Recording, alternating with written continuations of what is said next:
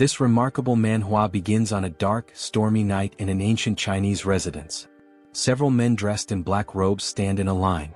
Someone asks if anyone is present. Rain has pooled into a puddle from the endless downpour. A filthy child stands in the rain, facing the men in black robes. Their stillness is disconcerting. A man with crimson eyes observes the boy intently, wondering how anyone could be living in the abandoned martial academy. Addressing him as a young warrior, the man politely asks for permission to take shelter from the rain for the night. The boy examines them, curious about who they might be. It surprises him that they are speaking to him so respectfully despite his young age. He reasons that they might see him as a young Taoist protecting the closed academy. In response, he greets them and thinks that perhaps they aren't dangerous people. He explains that he too only started living in the abandoned academy a few years ago, adding that they may stay wherever they wish, just not in his pavilion. The men thank the young warrior for his generosity. Their leader instructs them to avoid the boy's pavilion and find other spots for shelter. He asks if they understand, and they all respond affirmatively before dispersing to find their own spaces. The boy notices the word Tang embroidered on their robes and wonders if they belong to the same clan. Though curious about their identity, he has more pressing matters to attend to. Entering his pavilion, he busies himself with preparing dinner for the children. The somber atmosphere shifts as the boy becomes animated with joy. Our protagonist enthusiastically calls everyone to eat. Opening a large pot, he reveals a small, brown, cricket-like insect inside, remarking that he was nearly late and the insects must be starving. In another pot, he finds a large spider called the black earth tiger, a tarantula native to Hainan, China. This impressive species, which can grow up to 20 centimeters long, features unique stripes resembling those of a black tiger. Using chopsticks, the boy carefully picks up an insect to feed the spider. While feeding it, he reflects on how he wouldn't have survived without these creatures. The tarantula eagerly eats the insect, pleasing the boy. He marvels at how this spider, once the size of a fingernail, has already shed its shell twice and grown so much. Feeling happy, he notes that the spider has had its fill. Next, the boy opens a drawer to reveal an orange lizard with white stripes, a bewangling cave gecko. This species is native to the region and recognized by its striped body and tail. The boy recalls how difficult it was to acquire such creatures in his previous life when he lacked money. Now he can find them everywhere. His life is filled with joy as he watches over them. While feeding the gecko, it bites his finger. Yelling loudly, he waves his hand to shake it off, but the gecko clings stubbornly. This incident reminds him of his past.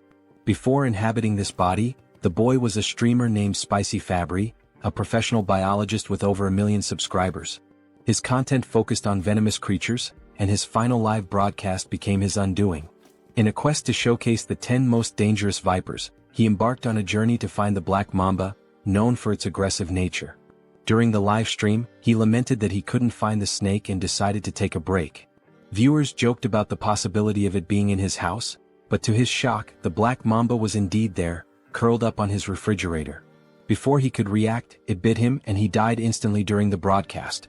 Returning to the present, the boy pouts, reflecting on the irony of his death after such an exhaustive search.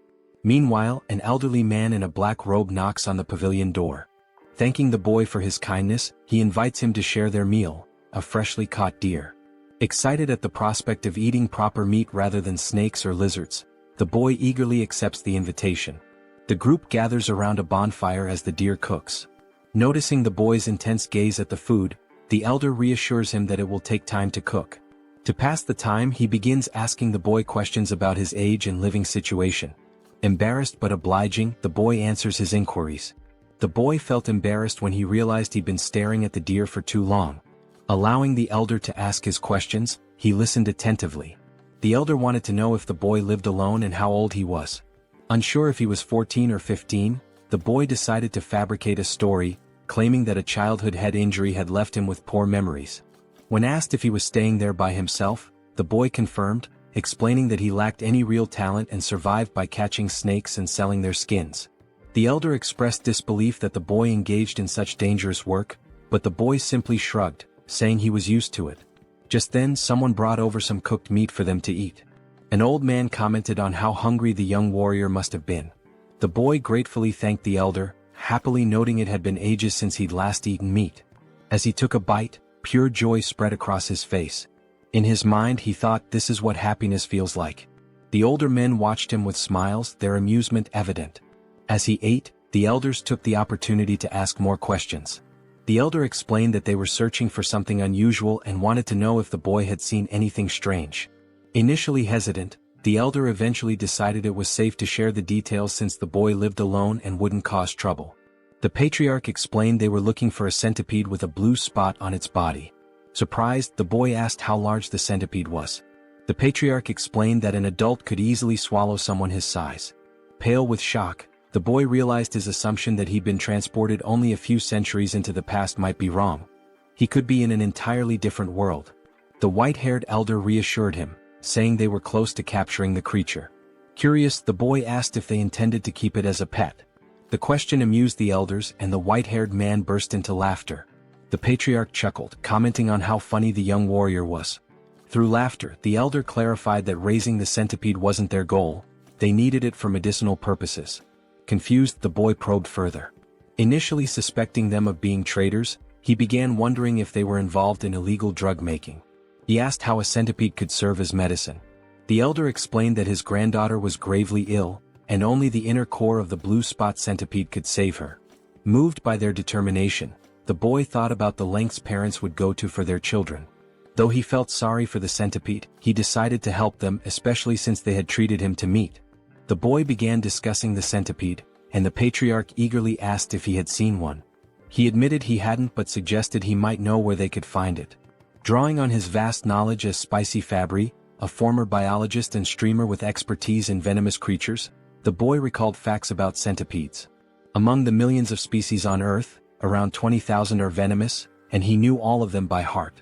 Centipedes were no exception. In his mind, he visualized opening a book and flipping through its pages, searching for the specific information he needed. Within moments, he closed the book, having found the answer. Back in reality, he told the elders he might know where the centipede could be. Startled but intrigued, they pressed him for details. The boy asked which areas they had already searched. They explained they had explored to the north and east of the academy, primarily along the riverside during the day. Hearing this, the boy wasn't surprised by their lack of success. Smirking, he remarked, "Of course you couldn't find it." The elders, puzzled, demanded an explanation.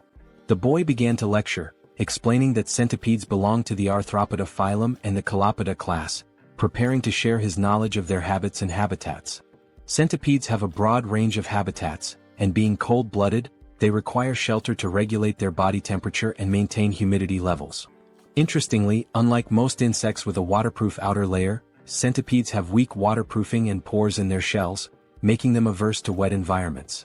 They thrive in high-humidity areas but avoid waterlogged places, as they can't survive long without moisture but dislike excessively damp conditions. Because of this, the blue spot centipede is unlikely to be found in jungles or near rivers. The elders were skeptical. They believed centipedes preferred environments like cracks and rotting wood. The boy clarified that while smaller centipedes might dwell there, the larger ones they were seeking wouldn't. Big centipedes avoid jungles and riverside rocks since these areas lack sufficient hiding spots. The elders exchanged glances, silently communicating. They then asked the boy where the centipede might be found. Promising a significant reward if he helped, the boy smiled and pointed westward, suggesting they search the Rocky Mountains in that direction. He explained that large centipedes rest under warm rocks during the day and come out at night. A few hours later, the search party scoured the Rocky Mountains. The patriarch climbed a tall, narrow rock, observing the surroundings. One of the men suggested that the young warrior might have been mistaken. The patriarch decided to end the search for the day, signaling the team with an arrow. As the men gathered around a bonfire, they were visibly exhausted but still clung to hope, trusting the boy's intelligence. The patriarch, deep in thought, eventually spoke, his voice heavy with emotion. He lamented that his daughter, Huayun, was the greatest talent in the Tang family's history and questioned why the heavens seemed to abandon her. Suddenly, a voice announced the Grand Patriarch's return. The patriarch welcomed him and they gathered around the fire. The Grand Patriarch confirmed that he too had failed to find the centipede. With Huayun's condition worsening and only a few months left, he doubted they could locate the creature in 10 days. A heavy silence fell. The patriarch suggested exploring the southern region the next day. The Grand Patriarch agreed but added that they hadn't found any traces so far. Hearing this, the patriarch suddenly burst into laughter, realizing something he had overlooked. He exclaimed that they were indeed in the right place. The Grand Patriarch was puzzled and asked if he had seen anything. The Patriarch replied no, but the Grand Patriarch elaborated. He explained that the complete absence of traces, no animals, droppings or markings, was a sign that the centipede might have cleared the area. The realization struck the Patriarch. Territorial animals might have fled or fallen prey to the centipede. Confident, the Grand Patriarch assured him that the blue spot centipede was definitely nearby. Their hope to save Huayan reignited. Suddenly the ground beneath them began to shake. Cracks appeared and the bonfire area started to crumble. To their horror, a massive limb emerged from the earth, followed by another. The men froze in terror as the enormous blue spot centipede revealed itself. Even the Grand Patriarch looked unsettled. Back at the academy, the boy grumbled about the chaos. He wondered how massive the centipede must be to cause such a commotion. Being a venomous animal enthusiast, he was both annoyed and curious, wishing he could see the creature himself. At the Rocky Mountains, the battle against the centipede raged on. The men eventually triumphed, though not without sustaining injuries. They successfully retrieved the centipede's core, a shimmering blue gem safely stored in a wooden box. Overcome with emotion, they wept, knowing they could finally save Huayan. The Patriarch instructed the Grand Patriarch to lead the injured warriors to Sichuan for treatment. When asked why he wasn't coming, the Patriarch explained, "Grudges are carved in blood, but favors are carved in stone. That's the way we live." In summary, they still had matters to resolve.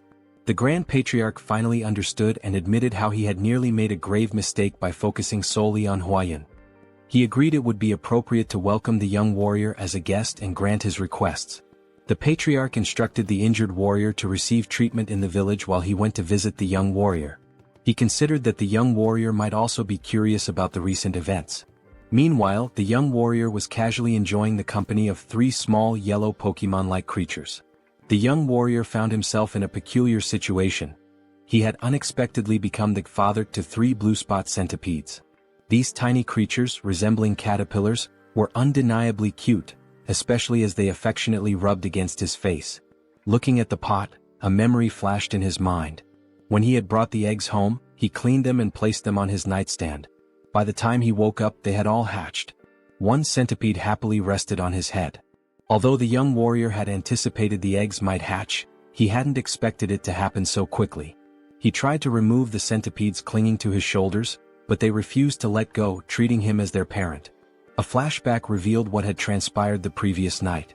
Driven by curiosity about the massive blue spot centipede, the young warrior had ventured into its lair, despite knowing the risks.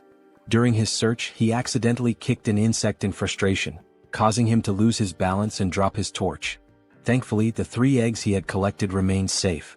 Relieved that the rain had stopped, he realized how lucky he had been to retrieve the eggs without losing them.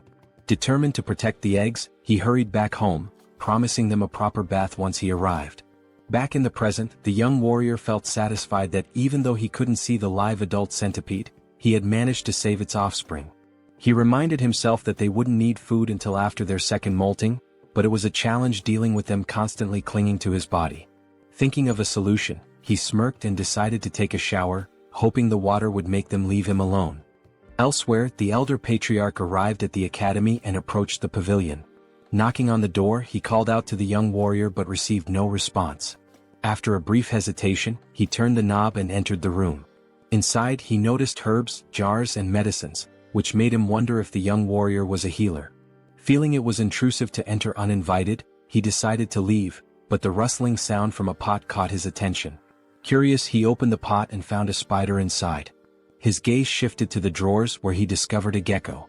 Checking another pot, he saw beetles, alongside eggs and dried snakes scattered around. The elder was astounded. He couldn't comprehend how the young warrior managed to raise such venomous creatures and their offspring. Even the Tang clan, well-versed in handling poisons, had only been able to extract venom, not cultivate eggs like this. The elder realized his encounter with the young warrior was the true stroke of luck, far beyond the centipede's discovery. As the young warrior appeared and greeted him, the elder noticed the boy's concern about his bandaged arm. Dismissing it as a minor injury, the elder began to share something important but was interrupted by a sudden ominous energy. An explosion rocked the entrance behind them, and a shadowy figure began to emerge. As its form became clear, it resembled an ogre with a single eye and burn scars on one side of its face. The elder immediately shoved the young warrior aside, urging him to flee.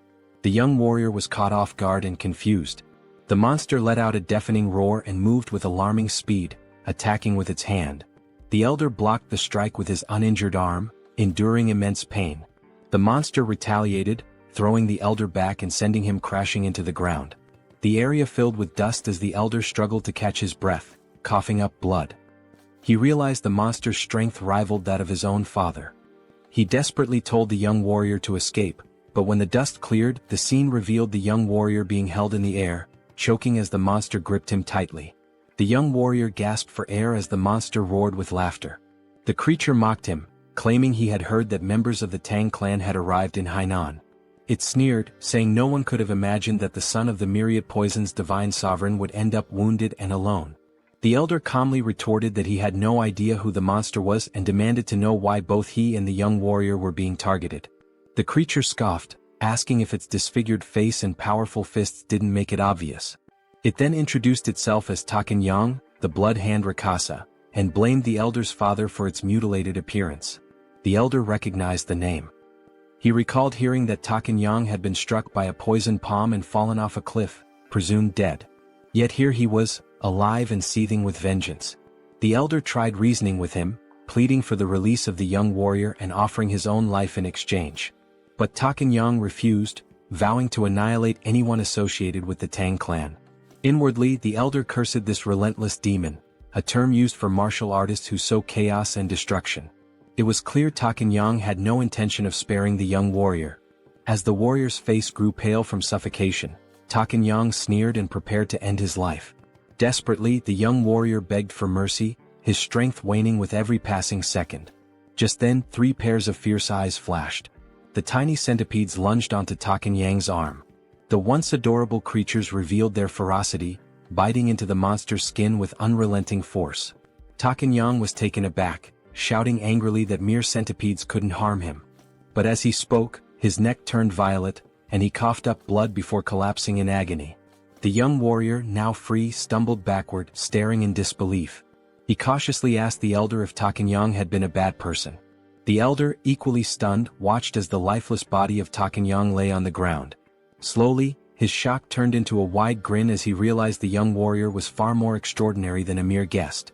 The elder thought to himself that this boy must join the Tang clan. A few days later, the elder was recovering, and the young warrior diligently cared for him, placing a damp cloth on his forehead. The elder expressed his gratitude, but the young warrior suggested instead that he tell him the whereabouts of his companions so he could check on them. Realizing he couldn't leave the elder alone and that calling for a doctor wasn't an option, the warrior stayed.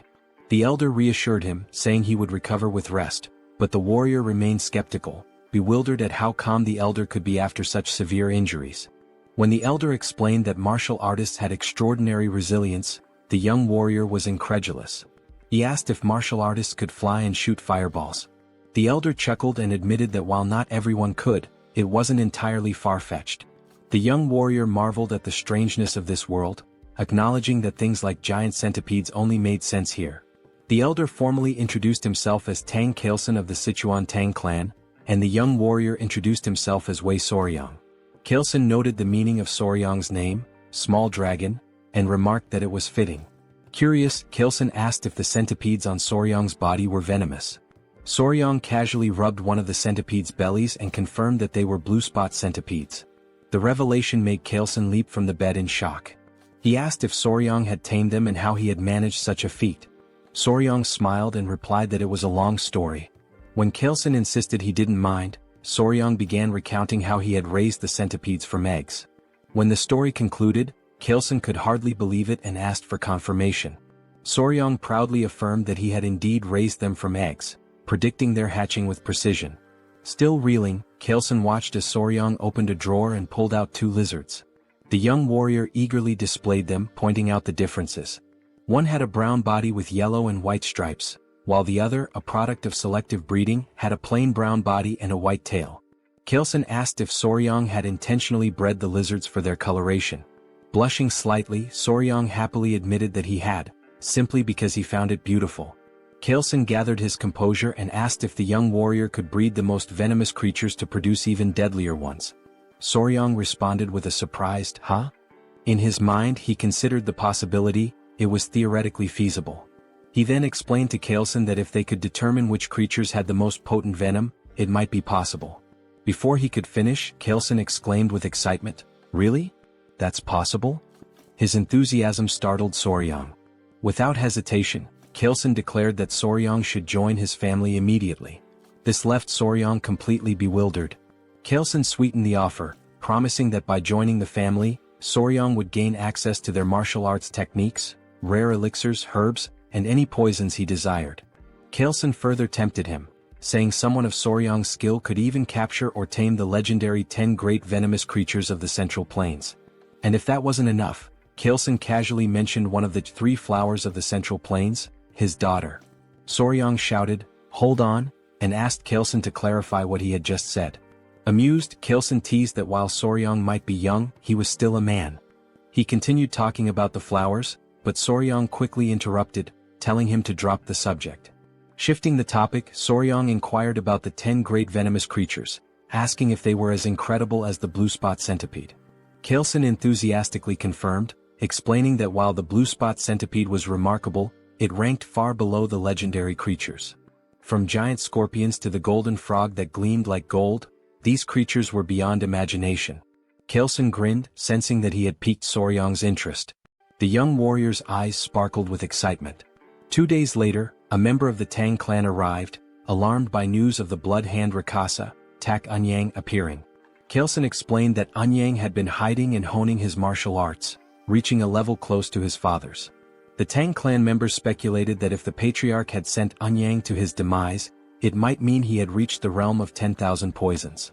They began congratulating him, but Kaleson clarified that he hadn't been the one to defeat Anyang, it was the young warrior. This revelation stunned the clan members. One of them immediately clasped Soryang's hands, expressing their gratitude for saving the patriarch. They even speculated if Soryang was an elder rejuvenated to a younger form. Soryang, confused by their assumptions, looked to the patriarch for clarification. Kaleson requested Soryang to reveal the truth. Understanding the signal, Soryang patted his chest and called out, "Come on out." The Tang clan members watched in amazement as Soryang's clothes rustled, and 3 tiny centipedes peeked out. Gasps of astonishment filled the room as the little creatures crawled forward. The clan members recognized them as blue spot centipedes, creatures known for their venom. Kaleson explained that these centipedes had been the ones to defeat Anyang. The clan marveled at the feat, as taming such creatures was unheard of. Kaleson then declared his decision to formally accept Soryang into the Tang clan, but Soryang hesitated, saying he needed more time to think. A clan member encouraged Soryang, emphasizing the great opportunity, while Kaleson urged him to prepare quickly, hinting at something important they couldn't delay. Kaleson then explained the sinister nature of Anyang's martial art, the blood hand poison claw, a dark technique requiring human blood and bone marrow to reach mastery. Soryang found it grotesque.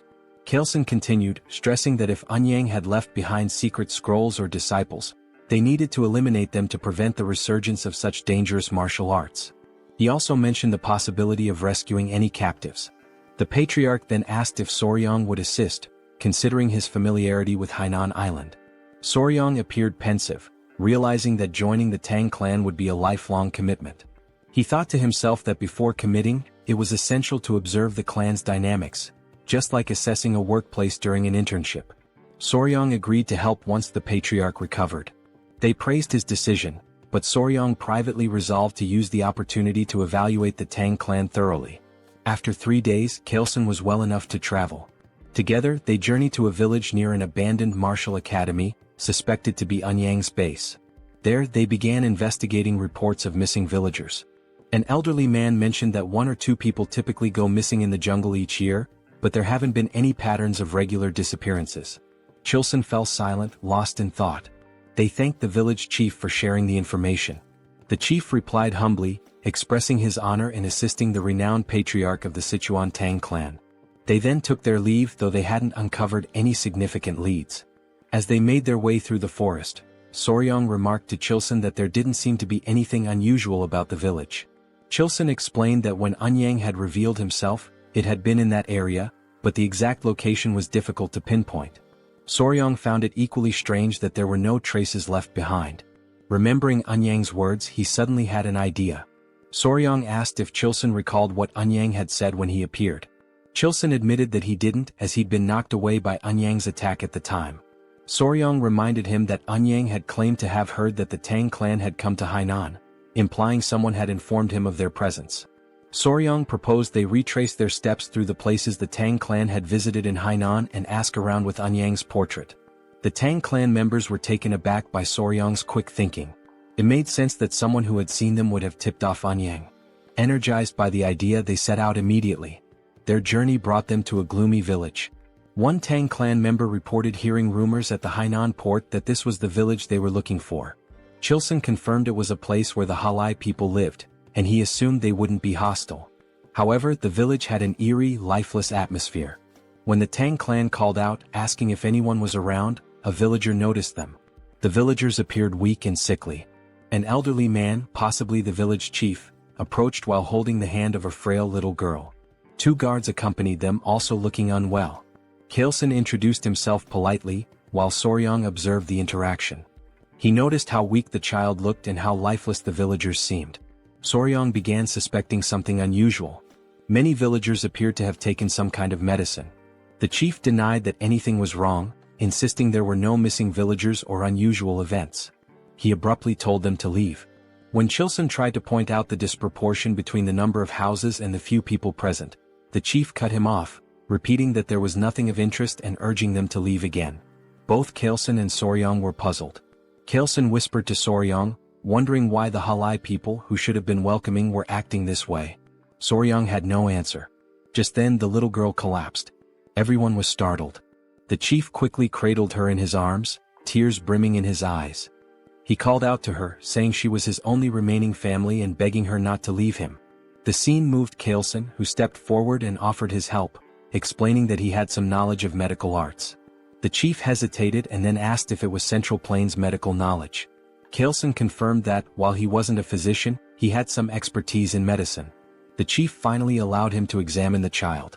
Before they entered, the chief explained that a plague had been spreading in the village, killing children and weakening healthy adults. He begged Kaleson to try to save his granddaughter. Kaleson promised to do his best.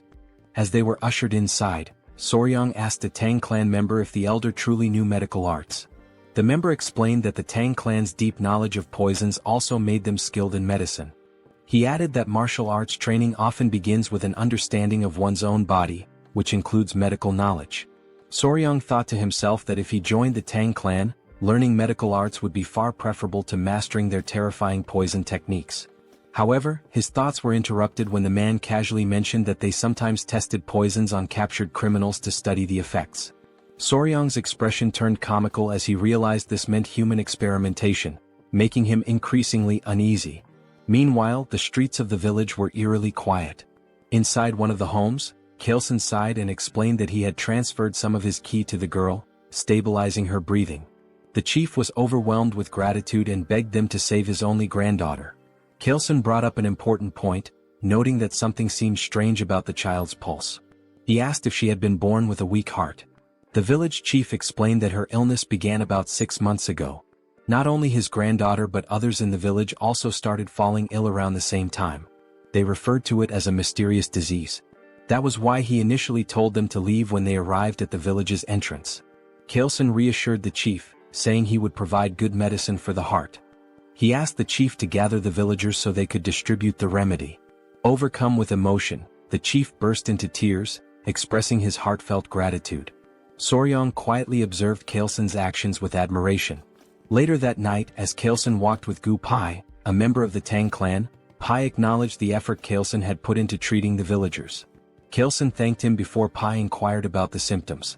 Kaleson explained they were unusual: lethargy, swollen eyes, mild fever, irregular pulses, but the most severe cases all involved heart issues.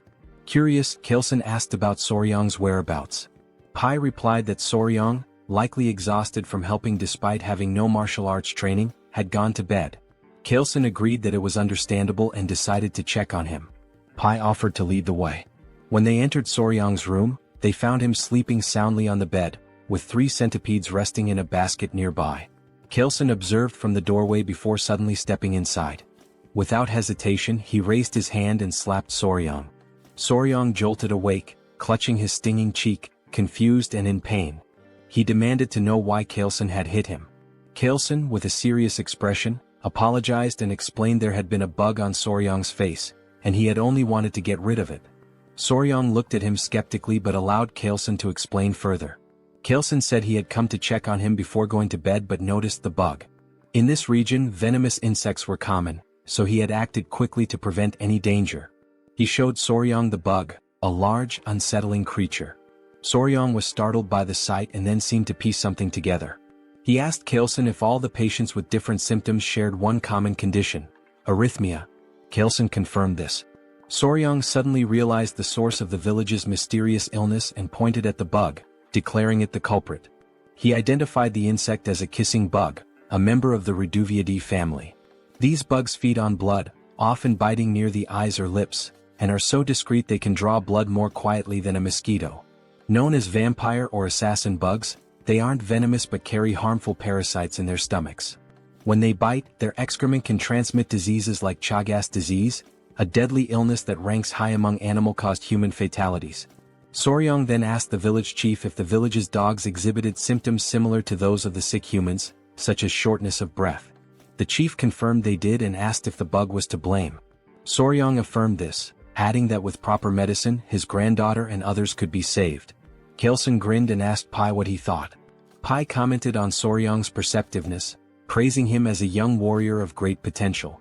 Watching them, Soryong was baffled by their expressions and wondered what was going on. They reminded him that they were members of the Sichuan Tang Clan. When Soryong's puzzled face made it clear he didn't understand the significance, Kaelson repeated the statement. Internally Soryong thought, so what? His irritated and confused expression was unintentionally amusing. Kaelson began explaining the concept of goo. Some believed these were venomous parasites, while others thought of them as a form of witchcraft. According to him, malicious individuals in China bred these bugs to cause suffering or manipulate others. They would feed the bugs to people, causing either excruciating pain or complete subjugation. Soryong found the idea hard to believe. Kaelson acknowledged it sounded extraordinary but added that many martial artists had been killed by goo, forced to harm their families, or enslaved by these evil practitioners. Because of this, efforts to develop antidotes to goo had been relentless. These cures could either expel the parasites from the body or destroy them entirely. As Kaelson spoke, Soryong began to grasp the gravity of the situation. Kaelson posed a question. If someone had succeeded in creating a cure, who could it be? With pride, he declared that it could only be the renowned Sichuan Tang family. He explained that if they had something capable of dissolving a fist-sized roundworm inside a body, dealing with a tiny bug would be no trouble. Then he revealed the curse-melting orb, stating that even a small dose of this medicine would suffice. Soryong expressed mild amusement, though inwardly he reflected on how extravagant the name sounded for what was essentially an antiparasitic drug. They reassured the village chief that they could save his granddaughter, and soon enough the villagers began recovering, starting with her. The chief was deeply relieved, and the villagers' warm hospitality was an unexpected but welcome reward. The villagers, with their bright and cheerful demeanor, lived up to their reputation for optimism. Kaelson acknowledged that the situation would have been much harder without Soryong's insight in identifying the cause of the illness. He humbly redirected the villagers' gratitude to Soryong, praising him as their true savior. Despite the Tang family's medicine curing the villagers, Kaelson insisted on giving all the credit to Soryong. Watching the villagers thank Soryong brought Kaelson great satisfaction, as though he were the one being celebrated. Soryong was touched by this gesture. The villagers rejoiced, lifting Soryong and tossing him into the air repeatedly in celebration. Later, the village chief pulled Kaelson aside to revisit their earlier conversation at the village entrance. When Kaelson asked what it was about, the chief mentioned the villages where people had gone missing. Intrigued, Kaelson asked for more details. The chief explained that one of the women in their village, originally from another settlement, had shared a troubling story. Years ago, her hometown suffered a tragedy where several villagers mysteriously disappeared. They believed they had finally uncovered the truth. Kaelson inquired about the village's location, and the chief pointed them westward. Upon arrival, the stench of decay was overwhelming, confirming they were in the right place. The scene was grim, corpses, refuse and insects littered the area, with poison lingering in the air. Pai warned Soryong not to look, but Soryong had already seen it all. Amid the carnage, a man spotted something unusual, a golden chicken foot peeking out of a pile. On closer inspection, it was attached to a bird, a magnificent creature with a golden tail and feathers in shades of purple, pink and black. The bird radiated an almost magical aura. One of the men, angered by the bird's presence among the dead, hurled a rock at it despite Kaelson's attempt to stop him. The rock missed, but it caught the bird's attention. Kaelson, sensing danger, placed a calming hand on the man's shoulder, warning that something felt off. The bird spread its wings, releasing a toxic miasma that melted nearby skeletons. Startled, Soryong was grabbed by someone who covered his mouth to prevent him from inhaling the poison. Kaelson commanded everyone to flee while shielding Soryong. He explained that the creature was a Jinyao, a poison-feathered bird. Once safe, the group gathered around Kaelson, who described the bird in detail. Its wingspan reached 5 feet, its sharp beak gleamed bronze, and its body was cloaked in vibrant purple feathers.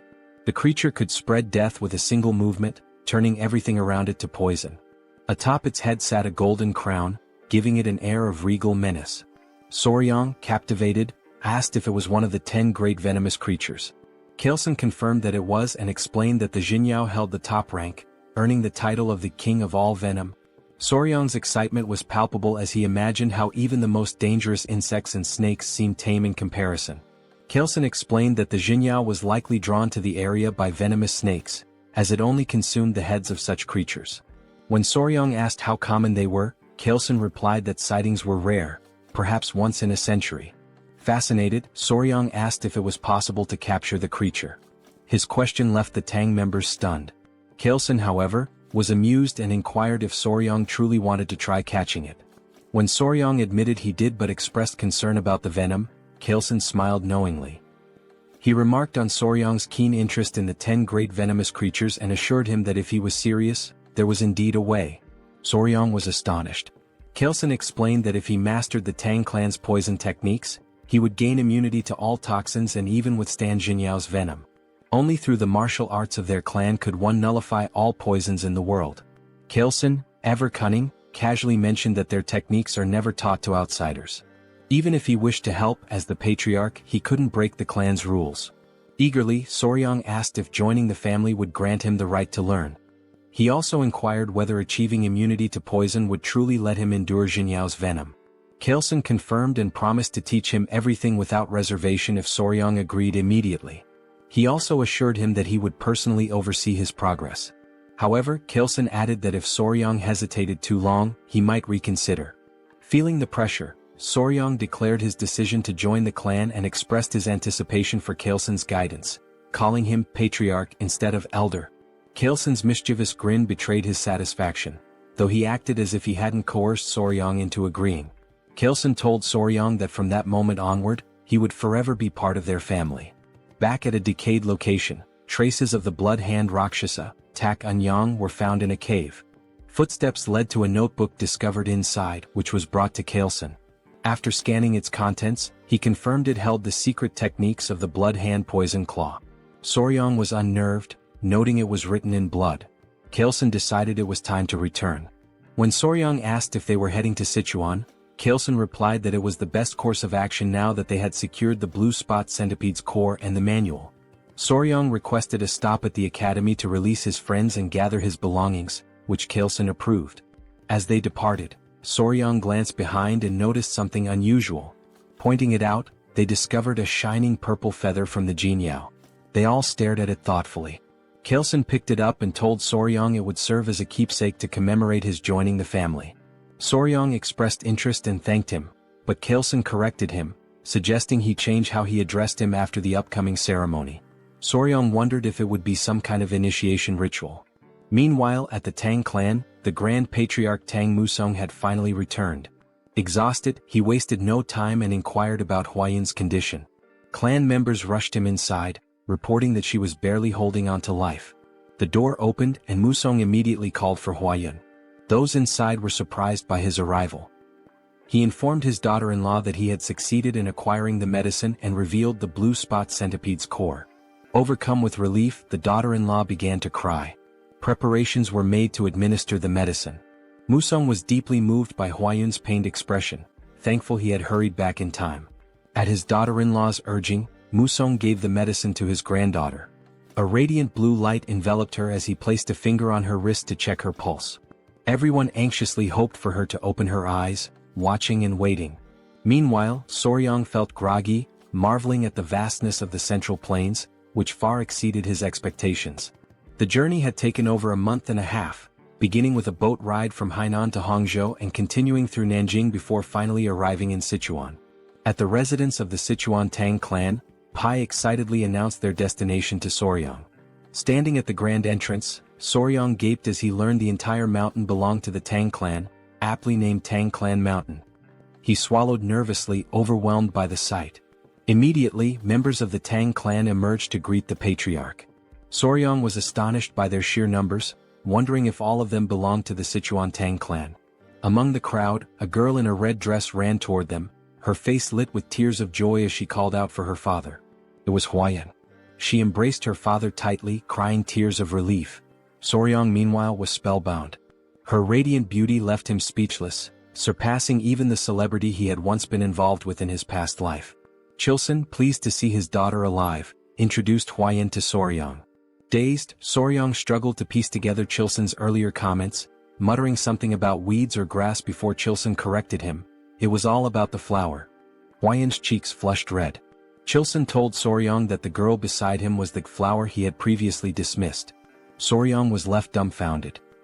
He recalled their earlier conversation about the flower and felt a wave of embarrassment. In that moment he knew he had made a grave mistake. He never imagined he had overlooked the chance of being with such a beautiful woman, the only daughter of the Sichuan Tang Clan, famously known as the venomous flower Tang Huayan. Since childhood, Huayan carried a hidden emotional weight. She once overheard elders discussing her. While they were uncertain of her talent, they agreed her beauty was exceptional, enough to rank her among the 3 flowers of the Murim. The conversation shifted to finding her a suitable husband. One elder mentioned suggesting the patriarch take a second wife, but the patriarch had declined, leaving him baffled. Hearing this, Huayan resolved to prove herself to the clan by excelling in their martial arts. She wanted to show that even as a woman she could contribute greatly to the family. However, her impatience led her astray, creating an internal heart demon that caused a key deviation in her training. When Huayan awoke, her mother, the Grand Patriarch, and 2 others surrounded her bed. Her mother looked visibly relieved. Tears streamed from Huayan's eyes as she apologized, lamenting that she had failed her family and lost all her inner chi. Her grandfather, the Grand Patriarch, called her a brat and told her to stop crying. He reminded her how far she had come to reach the level of mastering 100 poisons and told her to cheer up. Huayan's confusion grew when he mentioned 100 poisons. She noticed her aura glowing and asked for clarification. The Grand Patriarch revealed a story about a mysterious young warrior who had not only saved her life but also endowed her with the inner chi of 1,000 poisons, far surpassing what she had previously achieved. In the present, Huayan asked about weed, leaving Soryang utterly embarrassed. His earlier flippant remark comparing her to weeds resurfaced in his mind. He berated his past self for such thoughtlessness but tried to dismiss the moment by joking that the patriarch had taken the comment too seriously. Gathering himself, he greeted Huayan formally, stating how glad he was to see her healthy. Huayan introduced herself as Tang Huayan, also known as the venomous flower. She expressed her gratitude, promising never to forget the life-saving favor he had done for her. Soryang, entranced by her beauty, struggled to form coherent thoughts. Chilson interrupted, asking Soryang what he thought of his daughter. To Soryang's shock, he heard a voice in his head, realizing it was some form of sound transmission. Chilson teased, asking if Soryang agreed that Huayan was stunning and hinted at the possibility of them growing closer. Later, Soryang rested in a large bath, feeling utterly drained. Nearby, the centipedes he had cared for were sleeping peacefully in a basket. He noticed one waking up and, surprisingly, smiling at him. Despite their intimidating appearance, they seemed to understand his words when he warned them about the hot water, willingly staying in the bucket as he suggested. Amused by their behavior, Soryang recalled Pai's mention that centipedes were spiritual creatures. He made a mental note to learn more about them later. However, Chilson's earlier remarks about Huayan lingered in his mind, leaving him restless. At another pavilion, the family gathered around a large table. The Grand Patriarch, the Patriarch, his wife, and Huayan. Chilson announced his decision to give Soryang the East Wing Room, a space traditionally reserved for couples in Chinese residences. The Grand Patriarch questioned if Soryang was truly that talented. Chilson confirmed, explaining that Soryang's remarkable abilities went far beyond mere chance encounters. He elaborated that Soryang not only possessed unparalleled knowledge of venomous creatures but also defeated Ouyang, encountered legendary spiritual creatures, and even hatched the blue spot centipede eggs himself. The Grand Patriarch commented on the Patriarch's luck in finding such a treasure. The conversation then turned to Huayan. Kaleson told his daughter that he wished to make Soryang his son-in-law, asking for her opinion. As Huayan processed her father's words, realization dawned on her. She grew quiet. Huayan wanted to prove that she could bring greater value to the clan now that she possessed the 1,000 poisons constitution, surpassing the mere 100 poisons constitution. She responded that as a member of the Tang clan, she understood her father's intentions. However, she declared that it was her responsibility to determine if the young warrior was truly deserving of her. Without waiting for a reply, she dashed out of the room, leaving behind an awkward atmosphere.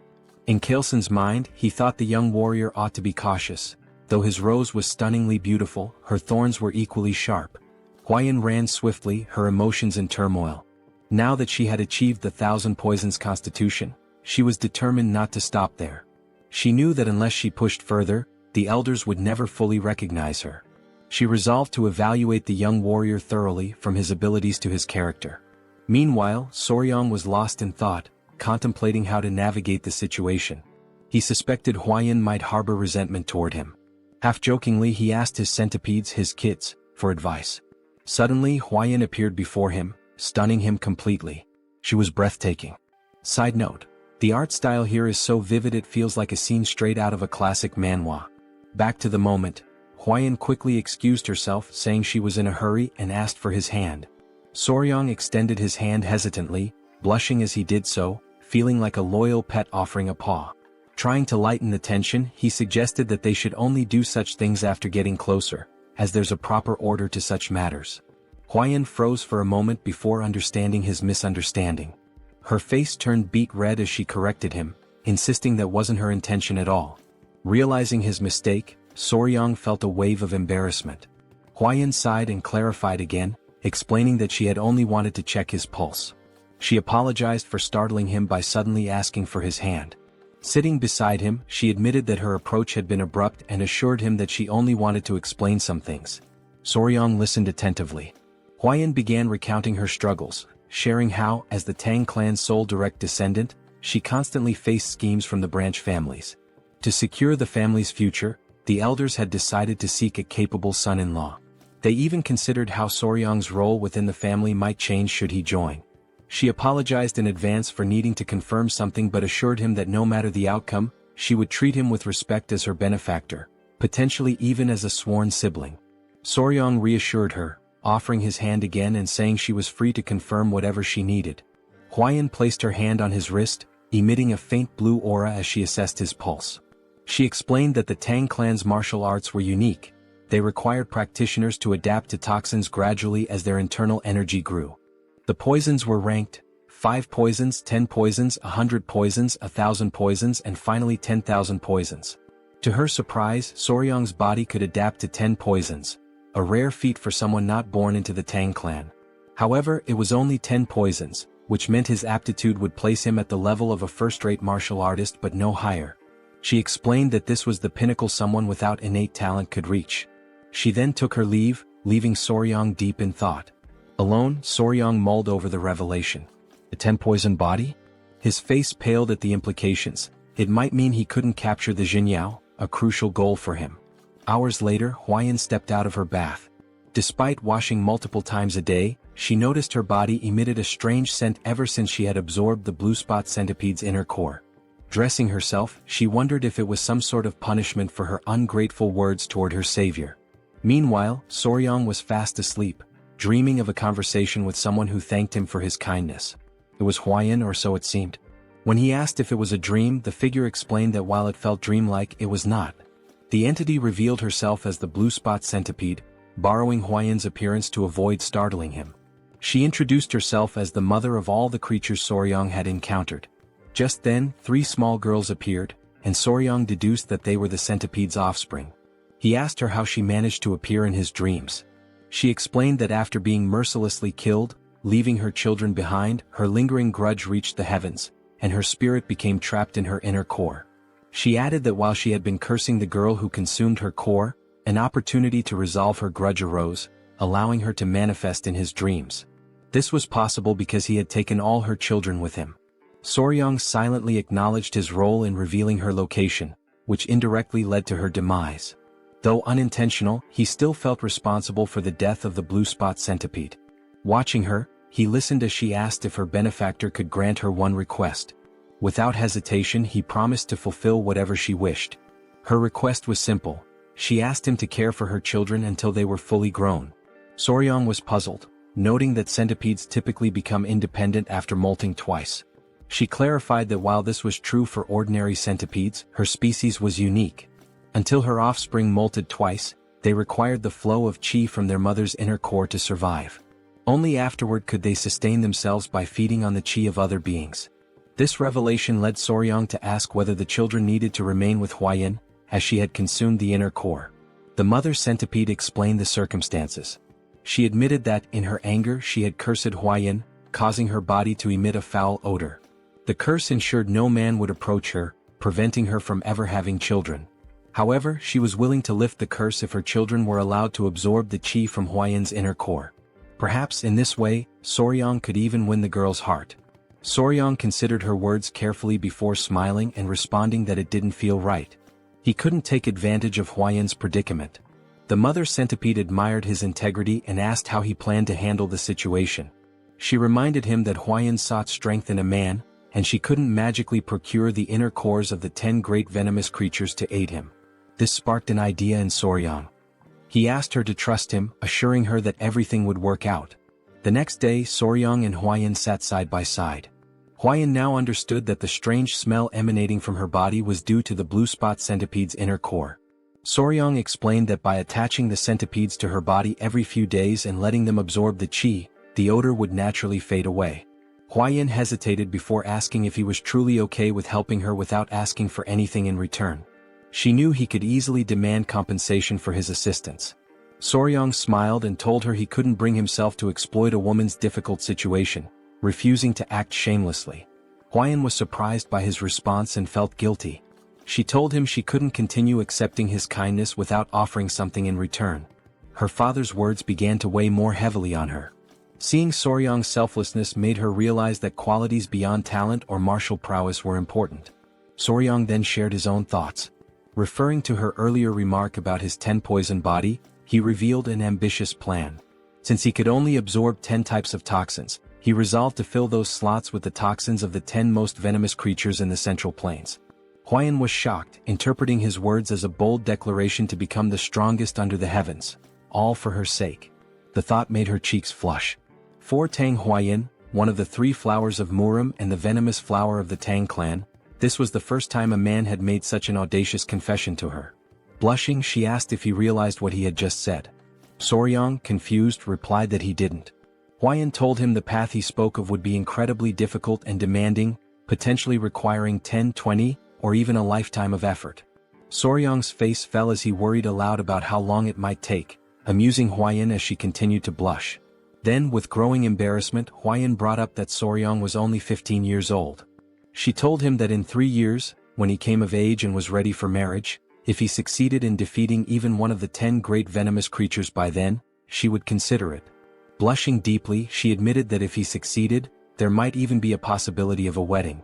She cheered loudly, saying she would be rooting for him, then bolted away. Soryong was confused and called out to her. She stopped, turned around, and asked if there was anything else he wanted to say. He suggested that she get some rest and stay for a couple of hours. Embarrassed, she hesitated but eventually returned. He reassured her there was no need to worry since the little centipedes wouldn't bite. Gathering his kids, he told them to go to their mom instead of their dad. Hearing this made Huayan's face flush as red as a tomato. She asked him what he meant by calling them mom and dad, but Soryong quickly clarified that it wasn't what she thought. Meanwhile, Chilson, his wife, and Muziang were seated at the table discussing the young warrior's exceptional talent and how it seemed to have failed to win their daughter's heart. Muziang asked if anyone had seen them earlier that morning. He remarked that it seemed like something was developing between the two. Huayan's mother speculated that her daughter might have rejected the young warrior. The men pondered deeply. Muziang commented that forcing a marriage wouldn't be right and suggested allowing their feelings to grow naturally. Huayan's mother proposed having Huayan oversee the young warriors' martial arts training to spend more time together, believing it could help them bond. Chilson agreed it was a solid plan.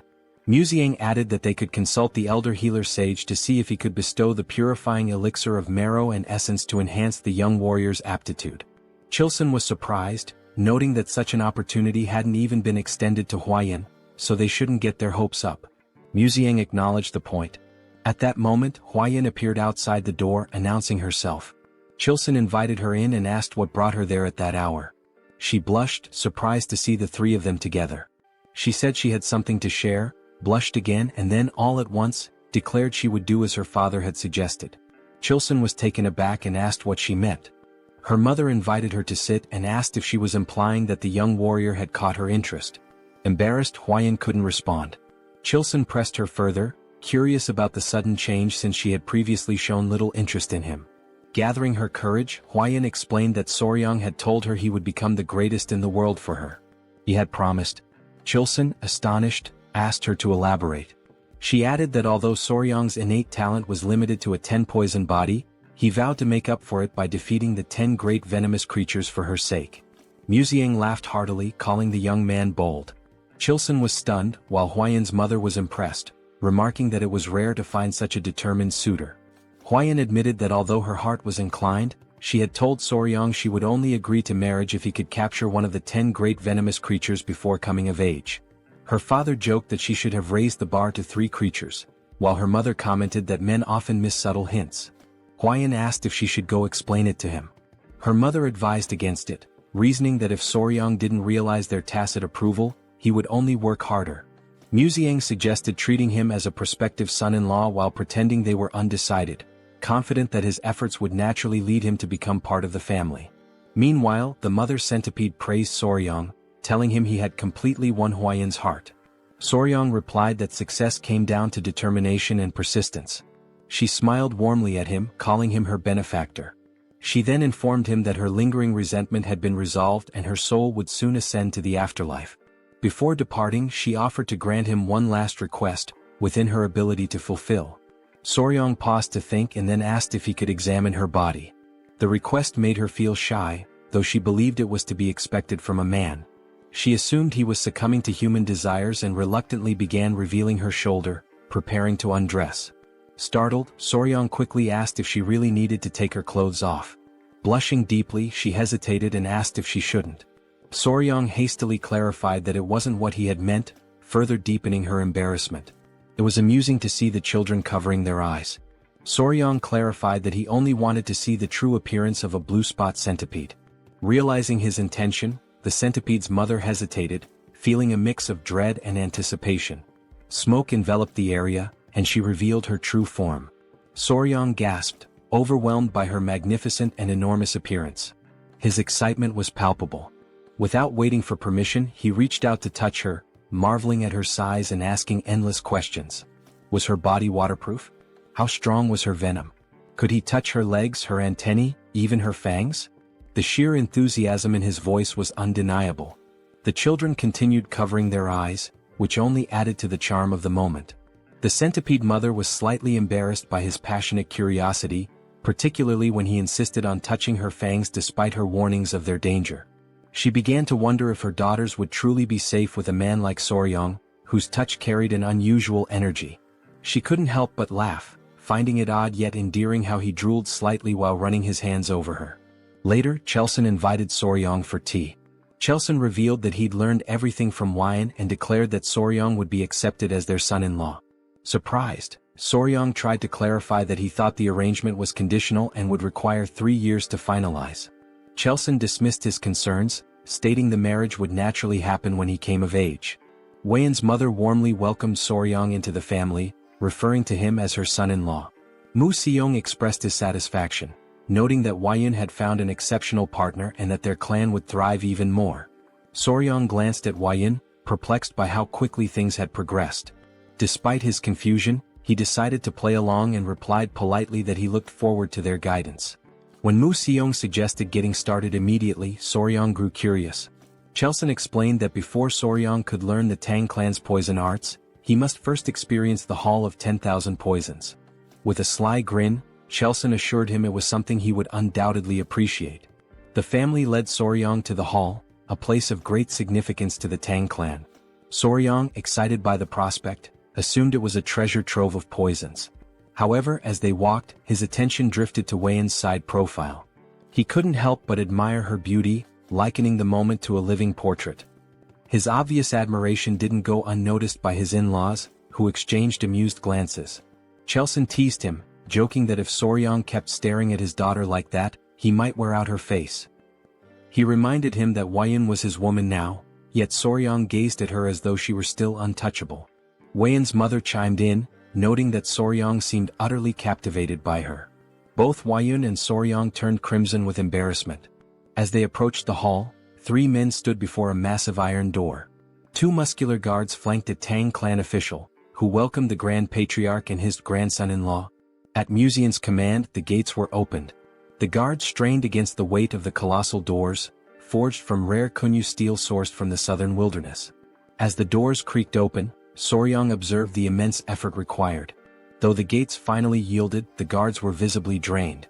Amused by their struggle, Soryang couldn't help but think how over-the-top the security was for something reminiscent of the Middle Ages. Chelson, noticing Soryang's concern, explained that the Kunyu steel was renowned for its unmatched durability. The Hall of 10,000 Poisons lay before them, and Soryang braced himself for what awaited inside. Even opening the gate was considered a privilege.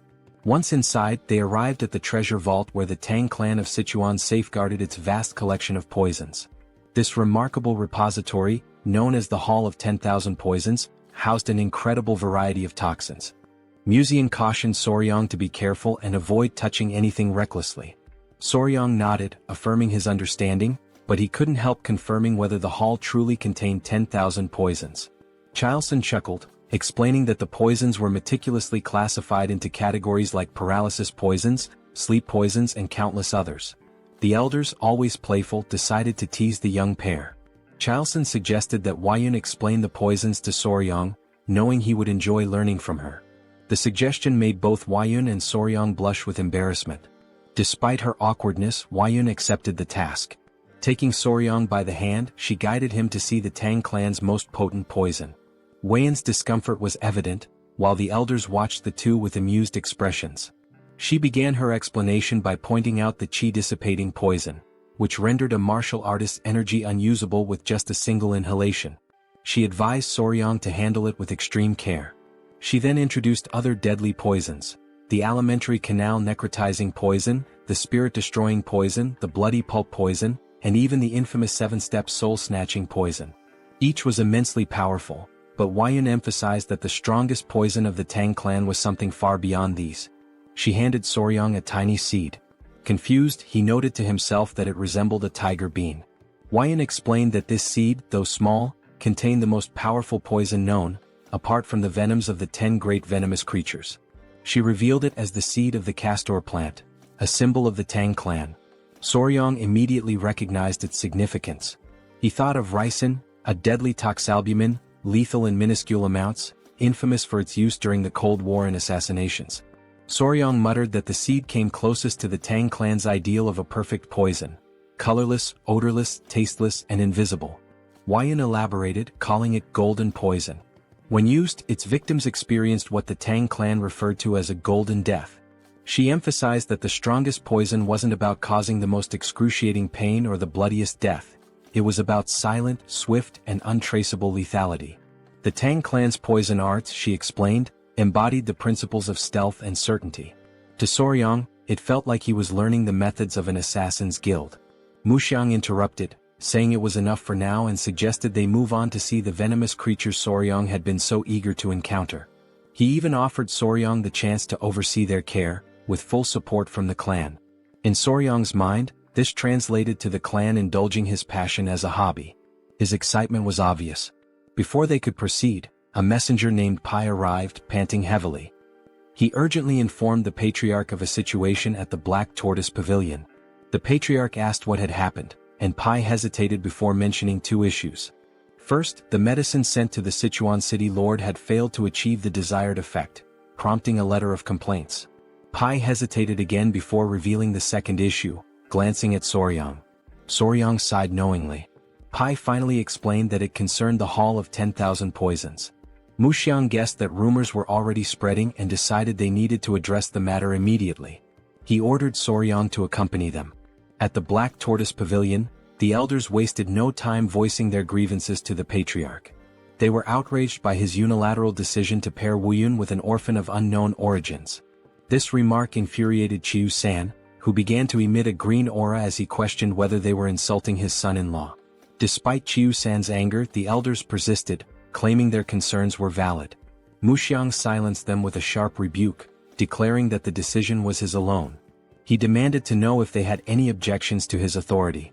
The elders, caught off guard by his outburst, sought support from the Grand Patriarch, urging him to intervene.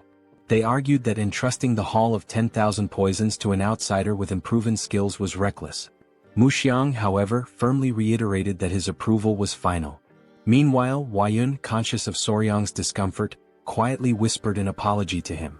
In Soryang's mind, his initial reaction was simply goodness. He sighed as it dawned on him that his actions had caused her to worry.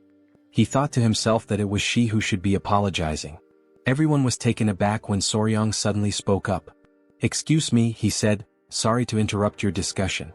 He then proposed addressing the issue himself, stating that since the problem stemmed from his perceived lack of ability, he would prove his skills to the clan elders.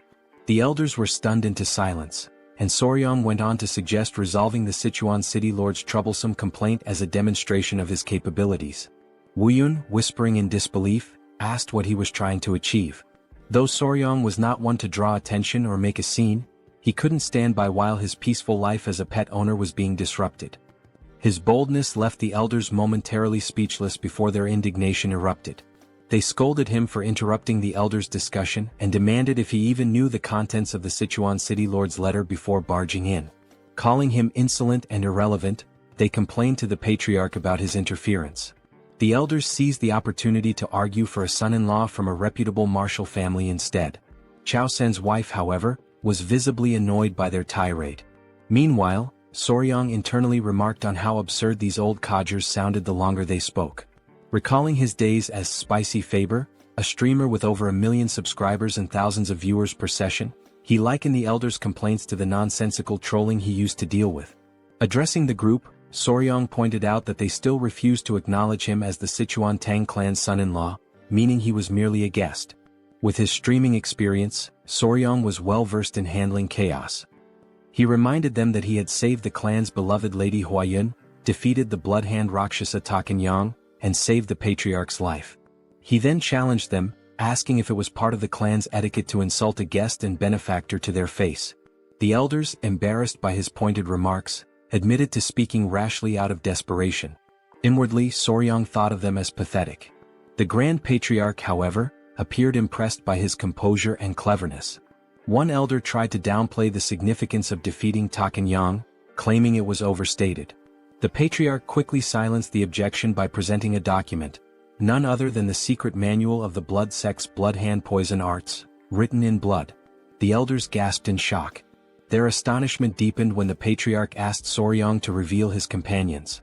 Tapping his chest gently, Soryang summoned the 3 baby spotted centipedes, which emerged happily. The elders grew visibly uneasy at the sight of the creatures. The Patriarch proudly explained that these were the offspring of the blue-spotted centipede, and Soryang had been raising them.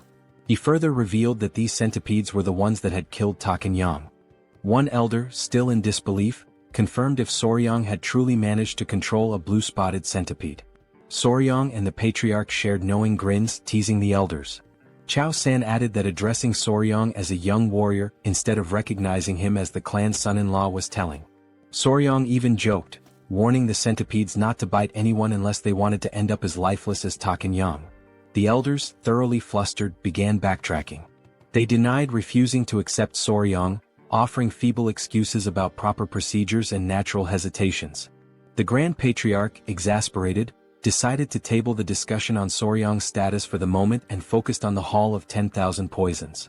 He asked why Soryang was not allowed entry, to which the elders replied that Soryang was not fully integrated into the family and was too young to be entrusted with such responsibility. The Grand Patriarch, seeing an easy solution, asked Soryang to demonstrate his abilities. Soryong smiled confidently and declared that he would prove himself worthy of the Sichuan Tang Clan in their own style, by using poison. The elders were aghast, misinterpreting his words.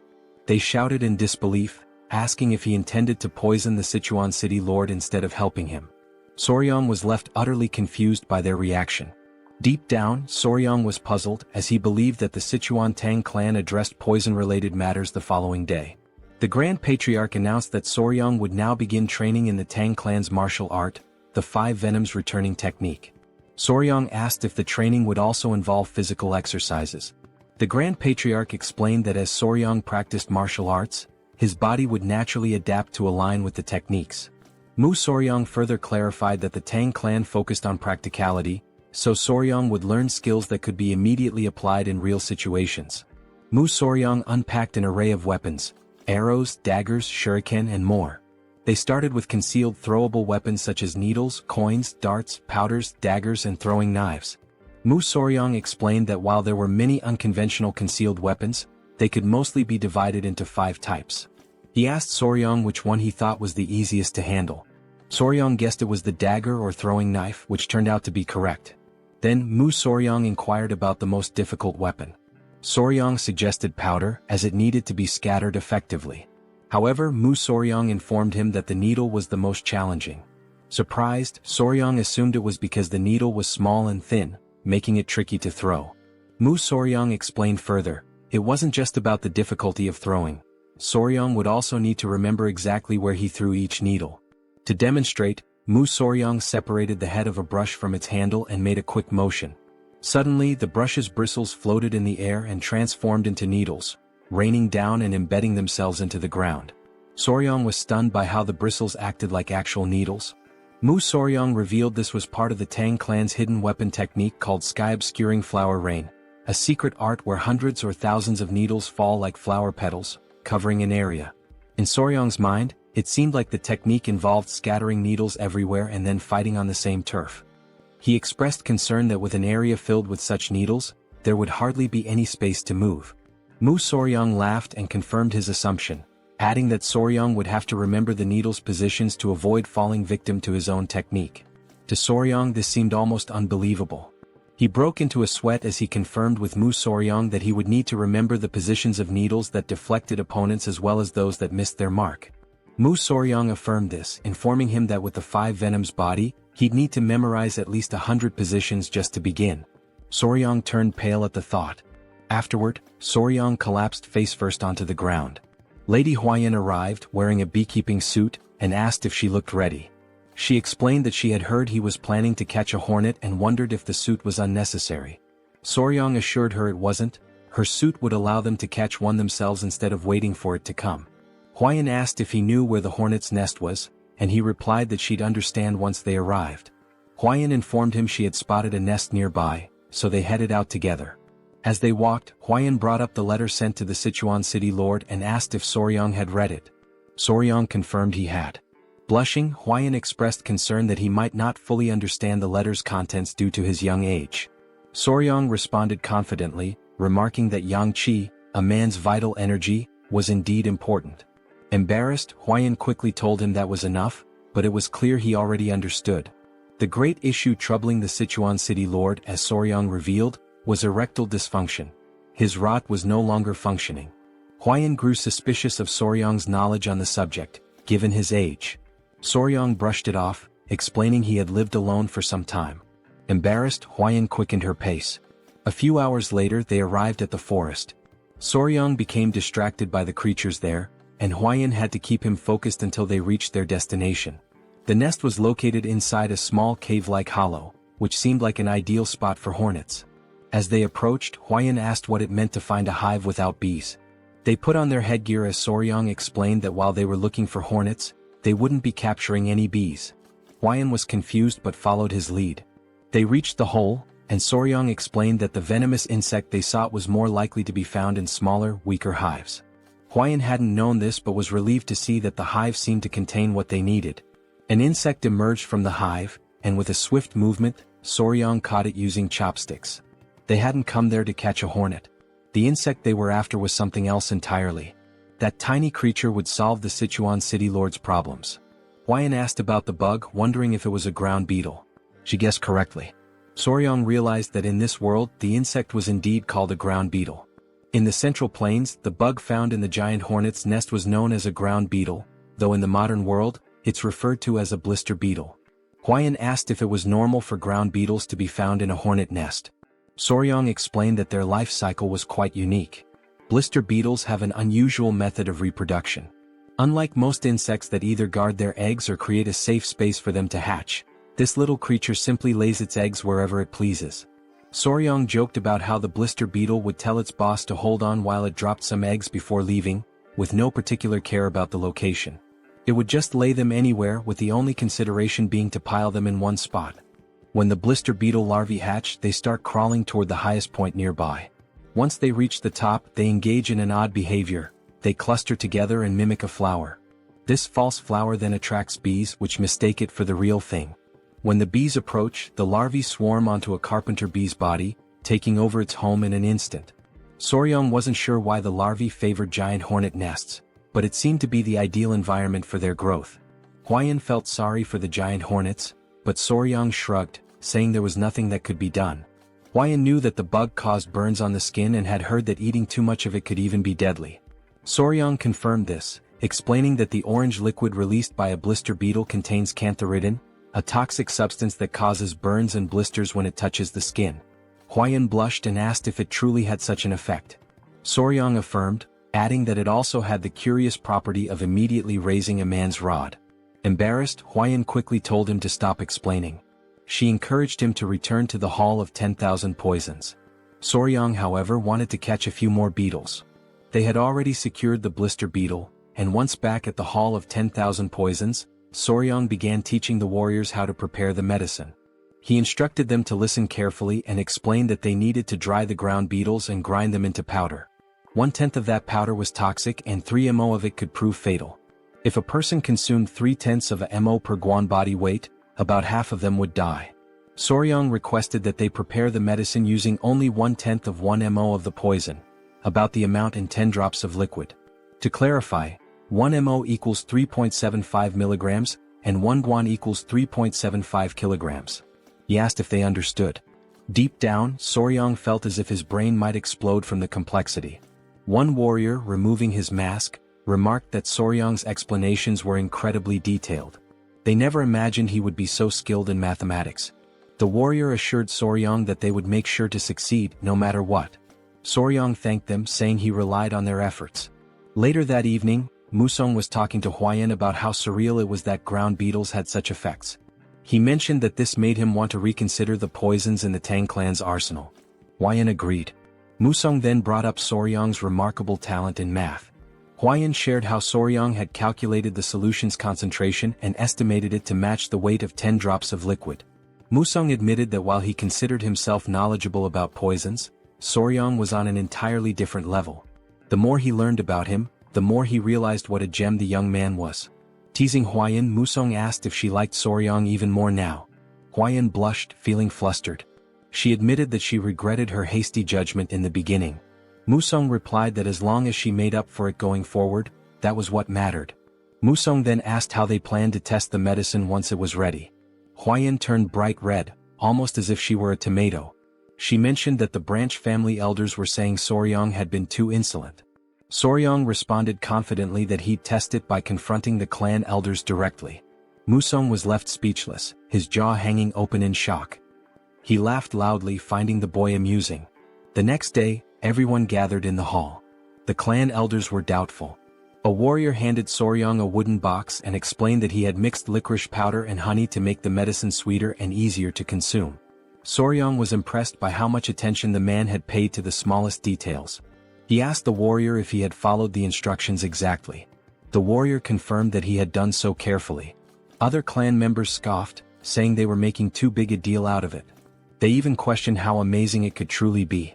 The patriarch silenced them and then asked Soryong how he planned to prove the medicine's effectiveness. Soryong feigned surprise at the question. The clan elders shouted that it was only natural they needed confirmation. One elder yelled that they would never dare send unverified poison to the city lord of Sichuan. Another elder agreed, adding that if something went wrong it could lead to disaster. Soryang calmly responded that they had no other choice. The warrior understood, but the elders were confused. They grew irritated, feeling as though Soryang was implying they should test it themselves. A loud elder snapped at Soryang, asking if he even understood what that substance was. Another elder commented that Soryang had been out in the world for so long that it seemed like even his insides had turned black. Soryang grinned and called for his grandfather. Museong appeared, asking what he needed. Soryang brought up Museong's earlier statement that those who mastered the Tang clan's martial arts were never afraid of poison. Museong agreed with Soryang's plan and confirmed the statement. Soryang pointed out that the elders' reaction seemed to imply they were afraid. Museong agreed once more. Soryang taunted the great elders of a clan that was surely skilled in mastering 100 poisons. He used reverse psychology, saying that surely they weren't afraid of something as simple as ground beetle poison. This provoked the elder, who then split the medicine into two. He claimed they had no fear of such a trivial poison and consumed it. The elder warned Soryang that if the medicine didn't work, there would be consequences. The elder declared that they would uphold the laws and principles of the clan. They chewed the medicine and a tense silence followed. Then they smirked and declared that nothing was happening. However, one elder felt his manhood stir. The long slumber of the snake was over. Embarrassed, the elders quickly tried to hide their reactions, and from that day on, the clan's laws and principles were firmly set, with a hint of humor. The medicine was sent to the city lord of Sichuan, and its effects were proven to be excellent. A little later, the elders walked through the hall, holding their pants to hide the evidence. Soryang told Museong it had worked just as he had said. By provoking the elders with something related to poison, they had fallen for it immediately. Museong knew that the elders' actions were driven by their pride, but also by their concern for the clan. He advised Soryang not to resent them too much. Museong reminded him that, in the end, they were all family. Soryang nodded, understanding. Huayun hurried in, saying something terrible had happened. They asked what it was, and she explained that their children were acting strange. Soryang turned red and was taken aback. Museong, now serious, called for his grandson-in-law and grabbed him by the collar. He demanded to know what was going on and asked why they had children. Soryang was drenched in cold sweat. Still holding on, he said they hadn't even had a wedding ceremony yet. Huayun, her face flushing, shouted that they weren't human children. It was the centipede Soryang was raising. Soryang looked surprised and worried, quickly asking what had actually happened to the centipedes. He explained that he had been doing a lot of physical training lately and had asked Miss Huayun to look after them in the meantime. However, due to her recent efforts, she had completely forgotten about them. Suddenly concerned, he asked to see where his daughters were, but Huayun told him they weren't with her. The old man, witnessing this scene, was left in utter shock. Some time later, the three small centipedes were shown looking sickly. Not understanding the situation, Soryang asked Huayun if it had happened suddenly. She confirmed, saying they had seemed fine earlier, and asked if he thought they were ill. Their colors looked pale and their shells appeared strange. Soryang quickly realized what was happening and reassured Huayun not to worry. He explained that the process was called molting, during which creatures like centipedes shed their hard shells. He added that it was likely the time for it to happen. Huayun, still uncertain, asked if it was truly okay, and Soryang reassured her it was natural and would happen soon. The first centipede started moving within its shell, and moments later, it broke out, revealing something unexpectedly adorable. Everyone was amazed at what they had just witnessed, and Huayun noticed the other two centipedes were also starting to crack their shells. Seconds later they emerged as well. Now gathered together, all three appeared twice as large and even more charming, leaving everyone captivated by their beauty.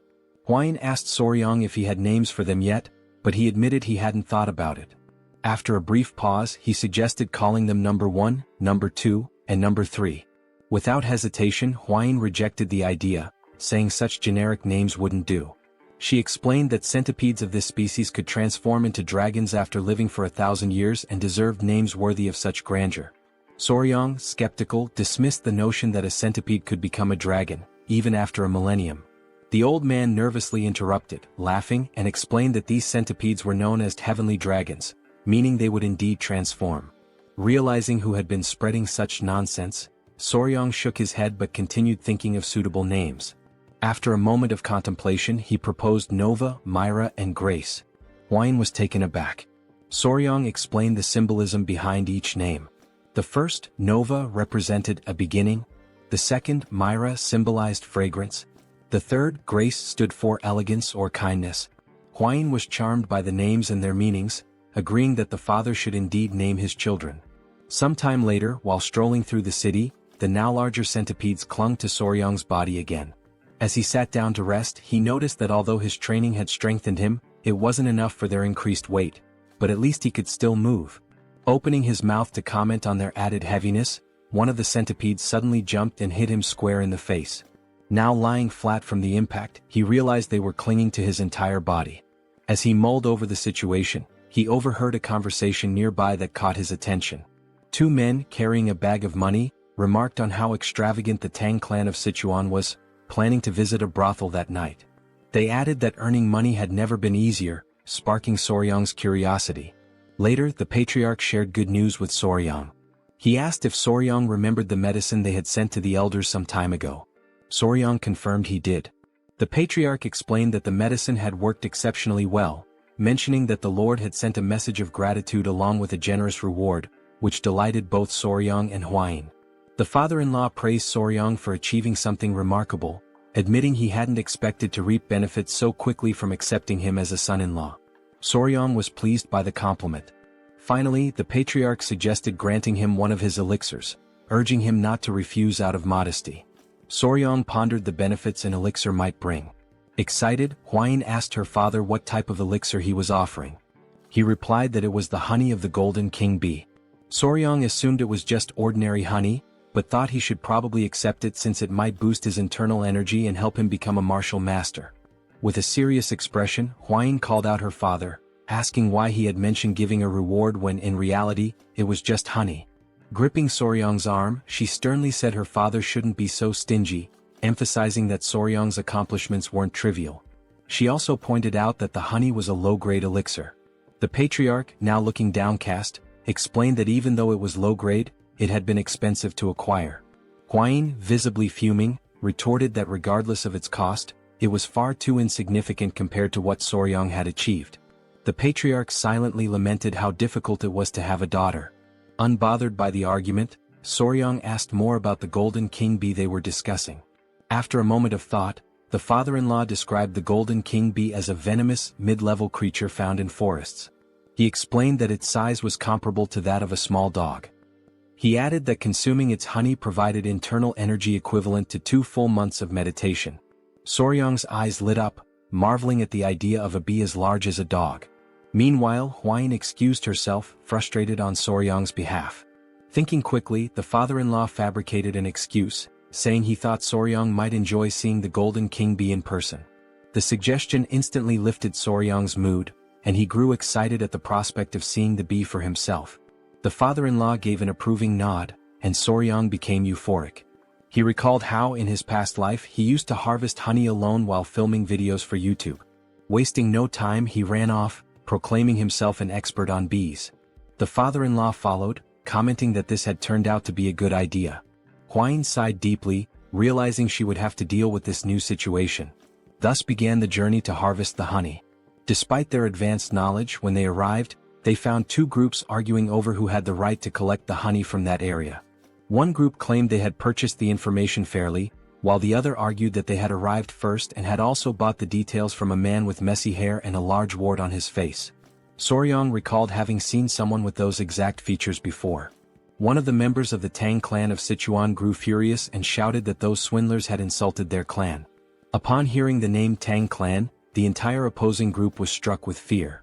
Moments earlier, the patriarch had gathered with the couple, warning Soryang to be cautious on his first journey outside. He reminded him not to forget that he was now a member of the Tang clan family. Soryang nodded, saying he understood.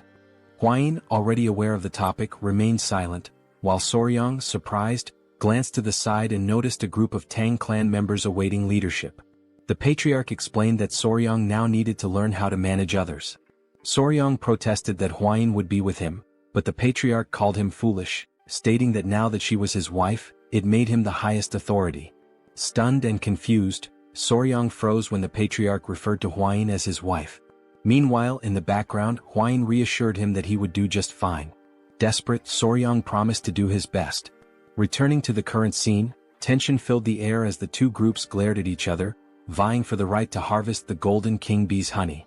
Soryang asked Wolfgang, the leader of the Venomous Blood Unit, if they should share information with the other group. After a moment's thought, Wolfgang questioned who had dared to leak information about the Tang clan of Sichuan. Huayin remarked that whoever had the audacity to sell information bought by the Tang clan must be very bold. Upon seeing her, the opposing group grew visibly uneasy. Recognizing her as the poison flower of the three flowers of Murim and a direct descendant of the Tang clan, they were struck with fear. Realizing their mistake, the leader of the other group apologized, introducing his faction as the Central Wind Sect and announcing their withdrawal. He insisted they had no intention of interfering in Tang clan affairs. The other sect members also apologized, vowing to track down the scoundrels who had sold the information. They quickly departed, leaving Soryang amazed and giving him a glimpse of the Tang clan's influence. Naively, Soryang asked if everything was now resolved. However, Wolfgang, with his seasoned experience, responded that it wasn't over yet, explaining that groups with their reputations wouldn't back down so easily. Wolfgang then instructed his men to set up camp nearby and organize shifts for keeping watch, suspecting that the sect members were hiding and waiting for the right moment to strike. He ordered one of his subordinates to gather intelligence on the enemy. Huayin, noticing Soryang's uneasy expression, reassured him with her experience, but Soryang could only think about the honey. The scene shifted to the group observing the golden king bees from a hidden vantage point. The bees were indeed larger, about the size of small dogs. Soryang was captivated by their appearance, and Huayin admitted it was also her first time seeing such bees. The two noted how adorable the bees looked, with their golden fur making them appear even cuter. This was likely the reason they were called golden king bees. Soryang observed that their colony seemed quite small but reasoned that, considering their size, it made perfect sense. He explained that a small hive would usually house around 5,000 to 7,000 bees. This information caught Huayin off guard, prompting her to ask how he knew this without even entering the hive. Soryang replied that, based on his experience, he could deduce it simply by observing the number of bees entering and exiting the hive. Suddenly, someone approached them from behind. They turned to find it was the man sent to gather intelligence. He reported that he had located the sect, who had established themselves on the opposite side and appeared calm, likely waiting for the right moment to act. Wolfgang speculated that they were waiting for nightfall to use the Tang clan's technique to harvest the honey. Curious, Soryang asked about the technique. Wolfgang explained that it involved burning artemisia leaves, whose smoke would calm the bees, providing enough time to collect the honey. Soryang found the method ingenious. The scout then made an observation that left everyone tense. The wind was blowing in their direction. In the silence that followed, Soryang had an idea, pointing out that if the wind was blowing toward them, it would also mask their scent. Huayin agreed. Excited, Soryang leapt up, announcing he would make a quick visit to the hive. Huayin, alarmed, grabbed him to prevent him from approaching the venomous mid-level creatures. Holding onto his clothes, Huayin scolded him, while Soryang insisted he would only do it once. Meanwhile, they accidentally struck a stone, which bounced multiple times and landed near the tree that housed the bee colony. This left the pair frozen in terror. Before they could react, the bees poured out of the tree ready to attack. Realizing the danger, Huayin grabbed Soryang by the neck and bolted far away from the scene. After receiving a stern scolding for causing trouble, Soryang sat on a rock, deep in thought. He began pondering if there was another way to approach the situation. Lighting a fire against the wind could trap them between the sect and the hive. Additionally, he noted that these bees were different from the ones he was familiar with. They could detect vibrations from the ground several meters away. While he was lost in thought, someone approached him from behind. It was Huayin, who announced she had brought the children. She explained that they had finished their meal and were wandering off. Soryang thanked her for her concern. In a gentle tone, he asked the children to behave, and they chirped in agreement. Huayin then sat beside him, making Soryang visibly uneasy. She asked if there had been any progress, to which he replied that he needed more time to think and observe. She apologized, admitting she might be pressuring him too much. Clearly overwhelmed, Soryang insisted it was all in her head and assured her he wasn't feeling pressured. At that moment, Huayin noticed two monkeys near the tree, seemingly in a squabble, making quite a racket near the bees. She pointed out that one of the monkeys looked particularly aggressive. Soryang suddenly caught a strange scent and quickly asked Huayin if she could smell it too.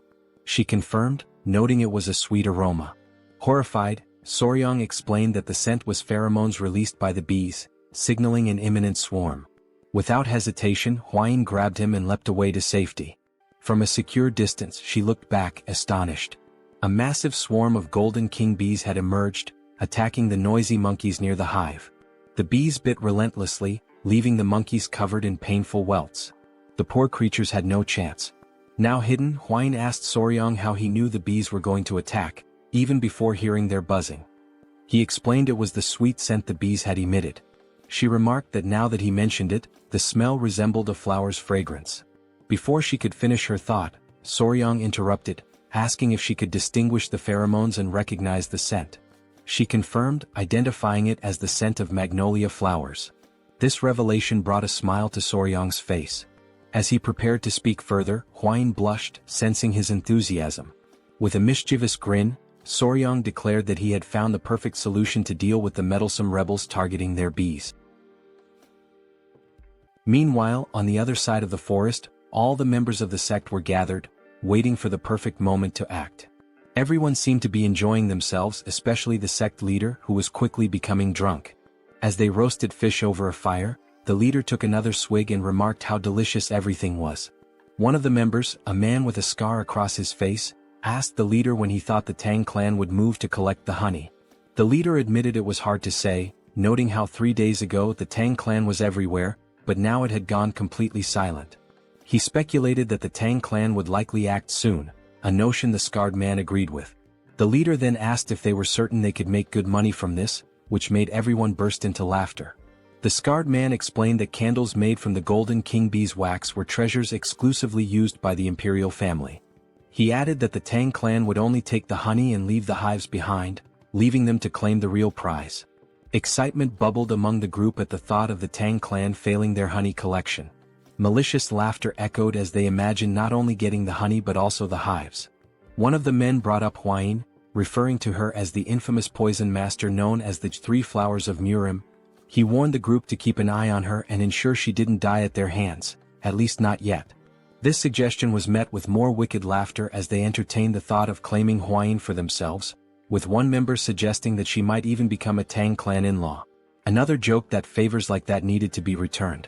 As they laughed, one of the henchmen suddenly noticed a strange scent wafting in from afar. Still joking, he suggested it must be the natural perfume of the poisonous flower, Huayin.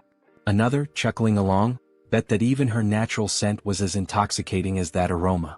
The wind carried the fragrance across the forest, accompanied by an unusual noise. The man who had been joking moments ago now froze in fear and asked the others what the smell was. As they turned their attention to the sky, their expressions changed to shock and terror. Against the backdrop of the moon, a massive, swirling cloud was descending. It was an uncountable swarm of golden king bees. 2 members screamed in panic, asking if that was really a swarm of bees, and the others confirmed their worst fears. Without wasting another moment, they all ran for their lives, scrambling to escape the incoming wave of golden king bees. The once adorable bees, with their shining golden eyes, were now on a rampage, attacking anything that moved. Within seconds, the swarm had done its work, leaving the sect members covered in painful welts caused by the bees' bites, just as they had done to the monkeys earlier. Meanwhile, the scene shifted to show the mixture of ingredients Soryang had prepared to produce the pheromone. It had been strategically placed on the ground so the wind could carry the scent toward the henchman's camp. Hidden behind trees and rocks, Soryang and Huayin watched as the bees mobilized, following the pheromone's trail. Huayin was astonished that the plan had actually worked, while the sect leader stood slack-jawed, amazed that the entire swarm was heading in one direction. Huayin turned to Soryang and asked how he had managed it, admitting she hadn't expected the bees to become so aggressive over the scent of flowers. Soryang, clearly excited, explained that the smell had triggered the bees to launch a full-scale attack. Curious, Huayin asked how simply crushing some flowers and fruits and spreading the juice could provoke such a response. Soryang, brimming with enthusiasm, explained that the specific scent acted as a signal for the bees. Using examples like the Giga Chad beetle and adorable bees, he elaborated that the phenomenon was due to pheromones, a type of chemical signal used by animals of the same species to communicate. He added that social insects like ants and wasps heavily relied on pheromones for tasks such as locating food. Finally, he explained that the pheromone he used was the exact same chemical signal the bees released when initiating a mass attack: isoamyl acetate. Huayin, enchanted by Soryang's explanation, said it was fascinating that he knew the scent emitted by magnolias was the same one bees used to signal an attack. Embarrassed by her praise, Soryang replied that what was truly fascinating was her ability to recognize those scents. She explained that as a descendant of the Tang Clan, which specialized in poisons, she had to be highly sensitive to smells. Shifting focus from their explanations, Soryang noticed no bees were emerging from the hive. He concluded that this was the perfect moment to act and ventured into the Golden King bee's hive to harvest their honey. Holding smoldering mugwort leaves whose smoke soothed the bees, the trio moved cautiously, observing their surroundings. Standing at the entrance to the massive tree, surrounded by the silence of the night, the leader warned of the danger and insisted on going first. As he stepped inside, his eyes widened in amazement, marveling at how much larger the hive was than they had anticipated. Looking upward, they saw enormous, golden glowing honeycombs, fully living up to the name Golden King bees. The leader confirmed that the hive appeared empty, with no sounds of bees buzzing around. As they ventured further, Soryang noticed something unusual. After a closer inspection, he realized there was no honey. Hwain, after looking around, confirmed his observation. This struck the leader as odd, noting that such a thing had never happened before. Soryang also observed the absence of eggs in the hive. Curious, the leader asked if this might be related to the lack of honey. Drawing on his expertise, Soryang hypothesized that the bees were preparing to migrate. They must have consumed all their stored honey and carried it in their stomachs for the journey. He suggested this behavior might have been triggered by the frequent presence of humans nearby. Hwain agreed, stating that it made complete sense. Soryang elaborated that when bees prepare to migrate, the queen stops laying eggs because they can no longer care for larvae during their transition. While exploring the tree's interior, Soryang suddenly froze in shock. Hidden and camouflaged among the hive's remains, he spotted a lone golden king bee that had been left behind. With a sly smile, Soryang turned to the leader and asked how long he could sustain his mobility techniques without resting. The leader, confused by the question, estimated he could manage about half a day. Before he could ask why Soryang wanted to know, a scout interrupted, urgently announcing that the Golden King bees were returning and they needed to leave immediately. On high alert, the leader ordered everyone to retreat. He told Soryang to abandon his search and get out of the hive. In the background, Soryang continued inspecting the hive until Hwain came to retrieve him. Grabbing him by his clothes, she insisted they leave immediately. They all dashed to safety, knowing that even the Tang clan's techniques to calm the bees wouldn't be enough to prevent an attack. As Soryang was dragged along, it became apparent that he had taken the Golden King bee and hidden it inside his clothes. Moments later, the group finally breathed a sigh of relief, grateful to have narrowly escaped a potential mass attack. Hwain expressed her relief at having made it out before the bees returned, only to pause when she noticed something moving inside Soryang's clothing. Horrified, she demanded to know what he was carrying. With a sheepish smile, Soryang revealed the Golden King bee queen and nonchalantly explained that, since they couldn't retrieve the honey, he had brought the one who could produce it. Everyone stood speechless, processing the situation. When the gravity of what he had done sank in, they were thrown into a panic, unsure of what to do next.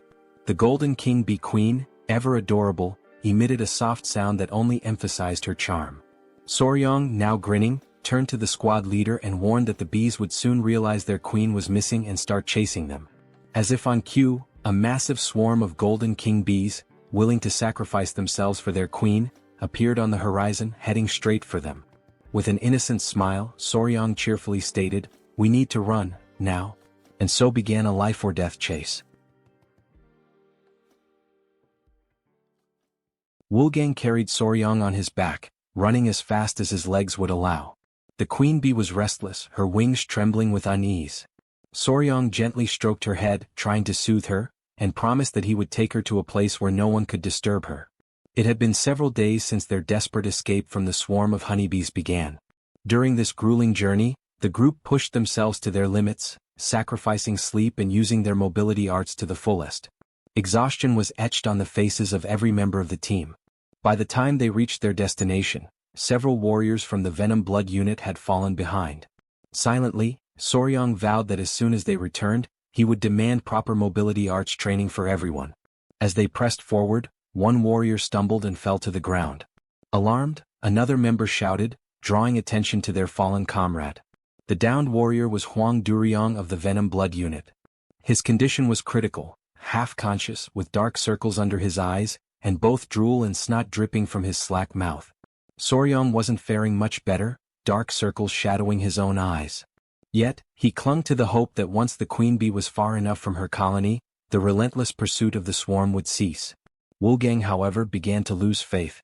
He questioned Soryang, asking if they could truly escape. Soryang's answer was vague, offering no definitive assurance. 3 days later, another warrior collapsed, falling face-first onto the dirt path.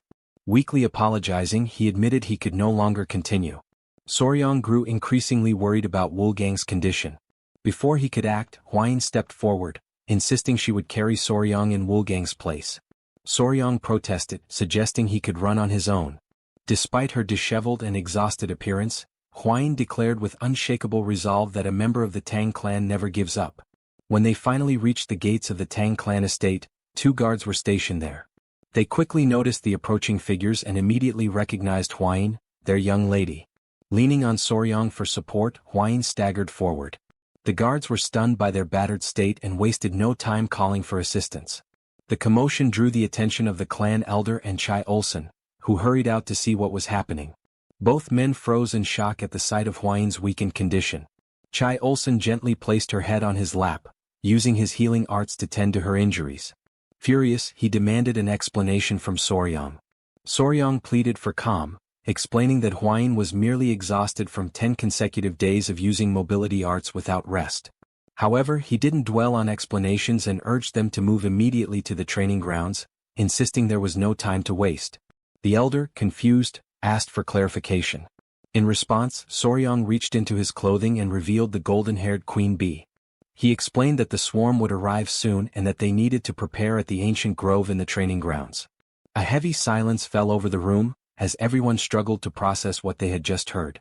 Finally, the elder broke the silence, bursting into laughter at the absurdity of the situation. Chai Olsen, however, was less amused. He reminded Soryang that his task was to gather honey, not bring the queen bee herself. With a firm grip, the elder placed his arm around Soryang's shoulders and declared they would head to the training grounds immediately. A startled cry escaped Soryang as the elder effortlessly lifted him and began running at breakneck speed. Midway through, Soryang shouted, alarmed. "What's wrong now?" the elder asked.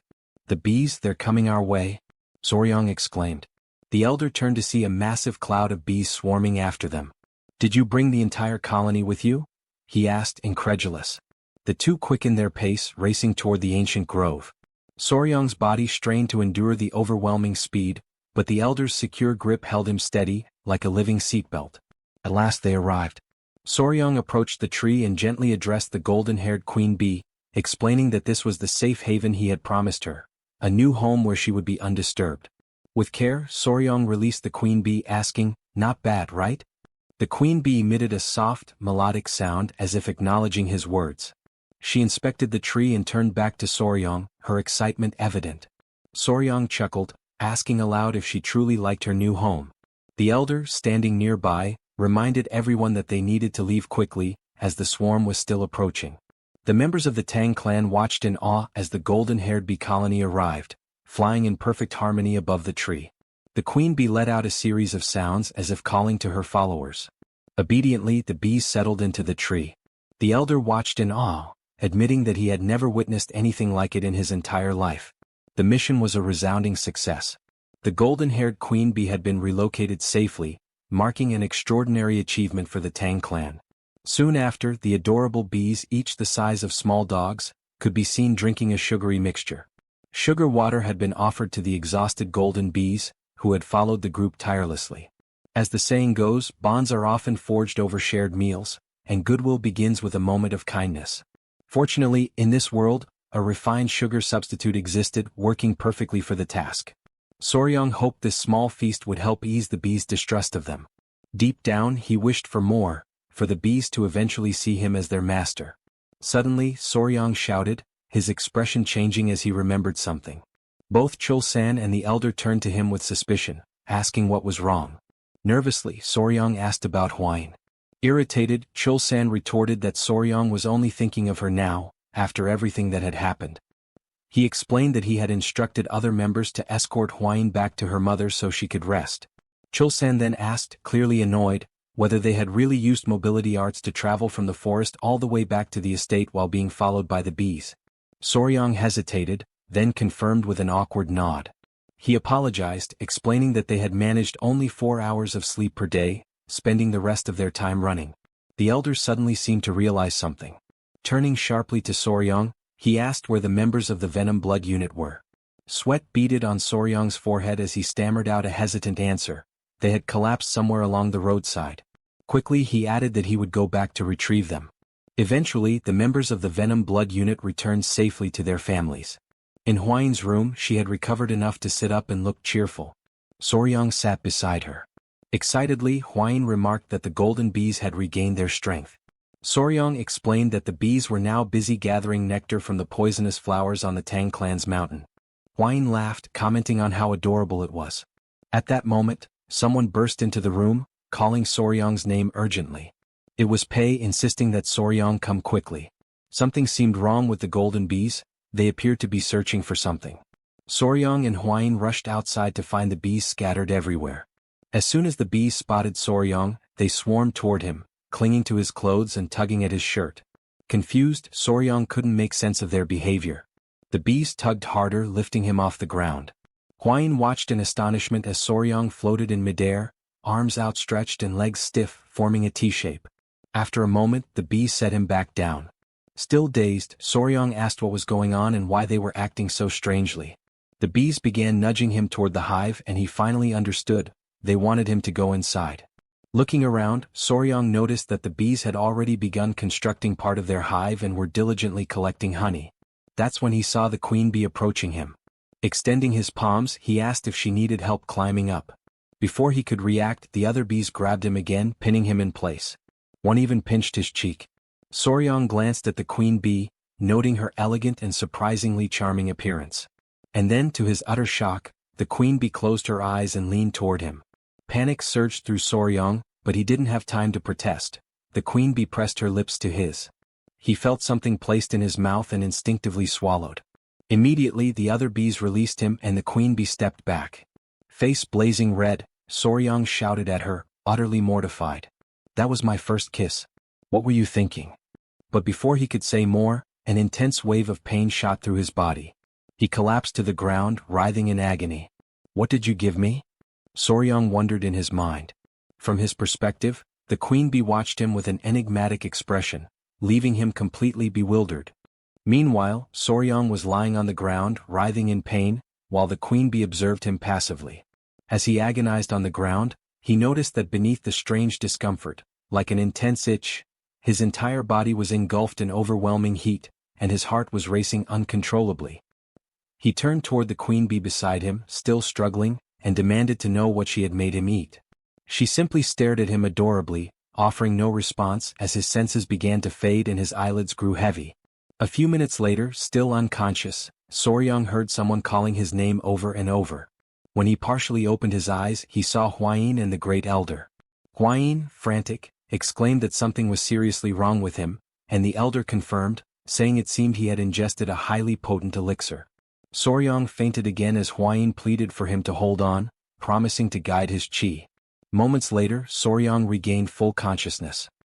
He woke to find Hwayin beside him, worry etched across her face as she asked if he was okay. He sat up in bed, scratching his head and asked where they were. She explained they were in the Tang Clan's medical wing. Hwayin elaborated, saying that when she saw him being dragged off by the queen bee, she and the elder immediately ran to the hive. By the time they arrived he was already unconscious, so they brought him there. She asked if he remembered what had happened at the hive. Soryong paused to think. It was then that he realized his first kiss in this world had been with the queen bee. Embarrassed, he flushed deeply. Hwayin, still concerned, asked if he was feeling all right and if there was anything wrong with his body. She offered to call the Great Elder for his expertise if necessary. Looking down at his hands, Soryong shook his head and said there was no need. After letting out a long sigh, he decided to explain what had really happened. He told her that the queen bee had fed him the same food she eats, which was undoubtedly the cause of everything. Curious, Hwayin asked what exactly he had eaten. Soryong admitted he didn't know the exact name but said that if he had to name it, he would call it the king bee elixir. Hwayin was shocked. He went on to explain that worker bees collect nectar and pollen for sustenance and that only those dedicated to their labor consume it. Still puzzled, Hwayin asked what the queen bee eats. Soryong replied that from birth to death, the queen bee exclusively consumes the elixir made by the worker bees. In other words, he explained, the substance the queen bee had forced him to consume was royal jelly.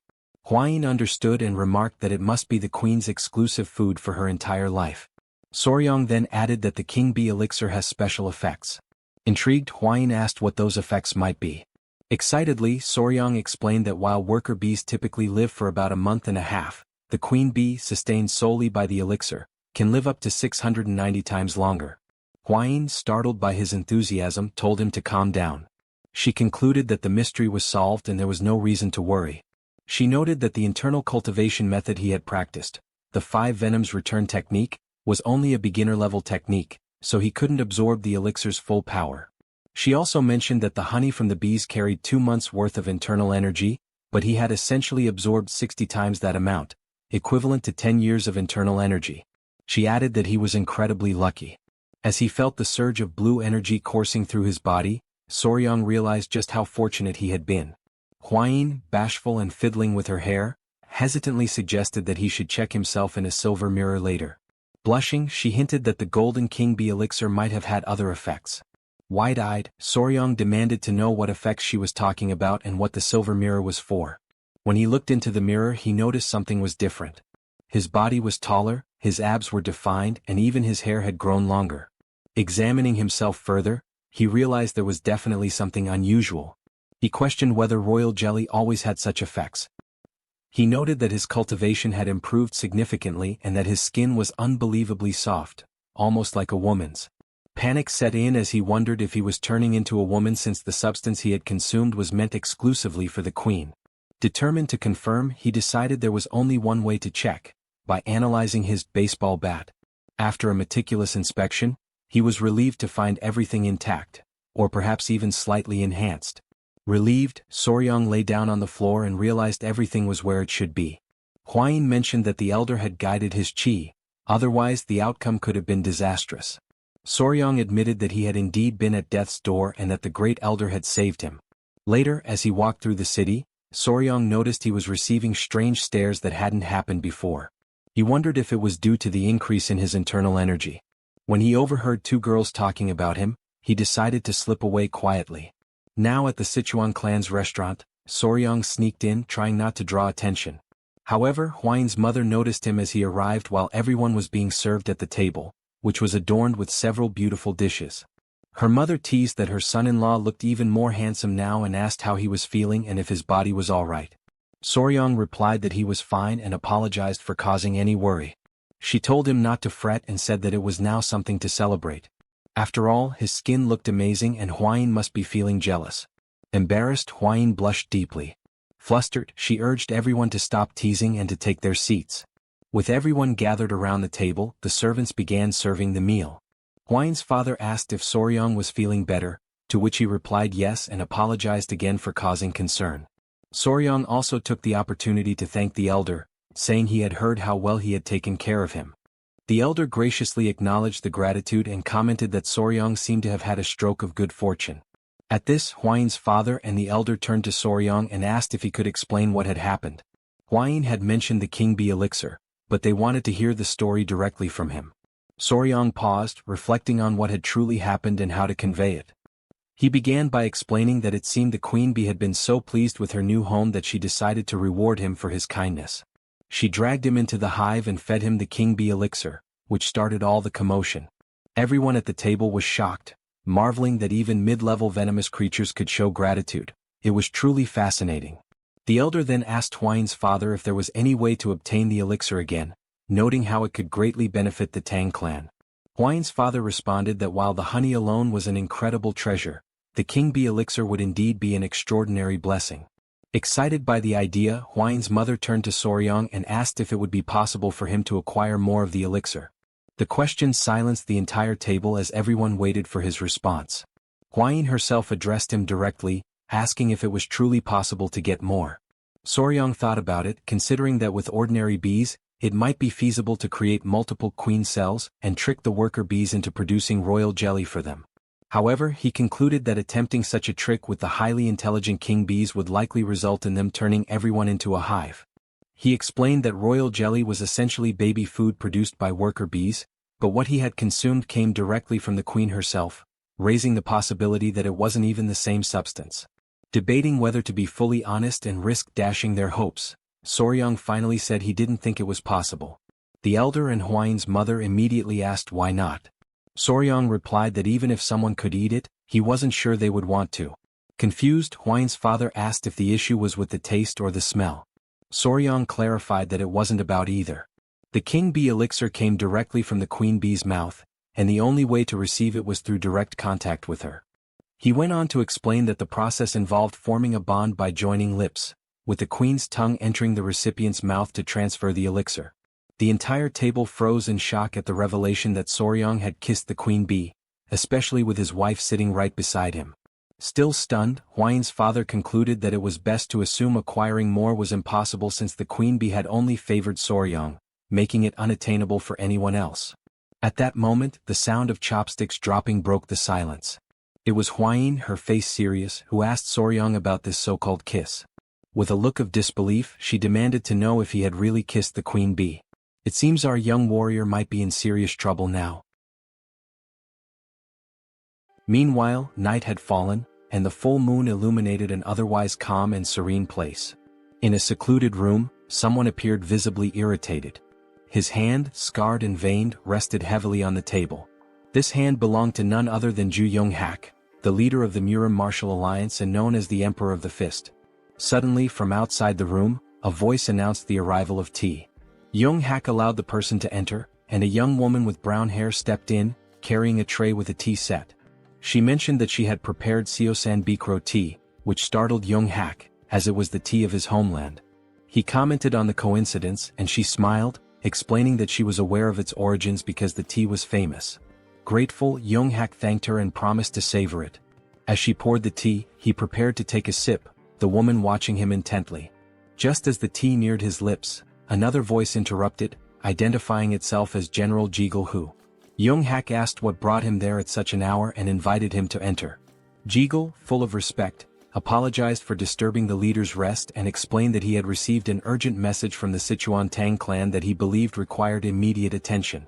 Young-hak assured him it was fine and urged Jigul to share the news, assuming its urgency meant it was important.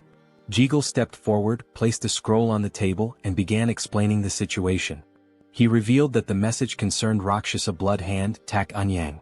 Jigul detailed how the Tang clan had recovered not only Tak Anyang's head but also the secret manual of the blood hand poison art, which had been in his possession. Upon hearing this, Young-hak's rage boiled over, and he slammed his fist onto the table, shattering the teacup the woman had just served. Still trembling with anger over the blood hand poison art, he demanded to know where and how the manual had been retrieved. Jigul explained that years ago, Tak Anyang had disappeared after being struck by the myriad poison's palm of the Divine Elder. Subsequently, he had fled to the Hainan Islands where he lived in seclusion. With a slight smirk, Jigul added an even more fascinating piece of news, that the infamous demon Tak Anyang had been defeated by a young poison master. This piqued Young-hak's curiosity, and he asked for confirmation, wondering aloud if there truly was a young poison master.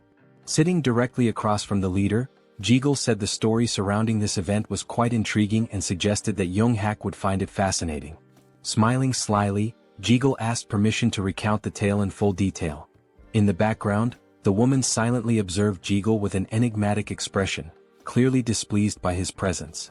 Elsewhere, in the grand hall of the Tang clan patriarch, a meeting was underway with the clan's most prominent members. One of the elderly men mentioned that there were individuals within the Tang clan who had sold secrets to outsiders. Another elder called it an audacious betrayal, lamenting that he never imagined anyone would tarnish the clan's reputation. Soryong whispered to Hwain that it was surprising no one criticized her father-in-law, to which she smiled and replied that it was only natural.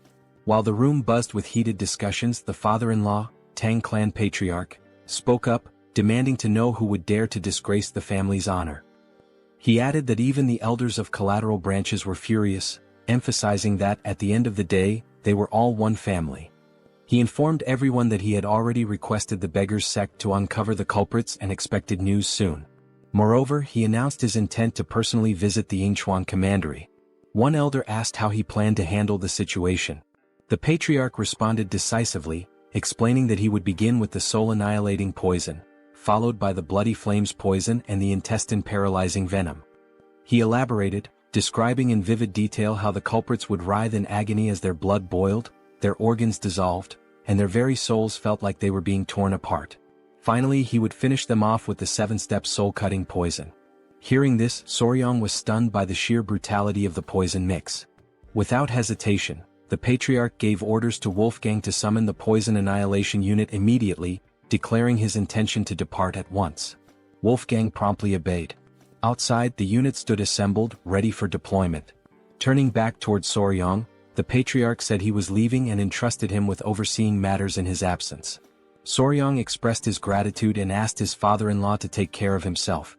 Smiling confidently, the Patriarch replied that Soryang need not worry. After all, it was others who should be concerned about his actions. With that, the group departed, and the Patriarch addressed the squad, declaring that they would ensure the punishment for those who leaked the information would be unforgettable. Watching them leave, Soryang turned to Hwayin and asked if those men belonged to the Poison Annihilation Unit, noting that he had never seen them before. She confirmed, explaining that they were assigned to handle slightly heavier tasks. With a knowing smile, she elaborated that their primary role was to eliminate people, which was why they were aptly called the Annihilation Unit. Soryang couldn't help but wonder what exactly slightly heavier tasks entailed for them. As they continued their conversation, a voice called out to them from behind. Turning around, Soryang saw it was the elderly elders approaching. Both Soryang and Hwayin greeted the elders respectfully. One of the elders mentioned they had heard rumors about Soryang's recent stroke of good fortune. Pausing for a moment to think, Soryang realized what they might be referring to and admitted it was true. As he pondered, his thoughts turned to the royal jelly of the Golden King bees. One of the elders coughed awkwardly and, now a bit sheepish, explained that the reason they had approached Soryang was to ask him for a small favor. Surprised, Soryang asked what kind of favor they had in mind. When he inquired if it was related to the Golden King bees, the elders quickly denied it, asking if he thought they would stoop so low as to covet such a thing. After all, they explained, miraculous elixirs and rare treasures naturally find their destined owners. Still puzzled, Soryang asked what, then, they wanted from him. The elders fumbled awkwardly, clearly hesitant to answer directly. One of the elders leaned closer to Soryang, lowering his voice to keep others from hearing, and asked if he remembered the remedy, the earth beetle medicine, that had given them such a boost the other day. Since Soryang had been in charge of it before, he still had authority over the medicine. It was only then that Soryang, now smiling, realized what they were referring to. What sly old men, he thought. With a smirk, he pulled out the earth beetle medicine and began to handle it deftly, almost as if performing a juggling act. Though he was still adjusting to life in the clan, he knew that if the elders supported him in various ways, there would be nothing he couldn't offer in return. The elders burst into laughter, promising that from now on, they would fully support their son-in-law. Hwayin, however, felt slightly disappointed. At that moment, the great patriarch emerged from the temple and noticed the elders laughing boisterously. Just as Soryang was about to hand over the earth beetle medicine, the patriarch asked what was causing such merriment. Panicking, the elders scrambled to cover up their intentions, awkwardly beginning to dance, claiming it was just a friendly gathering. The plan worked. The great patriarch believed them, thinking they had finally come to appreciate Soryang's true value. Hwayin, however, remained disappointed and quietly furious. Their moment was interrupted when a man rushed in, announcing a serious problem. Everyone turned their attention to him, and the great patriarch demanded to know the issue. The man revealed that Lord Sichuan was on the verge of death. Shock and panic spread throughout the room. Soryang immediately asked if Lord Sichuan had been using the medicine correctly. The man confirmed but explained that after observing its effects, Sichuan had taken a new concubine and consumed more than double the recommended dose. Sweat formed on Soryang's brow as he imagined the potential consequences of such recklessness. The great patriarch, visibly displeased, decided to personally investigate the matter. Since Soryang was the only man left in the household, he was tasked with protecting the women while the patriarch was away. Accepting the responsibility, Soryang bid him farewell and took up the role with determination. The great patriarch departed, leaving Soryang feeling reassured that nothing would go wrong under his watch. Later that evening, with nightfall, Soryang and Hwayin sat on a bench, talking. She asked how he was finding the 10 Venoms dual origin art he had been learning. He replied that it wasn't as difficult to grasp now as it had been at the start. He explained that if the 5 Venoms returning technique felt like a single large sphere moving through the body, the 10 Venoms dual origin art was more akin to a twin-cylinder engine. Huayin noted that by this point, Soryong must have already developed some tolerance to common poisons. She added that he could now release his inner energy directly or infuse it into objects. Soryong was speechless, intrigued by this revelation, and overwhelmed with an uncontrollable desire to test his new technique. They prepared a straw dummy for the test. Drawing a dagger, Soryong closed his eyes to focus. A powerful green energy began to emanate from his body, radiating with intensity. The first step was to move his internal energy from left to right and then rotate both spheres in the same direction. As soon as the chi energy circulated through his body, he opened his eyes and hurled the dagger forcefully toward the straw dummy. The dagger flew like lightning, piercing the dummy effortlessly. Soryong was pleased, and his fiancée praised him for successfully infusing his chi into the dagger. The knife, still radiating energy, embedded itself into the wall directly in front of two masked men. At first, the masked intruders thought they had been discovered and considered taking Soryong out. However, upon noticing the straw dummy, they realized it was just a coincidence. One of them was holding a book, the secret manual of the blood hand poison art. Although it was merely a copy, their task was complete, and they decided to leave quickly before the situation escalated. They mocked the Tang clan's negligent security, calling the guards fools for making their escape so easy thanks to the distraction. But then, something unexpected happened. A sweet, rosy aroma began to fill the air, putting the men on edge. The scent was pleasant, yet they couldn't determine its source. Hovering just above them was the king bee, glaring at the intruders with an intensity that confirmed they didn't belong there. As the rain began to fall, cries echoed through the area. Soryong froze, startled and unsure of what was happening. Elsewhere, Huayin turned toward the sound of the cries and spotted movement. Through the bushes she caught sight of men dressed like ninjas. Two were hidden while one stood in plain view. The king bee attacked the man who appeared confused, clearly not understanding why a bee was in the training grounds. Soryong and Huayin observed the scene and quickly realized they were dealing with intruders. With a furious expression, Huayin knew she had to act. She dashed toward the intruders and instructed Soryong to prepare the bow. She moved so quickly that a trail of dust followed her.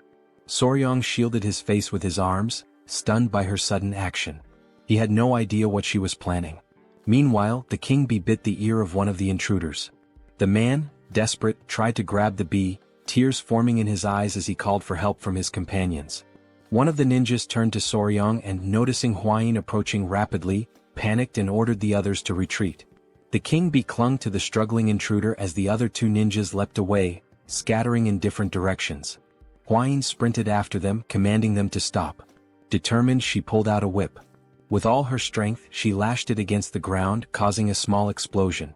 Fortunately for the intruders, they managed to leap away in time, avoiding the attack.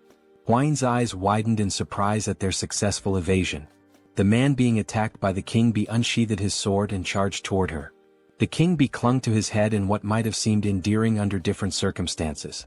Soryong panicked, shouting for Lady Huayin to be careful. As the king bee sucked on the man's head, he swung his weapon with immense force. To his shock, Huayin blocked the attack effortlessly with her whip. She locked her piercing gaze on the man, who barely had time to react before she counterattacked. The next thing he knew, the whip was right in front of his face. The strike caused a small explosion on the man's body, sending the king bee flying away. After neutralizing her opponent, Huayin moved gracefully, appearing behind him. The man lost consciousness and collapsed to the ground.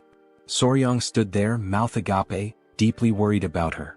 Huayin, her expression calm, turned to reassure him, telling him not to worry as she was fine. The man's body began to emit a sinister energy, causing him immense pain. The king bee landed on Soryong's shoulder as he stared at the body, unsure who the man was or whether he was dead. Huayin stowed her whip as she observed the strange energy emanating from the man's body. Within seconds he perished. Huayin explained that he had bitten into poison to end his own life, undoubtedly to conceal something crucial. Not far away, someone noticed the intruder's presence and shouted to alert the guards. Huayin turned and decided to organize a pursuit team to hunt down the fleeing enemies. Soryong began to sweat, overwhelmed by her determination. Huayin ordered him to follow her along with Gu Pei, the leader of the blood poison unit. The night was dark, but the forest was lit by the flickering glow of torches. Soryong, Pei, and several other members of the clan chased the intruders through the dense forest. Leading the group, Pei was confident that the masked men couldn't have gotten far. With a determined expression, he declared that they must capture them at any cost. While the others seemed tireless, Soryong was already showing signs of exhaustion. Sweating and short of breath, he focused on activating his dual-cylinder engine technique. As he did, he stomped the ground with great force, causing it to shatter beneath him. The earth gave way under his feet, and Soryong let out a loud yell as his body sank into the ground. From his clothing, small centipedes began to crawl out. Pei turned around with a confused expression and asked if Soryong was all right. Soryong had created a large hole in the ground. Pei and the others halted their pursuit, rushing to the edge of the hole to help him. With their assistance, Soryong managed to climb out, thanking them profusely as he genuinely thought he wouldn't survive. But as he turned his head back, something caught his attention. Beneath him was a cluster of green snakes staring up at him intently. Soryong couldn't stop himself from sweating even more as fear gripped him upon realizing he was standing in the middle of a snake nest. Pei studied the serpents carefully and explained that they usually gathered in areas with strong Inkai energy, particularly during this time of year. He added that these snakes were unusually aggressive and warned Soryong to stay vigilant. Soryong, overwhelmed by fear, continued sweating profusely. One of the snakes opened its mouth, preparing to strike. This behavior was odd to him since striped tiger water snakes were typically not this hostile. Dark clouds loomed over the sky, signaling the arrival of a storm. Soryong admitted that it was his fault they were delayed. Knowing that rain was imminent, he suggested they move quickly. Pei and the others agreed, resuming their chase. They couldn't afford to lose sight of the intruders. Not far ahead, a faint light became visible. Pei turned to Soryong, announcing that they had found the intruders. The masked men, visibly furious, found themselves cornered at a dead end. Behind them was a towering rocky mountain, cutting off any escape route. As thunder rumbled across the sky, Pei and his group arrived, encircling the intruders. Pei and his team reached into their robes, declaring that this was the end for the masked men. Soryong remained silent, while on the other side, one of the masked men glared at his companions and commanded them to tighten their formation. The blood poison unit members drew their kunai, prompting the masked men to unsheath their weapons in response. The blood poison unit advanced, ready for combat. One of the masked men wielded a sword and charged forward. Two members of the unit threw kunai at him, but the ninja skillfully deflected the projectiles with his dagger. He counterattacked fiercely, his sword clashing violently with the ninja's daggers. The ninjas were shocked by the man's strength, their expressions hardening in frustration. One of them moved swiftly and delivered a powerful kick to the man's face, forcing him to drop his weapon. They ordered him to step aside. Witnessing this, a member of the blood poison unit panicked. While the ninjas were distracted, something began approaching them rapidly. It was Pei who attempted a surprise attack. But the ninja ducked quickly, evading the strike with ease. Pei stood still, observing silently. The ninja retreated with small leaps, but Pei activated his skill, Triple Mirage Kill, and hurled kunai at the enemy. The kunai flew toward the ninja, exploding mid-air and splitting into 3 separate blades. The ninja was stunned by the unexpected attack. Luckily, he managed to block 2 of the blades, but the third embedded itself in his shoulder, causing excruciating pain. He clutched his wounded shoulder, grimacing. Pei approached, mocking him as a lucky bastard. By now, 2 of the masked ninjas were already down, leaving only one standing, injured and fatigued. Pei and his men began to close in on the last remaining enemy. The ninja was fortunate. The rain had diluted the venom on Pei's kunai, sparing him from a more severe fate. Pei glared furiously at the ninja, but suddenly, a chilling laugh echoed through the air, interrupting the standoff. The voice mocked the pathetic insects gathered there. Pei and the others froze, their confusion apparent. On high alert, Pei adopted a serious expression and demanded to know who was there. At that moment, a figure descended from the top of the rocky mountain, landing before the remaining ninja with enough force to crack the ground. The newcomer was an old man with a long, scraggly beard and a sinister smile. He scanned Soryong and the others with a murderous gaze, exuding an aura of malice. Feeling the man's powerful energy, Pei immediately became alert, recognizing him as a martial arts master. Without hesitation, Pei ordered his men to retreat. The old man's body began to radiate a sinister aura. He stood upright and, with a wicked smile, started walking toward them. Turning to the ninja, he asked if they had retrieved the item. The ninja closed his eyes and pulled a book from within his robes, explaining that it was not the original but a copy made by the Tang Clan. This revelation stunned Soryong, whose eyes widened in disbelief. Memories of the great patriarch's words came flooding back to him. He had warned that this book was something only evil men would desire. Soryang's gaze locked onto the book as recognition set in. He quickly realized it was a replica of the malicious tome his grandfather had studied long ago. Meanwhile, one of the captured ninjas had been tied up nearby. Soryang, seated beside Pei, revealed that the book was a copy of the secret manual of the blood-handed venomous art, leaving Pei visibly shocked. Pei's eyes burned with fury and he clenched his teeth tightly. As this was happening, the ninja handed the book to the old man, who opened it with an unsettling grin spreading across his face. Pei's fists trembled with indignation. He couldn't fathom the kind of people who would dare to covet something so dark and cursed. He demanded the old man reveal his identity. With a sinister smirk, the elder began flipping through the pages one by one. As he had suspected, the book was indeed a copy. It contained the forms of the techniques but lacked the crucial formulas. Still, for him this was more than enough. After finishing the book, he shut it decisively. Even though it was early, there was no better way to announce their return. The old man gave the ninja, whom he addressed as Bloody Glory, permission to unleash the cultivation martial arts and ordered him to leave no one alive. Bloody Glory cracked his knuckles and, with a determined expression, vowed to carry out the command. Beside him lay the lifeless body of one of his fallen comrades. Reaching out toward the corpse, he began to concentrate. A crimson energy emerged from his hand and moments later the blood from the body shot toward him, absorbed through the palm of his hand.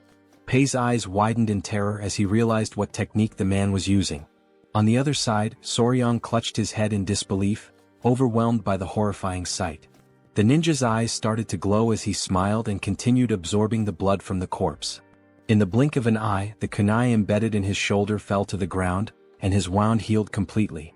The old man erupted into maniacal laughter. He summoned an energy sphere into his hand and, with a malicious glare, declared his identity. He was none other than a senior member of the blood cult, the feared Blood Falcon Daggerclaw, known as Lord Guchenak. Soryang gritted his teeth and drew his kunai. Guchenak's gaze shifted to him, his interest piqued. The old man instantly recognized the vigor in the young warrior's body. Drool began to drip from Guchenak's mouth. He licked his lips, his eyes glinting with excitement, as he murmured that it had been far too long since he'd tasted the pure blood of youth.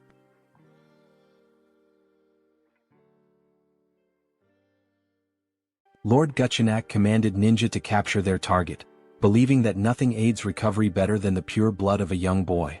Without hesitation they pursued their prey. In response, Pai ordered the deployment of the 5 poison annihilation formation, determined to prevent their enemies from reaching Soryang. Amused by their efforts, Lord Guchenak retaliated with a devastating attack, unleashing a powerful explosion that sent debris flying in all directions. In the chaos, Soryang was instructed to evade, but before he could react, a force seized him from behind. Ninja's grip tightened around his neck, immobilizing him as he coldly declared that the elder required his blood. Soryang, struggling to breathe, managed to utter a signal. At his command, baby centipedes emerged, sinking their fangs into Ninja's flesh.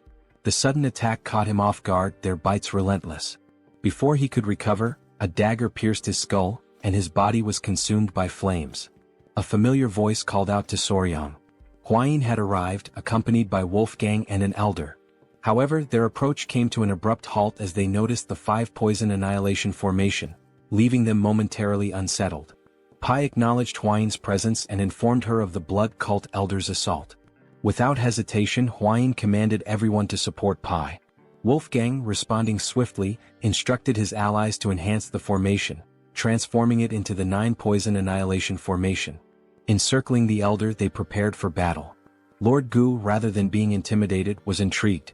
He quickly identified Soryang as the one responsible for defeating Taken Yang's blood hand poison claw. Dismissing the title as mere exaggeration, he mocked the irony of such a fearsome technique falling victim to centipedes. Wolfgang, unfazed, warned him to stay silent, threatening to bury him alongside the others. Lord Guchenak merely laughed, daring them to try, his expression twisted with anticipation. As the battle raged on, rain poured from the sky, explosions erupting across the battlefield. Amidst the chaos, Soryang attended to an injured warrior, urging him to hold on despite knowing deep down that their situation was dire. Their forces were growing weaker, while their enemy continuously replenished his strength by absorbing blood. A sudden crash broke his thoughts. Huayin had been thrown against a tree, wincing in pain. Rushing to her side, he asked if she was all right. Though coughing up blood, she reassured him before grasping his hand and advising him to return to the Tang clan to summon reinforcements. Their current numbers were insufficient. Soryang hesitated, torn between the truth of her words and the reality that he could do nothing to change the battle's course. Wolfgang and the others pleaded with him to go, vowing to hold their ground as long as possible. With a pained expression, he finally agreed, promising to return quickly, though he doubted his own speed. Before he could dwell on it, Huayin pulled him into an embrace, assuring him that he was capable. She reminded him of his hard training and promised they would search for more poisons together in the future. Entrusting him with their survival, she returned to the battlefield. Watching her leave, Soryang struggled with his emotions, feeling overwhelmed by the situation. Pushing forward, he sprinted as fast as he could, until he tripped, landing in a puddle.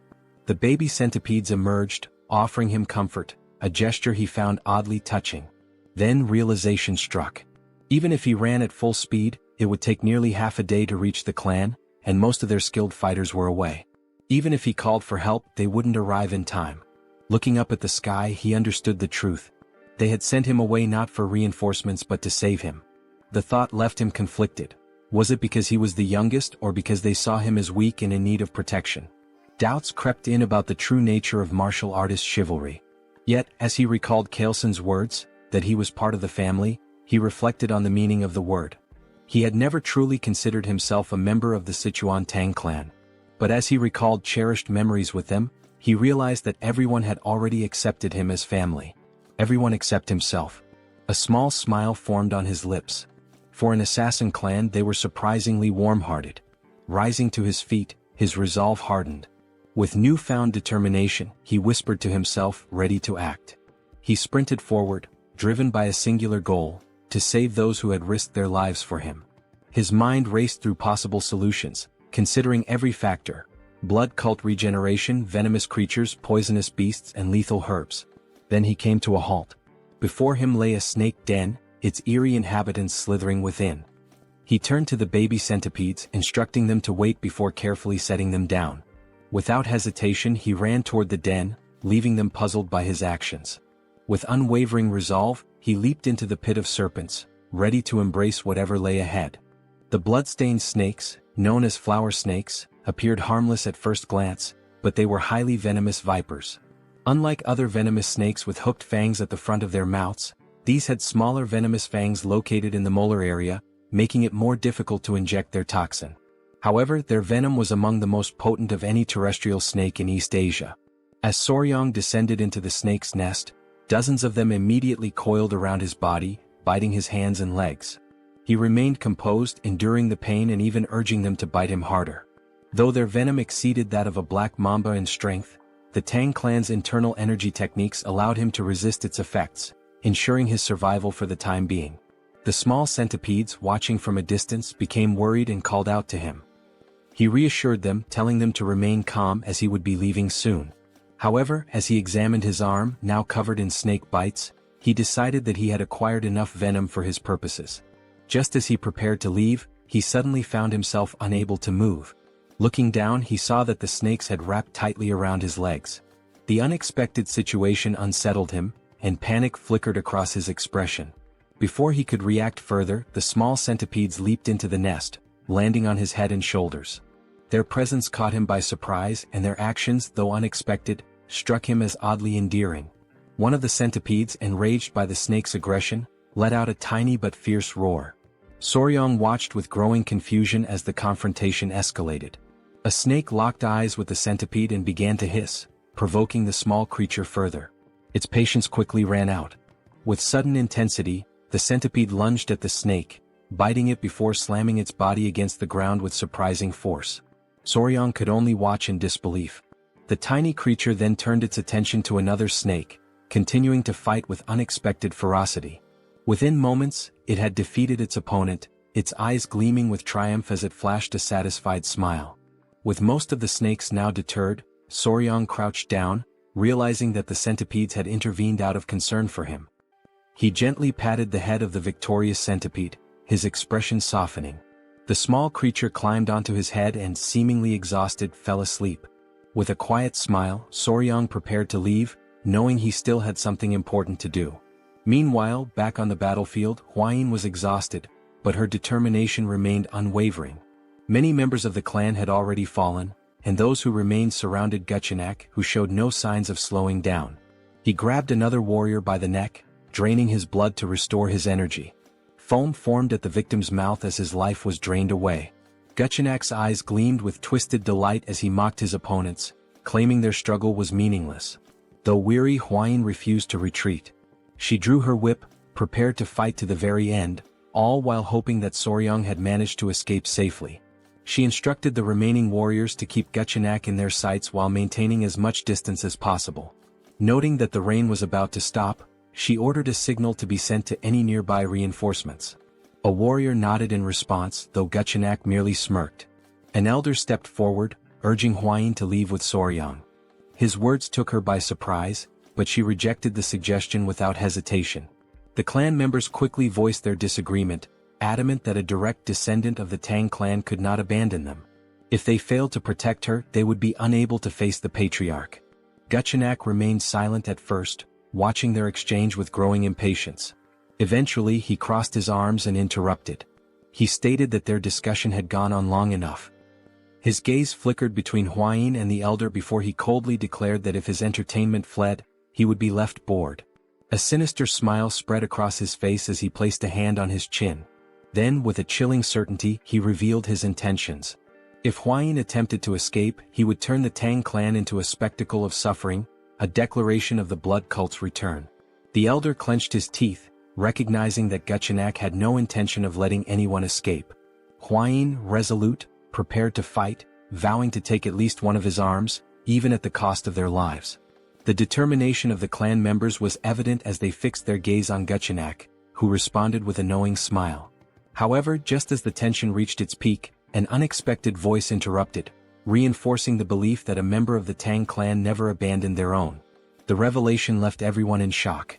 Hwayin's eyes widened in disbelief as Soryang emerged, approaching with a confident stride. The elder was at a loss for words, while Hwayin, though relieved to see him, could not shake off her concern. Without hesitation, Soryang carefully removed the small centipedes from his body and instructed them to stay behind. Declaring his unwavering loyalty to the Tang clan, he removed his shirt, his eyes burning with determination. With no intention of retreating, he prepared for battle, drawing his weapons before charging directly at Gutchinak. Seeing Soryang's reckless advance, Hwayin's worry deepened, but Gutchinak simply welcomed the confrontation with amusement. He had previously spared Soryang's life, and now the young warrior had willingly returned. To him this was sheer foolishness. Without much effort, Gutchinak seized Soryang by the neck, his eyes gleaming with cruel delight. With his grip tightening, he placed a hand on Soryang's abdomen, eager to taste his blood. Despite the pain, Soryang reacted swiftly, blocking the attack with his arm. However, Gutchinak, reveling in his control, began to absorb Soryang's blood through his arm instead, causing an agonizing sensation to overtake him. Panic spread through Hwayin and Pai as they witnessed the scene. Without hesitation, Hwayin commanded the others to assist Soryang, but before anyone could reach him, Gutchinak exerted his power. With a forceful stomp, he unleashed the blood-filled wave technique, shattering the ground beneath him and repelling all who approached. Pai and the others were thrown back, crashing violently onto the ground.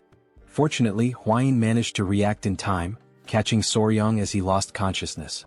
Meanwhile, Gutchinak, now feeling invigorated, smirked in satisfaction. The hidden weapons thrown at him had been bothersome, but thanks to Soryang, he had dealt with them all at once. Hwayin, filled with desperation, held Soryang close, attempting to wake him. Observing the situation, Gutchinak decided to grant Soryang a swift and painless death. However, as Hwayin refused to accept this fate, Soryang suddenly coughed, slowly regaining consciousness. His awakening startled Gutchinak, whose expression twisted into one of confusion and horror.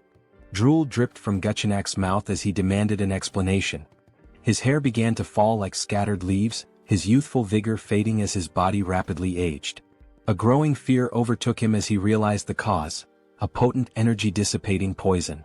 Strength drained from him, and his limbs trembled as the truth set in. This should have been impossible. The cult's internal energy techniques were designed to resist such poisons. Panic consumed him. He clutched his face, unable to comprehend how this had happened. The reality of his weakening body was undeniable, and he demanded to know Soryang's true identity. But Soryang, now recovering, merely smiled. With deliberate calm, he pointed at Guchenak and declared himself his natural enemy. Hwayin, witnessing Soryang's resilience, finally felt a wave of relief wash over her. As the poison continued to take effect, Guchenak trembled with fear, unable to accept his defeat at the hands of a mere child. Soryang, drained of energy, used the last of his strength to direct a weary gaze toward Hwayin, revealing something that left her in shock. Guchenak's eyes burned with rage as he fixed his gaze on Soryang. His body tensed with frustration, sweat forming on his brow as he realized that the blood he had absorbed from Soryang no longer obeyed his will. Panic set in as he struggled to comprehend what had been done to him. Determined to seize control, Guchenak took a step forward, convinced that his domination through the blood cult was imminent. Overcome with madness, he lunged toward Soryang, refusing to fall at such a crucial moment. In a fit of rage, he charged ahead with the intent to kill. Sensing the danger, Hwayin tightened her grip on her whip, immediately preparing for battle. As Guchenak neared his target, she struck, wrapping the whip around his neck, causing him immense pain. Stunned that her attack had landed, she watched as Guchenak, a formidable dark martial artist, struggled against the weapon's hold. His fury intensified as he fought to break free, his body convulsing with rage. His mind raced, unable to comprehend how his blood arts had failed him. Enraged beyond reason, he launched himself forward once more, determined to destroy them all, declaring the return of the blood cult. Hwayin, alarmed by his relentless pursuit, clenched the whip tighter. With a fierce determination, she acted swiftly, severing Guchenak's head in a single decisive motion. His lifeless body collapsed as his severed head landed nearby. The sight filled P with confusion at first, but as realization dawned, a victorious smile spread across his face. With Guchenak defeated, the elder of the clan rushed toward Soryang and Hwayin, concerned for their well-being. The members of the clan erupted in celebration, their leader having vanquished the elder of the blood cult. Hwayin, still processing the events, turned to Soryang, questioning how he had managed to weaken such a powerful enemy. When he addressed her in a way that caught her off guard, a blush of embarrassment crept onto her face. Despite his weakened state, Soryang maintained a smile, but the toll of the battle was evident. Dark circles shadowed his eyes and sweat dripped from his forehead. As he spoke of needing to be bitten by a tiger-striped water snake to counteract the poison, Hwayin grew frantic, unable to make sense of his request. His face had turned pale, prompting her to recall that such snakes carried no venom. Without hesitation, she commanded the clan members to retrieve an antidote. Hours later, Soryang regained consciousness, his body still weak. Confusion filled his mind as he found himself in an unfamiliar place. The great patriarch, observing him closely, advised him to remain still. Hwayin, also present, noted his condition with a mix of relief and concern. Soryang lay face down, unable to move, his confusion deepening as he questioned his predicament. The great patriarch channeled his energy into Soryang's back, aiding his recovery. As he learned that 10 days had passed since he collapsed, Soryang was left in shock. Hwayin, with a grateful expression, acknowledged that his actions had allowed her to defeat their formidable foe. She explained how his condition had been dire, and without the timely return of the great patriarch, the situation would have been disastrous. The memory of being bitten by a snake in his past life resurfaced in Soryang's mind, sending a shiver of fear through him. With the treatment complete, the great patriarch assured him that he would recover. With Hwayin's help, Soryang managed to sit up and expressed his deep gratitude. The great patriarch then studied him carefully before deciding it was time to discuss something important. Placing his hands on Soryang's shoulders, he questioned whether the tiger-striped water snake truly possessed venom and sought to understand how Soryang had managed to defeat the elder of the blood cult. As Hwayin grew anxious and urged her grandfather to remain calm, Soryang, still feeling the lingering effects of the poison, prepared to explain everything. With a calm expression, Soryang raised 2 fingers and explained that the tiger-striped water snake possessed 2 types of venom, one located in its mouth and the other produced by venom glands at the back of its neck. Hwayin and the great patriarch, seated near his bed, listened with growing curiosity, as this was information previously unknown to them. Soryang continued, stating that these snakes were naturally shy and typically avoided humans, and their fangs were too small to be easily noticed. In fact, it was not until the 1980s that people discovered their venomous nature. The Great Patriarch, quick-witted as ever, immediately connected this revelation to the dissipation of the Elder of the Blood Cult's internal energy. However, he hesitated, recalling that the blood cult had long been known for its resistance to toxins. Soryong, turning toward him, clarified that while it was only a hypothesis, he believed that the Elder's energy loss had resulted from exposure to the snake's venom. He elaborated that the primary component of the venom was hemotoxin, a hemorrhagic toxin capable of destroying red blood cells, blood vessel linings and tissue cells. He then posed a crucial question. What would happen if cultists who relied on blood for their martial arts were exposed to such a substance? The success of his plan became evident. Resting his hand under his chin, Soryong speculated that the cultists' blood, the very core of their strength, had likely been altered, leading to their downfall. He also revealed that although little known, the tiger-striped water snake's venom was 5 times more potent than that of a viper. If enhanced with Yin energy, it became a lethal weapon. Upon hearing this, the Great Patriarch's eyes widened in shock, and a cold sweat formed on his brow. The realization that such a powerful venomous creature resided near Sichuan left him deeply unsettled.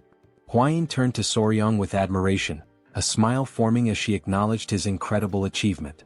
The Great Patriarch then cleared his throat, drawing their attention. Crossing his arms, he recalled that the Elder of the Blood Cult had referred to Soryong as the nemesis of heaven, his natural enemy. The title made Soryong uneasy as it sounded overly dramatic, almost like something from a high school fantasy. Embarrassed, he pulled the blanket over his face, looked away and blushed. Witnessing his reaction, Huayin and her grandfather placed reassuring hands on his shoulders, affirming that the title was fitting given how he had managed to seal the Elder's martial arts completely. The Great Patriarch's expression then shifted to one of gratitude as he sincerely thanked Soryong for protecting his family. However, his gratitude soon turned into anger as he clenched his fist, unable to comprehend how the blood cult had dared to attack in his absence. With gritted teeth, he vowed to eradicate them entirely. Both Soryong and Huayin remained silent, their expressions serious. The Great Patriarch insisted that the blood cult must be completely destroyed, a sentiment Soryong fully agreed with. Now that their weakness had been discovered, the next step was to gather a significant quantity of venom from the tiger-striped water snakes. A fiery determination filled Soryong's eyes as he recalled Guchenak and his subordinates, viewing them as nothing more than pests that needed to be exterminated. Since the reappearance of the blood cult, the Tang clan had been in a state of emergency. Many warriors had been wounded and some had lost their lives. A message was tied to the leg of a messenger pigeon, which was then released into the sky. The Great Patriarch had sent it, summoning Murim's allied orthodox factions to the Tang clan to assist in the upcoming battle. Despite the minimal casualties considering they had faced an enemy at the pinnacle of martial arts, the Great Patriarch's expression darkened at the thought of the blood cult plunging Murim into chaos once more. The cult had never been satisfied with merely abducting victims to drain their blood. 30 years prior, they had carried out a massacre that cemented their status as sworn enemies of Murim. The severity of the situation weighed heavily on him. While Soryong remained lost in thought, the Great Patriarch placed a firm hand on his shoulder, pulling him back to the present. A confident glint appeared in the Elder's eyes as he stated that this time, the situation was different. Soryong's curiosity was piqued and he turned to listen. The Great Patriarch then revealed the reason behind his confidence. The Sichuan Tang Clan was now the natural enemy of the blood cult. Hearing this, Soryong's expression twisted in frustration, sweat forming on his brow as he struggled to determine whether his grandfather had said this intentionally. The Great Patriarch turned to Soryong with a knowing smile, confirming his suspicions. Placing his hands behind his back, he spoke of a request, asking if Soryong would be capable of fulfilling it. With curiosity, Soryong immediately agreed, especially if it concerned the clan, vowing to do his best. The Patriarch's expression grew serious as he revealed that members of the Murim alliance would soon arrive, including their military forces. He had decided to present them with the poison that Soryong had discovered, now that the blood cult's weakness had finally been uncovered. Soryong's eyes widened in surprise before he respectfully clasped his hands and, with a smile, expressed his agreement, believing it was for the greater good. Seeing this, the Great Patriarch smiled, having anticipated Soryong's response. Just as Soryong was about to leave, the Patriarch mentioned something that would bring him great joy. Curious, Soryong turned back, eager to hear the news. With a warm smile, The patriarch announced that the modifications to the Hall of 10,000 Poisons had been completed and that, from that moment forward, Soryong would be officially responsible for managing it. A surge of joy overtook him, and he clenched his fists in excitement, already envisioning himself surrounded by poisonous creatures. His eyes sparkled with enthusiasm. The patriarch also added that, as per Soryong's suggestion, a sunlit pavilion had been prepared, a crucial step for properly raising tiger-striped water snakes. Interlacing his fingers, Soryong grew even more excited, determined to think of this as a duty for Murim's benefit and to give his best effort. As the messenger pigeon soared into the distance, hours passed before Soryong finally arrived at the Hall of 10,000 Poisons. Upon seeing it, his jaw dropped in amazement. It was magnificent, guarded by 2 sentries at the entrance. Walking toward the door alongside Hwayin, he noticed a particular room labeled the Toxic Creature Garden. Hwayin's attention immediately fixated on it, and confusion flickered across her expression. Crossing his arms, Soryong smiled as he explained that it was a space dedicated to gathering all the poisonous creatures of the Central Plains. Her expression tensed with apprehension as she questioned whether he truly intended to assemble them all. With unwavering confidence, he affirmed it, reminding her of his promise to one day collect the 10 great venomous creatures of the region. Upon hearing this, a deep blush spread across her face. She covered her mouth, averted her gaze, and without hesitation, rushed off with the excuse of investigating a nearby gathering. As Soryong stood there, momentarily puzzled, a familiar voice greeted him with enthusiasm. It was Gu Pei, who stood confidently with his hands on his waist. With a beaming smile, he revealed his new position as commander of the Poison Division. While Soryong's expression turned to one of confusion, Hwayin remained motionless, observing the scene. Gu Pei, still smiling, explained that the division had been newly established under the patriarch's orders. Behind him, several clan members stood in formation.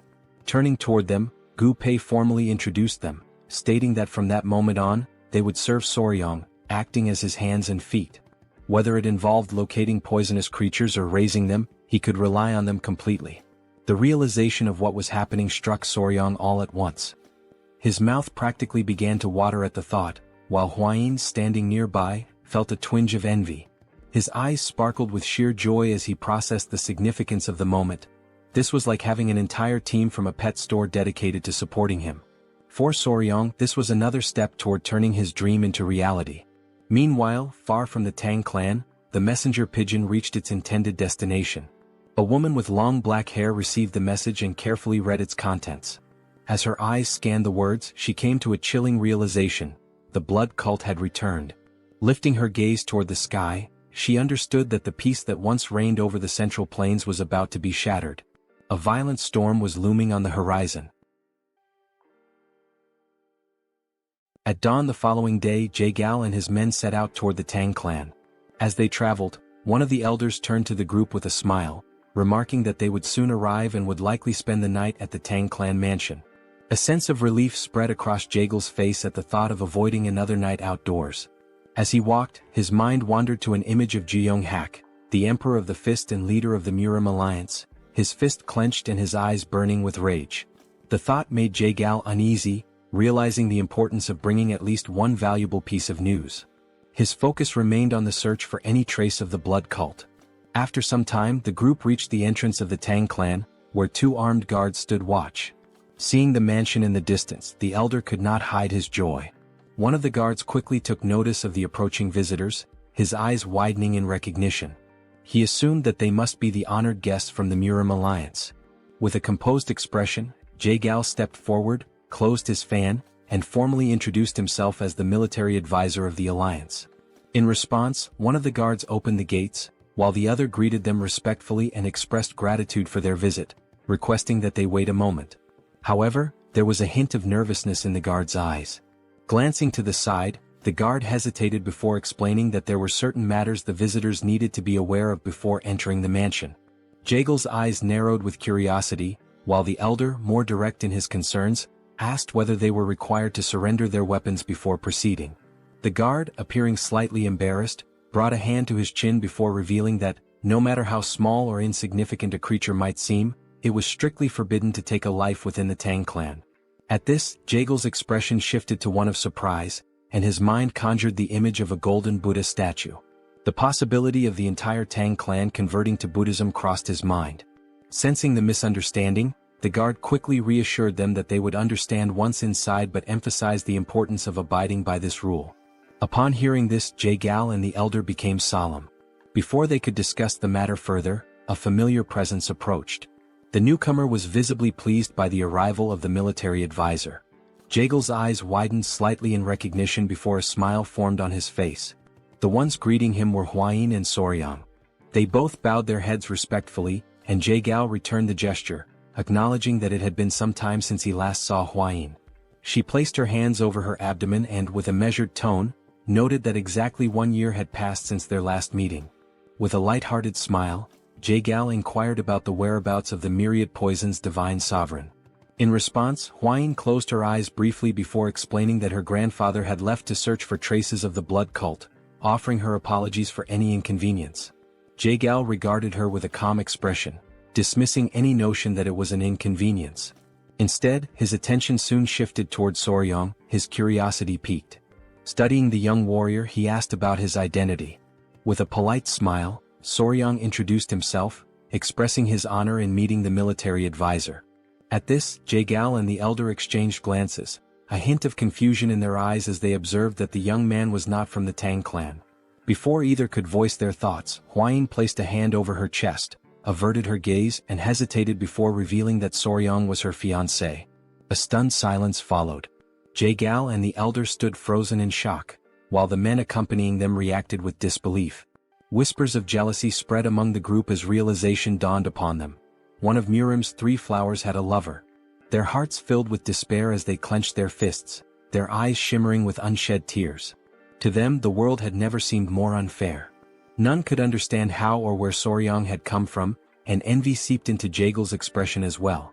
With a composed demeanor, he slowly unfolded his fan and lowered his gaze.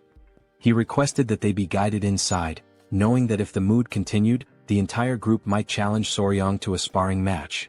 Just as tension simmered, an unfamiliar sound echoed through the air. Jae-gal and the elder instinctively tensed, their expressions shifting from confusion to intrigue, as they searched for the source of the strange noise. The men were left in shock, their jaws dropping as they lifted their gaze to the sky.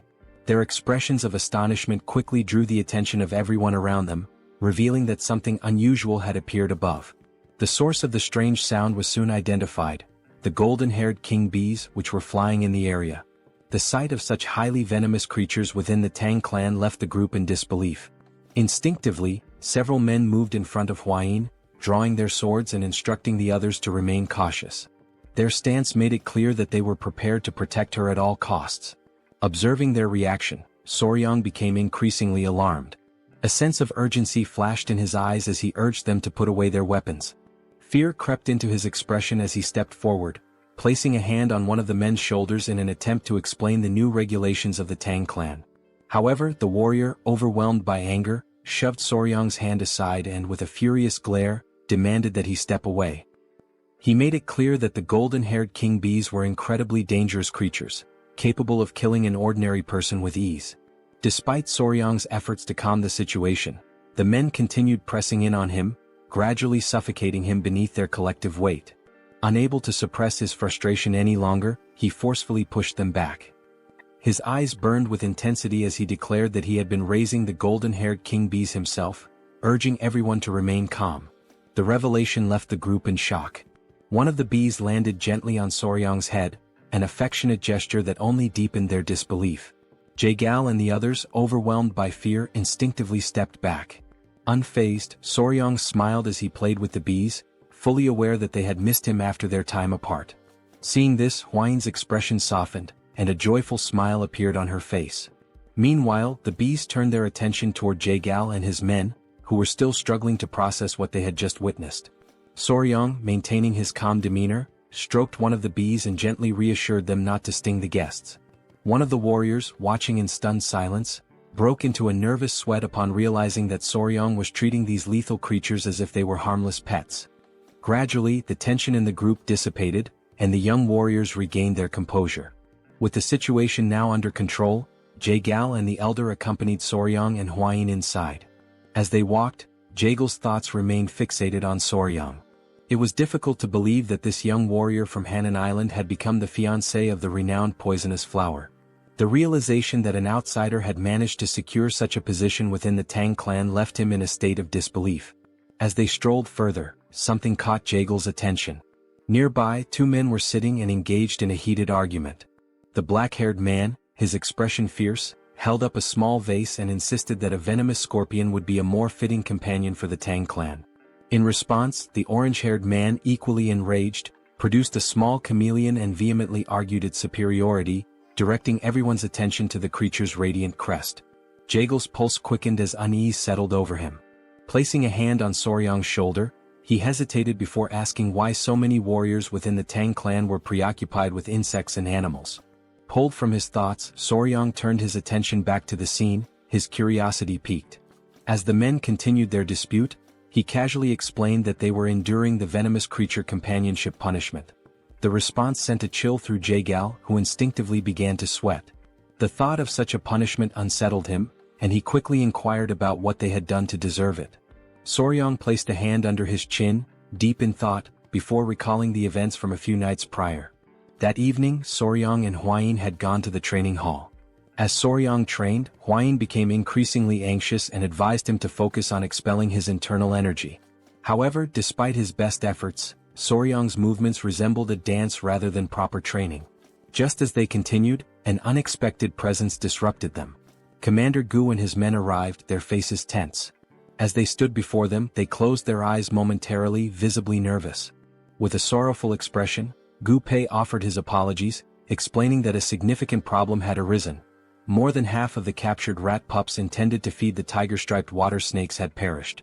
Hearing this, Soryang turned toward him, his gaze filled with sadness. Hwayin, on the other hand, appeared confused, uncertain about the situation. Soryang crossed his arms, closed his eyes and sighed. There was little that could be done, as rats were highly sensitive creatures. If the environment became too noisy, it was not uncommon for the mother to kill them. However, Gu Pei soon revealed the true cause of the problem. The warriors had not merely failed to preserve the rat pups, they had eaten them. A flicker of disbelief crossed Soryang's face as confusion settled in. Gu Pei continued, explaining that the men had consumed the young rats as snacks while drinking alcohol. The weight of this revelation left Soryang speechless. His eyes widened in shock, struggling to comprehend that the warriors had treated the rats as nothing more than side dishes to accompany their drinks. Soryang was overwhelmed by confusion, struggling to grasp the situation unfolding before him. Hwayin, arms crossed, turned her gaze toward Gu Pei and clarified the meaning of 3 screeches, a dish in which live baby rats were dipped in sauce and eaten. Embarrassment washed over Gu Pei as he lowered his head once more and apologized. Soryang, paralyzed by disbelief, attempted to make sense of what he had just heard. Hwayin stepped forward and scolded them, prompting Gu Pei to clutch his ears as he explained the reasoning behind their actions. Some of the poison handlers were from Hainan, and reminiscing about home had led to an unexpected turn of events, resulting in the warriors consuming the baby rats that had originally been captured to feed the tiger-striped water snakes. Soryang's expression darkened with contempt as the full realization set in. Anger surged within him, and he understood that measures needed to be taken to ensure they learned the true value of the creatures they raised. It was through this incident that the Tang clan of Sichuan established the venomous creature companionship punishment and implemented a new set of rules. Back in the present, Soryang stood with his arms crossed, his gaze unwavering as he explained that each warrior was now responsible for raising a venomous creature. The warriors began to argue among themselves, their reactions varying, while Jaegal, unable to contain his unease, broke into a nervous sweat. The reason behind each warrior's association with a venomous creature had finally become clear to him. His curiosity intensified, and he focused his attention on Soryang, finding him increasingly fascinating. As Soryang observed the warriors with thinly veiled disdain, Jaegal came to a sudden realization. This young man was far from ordinary. When night fell, the great patriarch arrived, and the 3 of them sat together at a table for discussion. With a serious demeanor, the great patriarch recounted the series of events that had transpired. Jaegal, closing his eyes momentarily, smiled and remarked that Soryang must be the enigmatic young warrior whom the patriarch of the Tang clan had encountered on Hainan Island. The great patriarch studied him for a moment before smiling and inquiring about his thoughts on the Tang clan's most treasured possession. Jaegal expressed his admiration for Soryang, remarking that the term enigmatic hardly did him justice. He acknowledged the astonishing nature of the golden-haired king bees, further reinforcing his intrigue. Soryang, however, could not suppress a sense of nervousness at being the subject of such praise. Jaegel's expression shifted to one of grave seriousness. His mind lingered on a troubling matter: the complete lack of any clues regarding the blood cult. The great patriarch, his composure steady, turned toward Soryang with a knowing smile. He declared that they could not afford to remain passive while the influence of the blood cult continued to spread unchecked. Soryang's curiosity was piqued, and he directed his full attention to the patriarch. Without hesitation, the elder instructed him to retrieve something. Jaegal, taken aback, felt his confusion deepen as his curiosity reached its peak. The great patriarch raised a finger and, summoning his power, formed a protective barrier around them.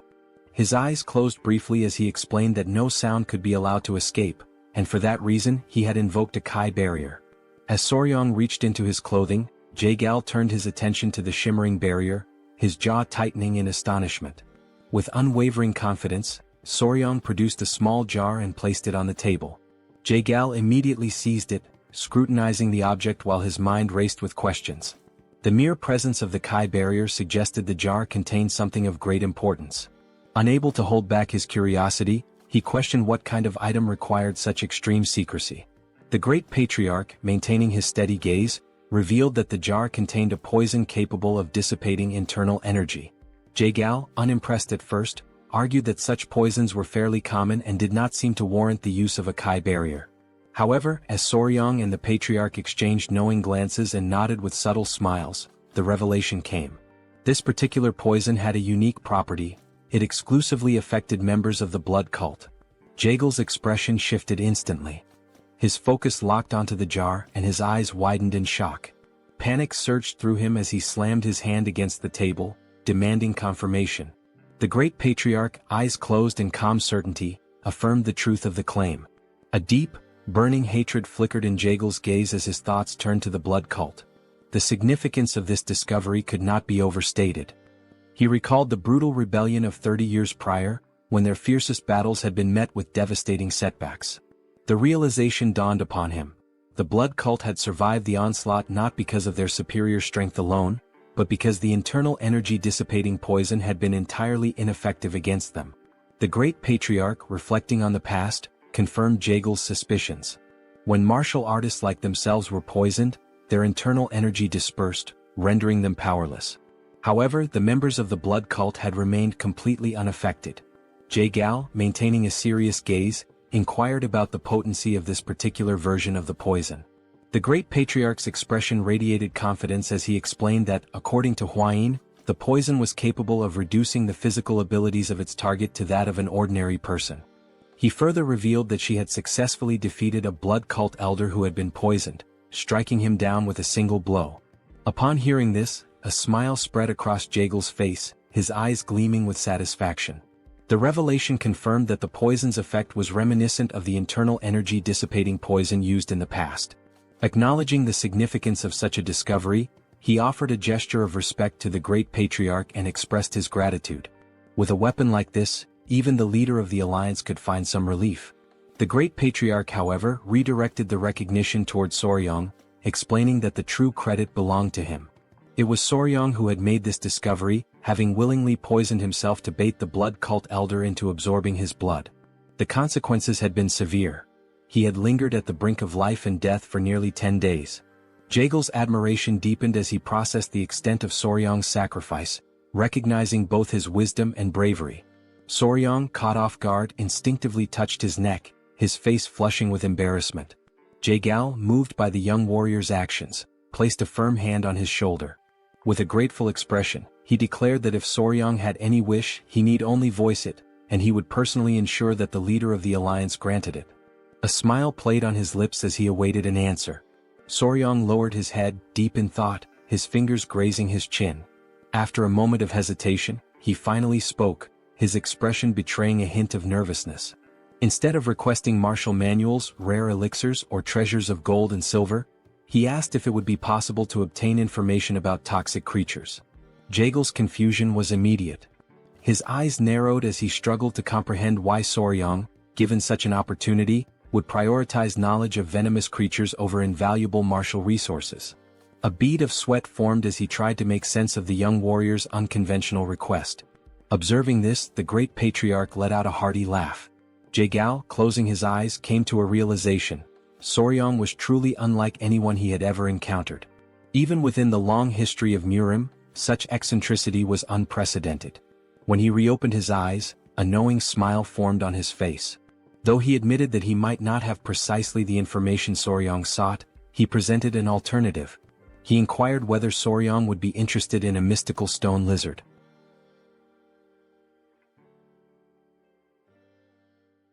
Jae-gal begins to recount how, during the day, they had arrived at a remote location on the island, where a majestic waterfall cascaded down the cliffs. Among them was Jae-gal's nephew, and he was the one who announced that they had finally arrived. They had reached Mount Gonga in Sichuan. His nephew, Cheon, remarked that it was exactly as their ancestors had described: the waterfall, the turtle-shaped rock, everything was identical. Furthermore, from that vantage point, they could also see the peak of Mount Gonga in the distance. Jae-gal stepped closer to the water, crouching down to touch it. Feeling its icy temperature against his fingers, he commented that this water undoubtedly came from the melting of the eternal snow, as it was extremely cold. Smiling, Jae-gal gave orders to his men to wait there and instructed Cheon to follow him carefully. The men obeyed, and Cheon's face lit up with excitement. Jae-gal then leaped forward, crossing the river toward the waterfall. Determined not to be left behind, Cheon mirrored Jae-gal's movements, closely following him. After some time they finally reached their destination. Jae-gal placed his hand on a rock, waiting for Cheon to catch up. The two of them then gazed beyond a cave hidden behind the waterfall. Observing the surroundings, Jae-gal remarked that, aside from the turtle-shaped rock, if they climbed along the waterfall on the cliffside, there should be an entrance to a cave near the fist-shaped stone. Still brimming with excitement, Cheon enthusiastically said that everything matched the records perfectly. Fixing his gaze on the cave entrance, Jae-gal declared that he would go in first and instructed Cheon to follow closely behind him. Cheon nodded in understanding. As they stepped inside, they found the cave walls covered with various herbs. Jae-gal and Cheon proceeded cautiously, mindful of any potential surprises lurking in the darkness. Upon reaching the heart of the cave, Jae-gal suddenly halted, his eyes widening. He murmured that this was truly incredible. A hole in the ceiling allowed sunlight to pour in, illuminating the entire chamber. Standing still with his hands behind his back, Jae-gal observed the breathtaking sight before him. Cheon, equally mesmerized, expressed his amazement, stating that such a mystical view was the last thing one would expect inside a cave. Still smiling, Jae-gal commented that this was the perfect environment for spiritual herbs to thrive. Then his eyes fell upon exactly what he had been searching for, a rare spiritual herb that had absorbed the extreme yin energy over time, the 100-year snow ginseng. Cheon took a step closer and remarked that now all they had to do was exchange this snow ginseng for the dark wool flower from the Namgung clan. Jae-gal nodded in agreement, adding that with this, the severed meridians of the Namgung clan's daughter should improve. Furthermore, they would obtain a 200-year-old dark wool flower in return.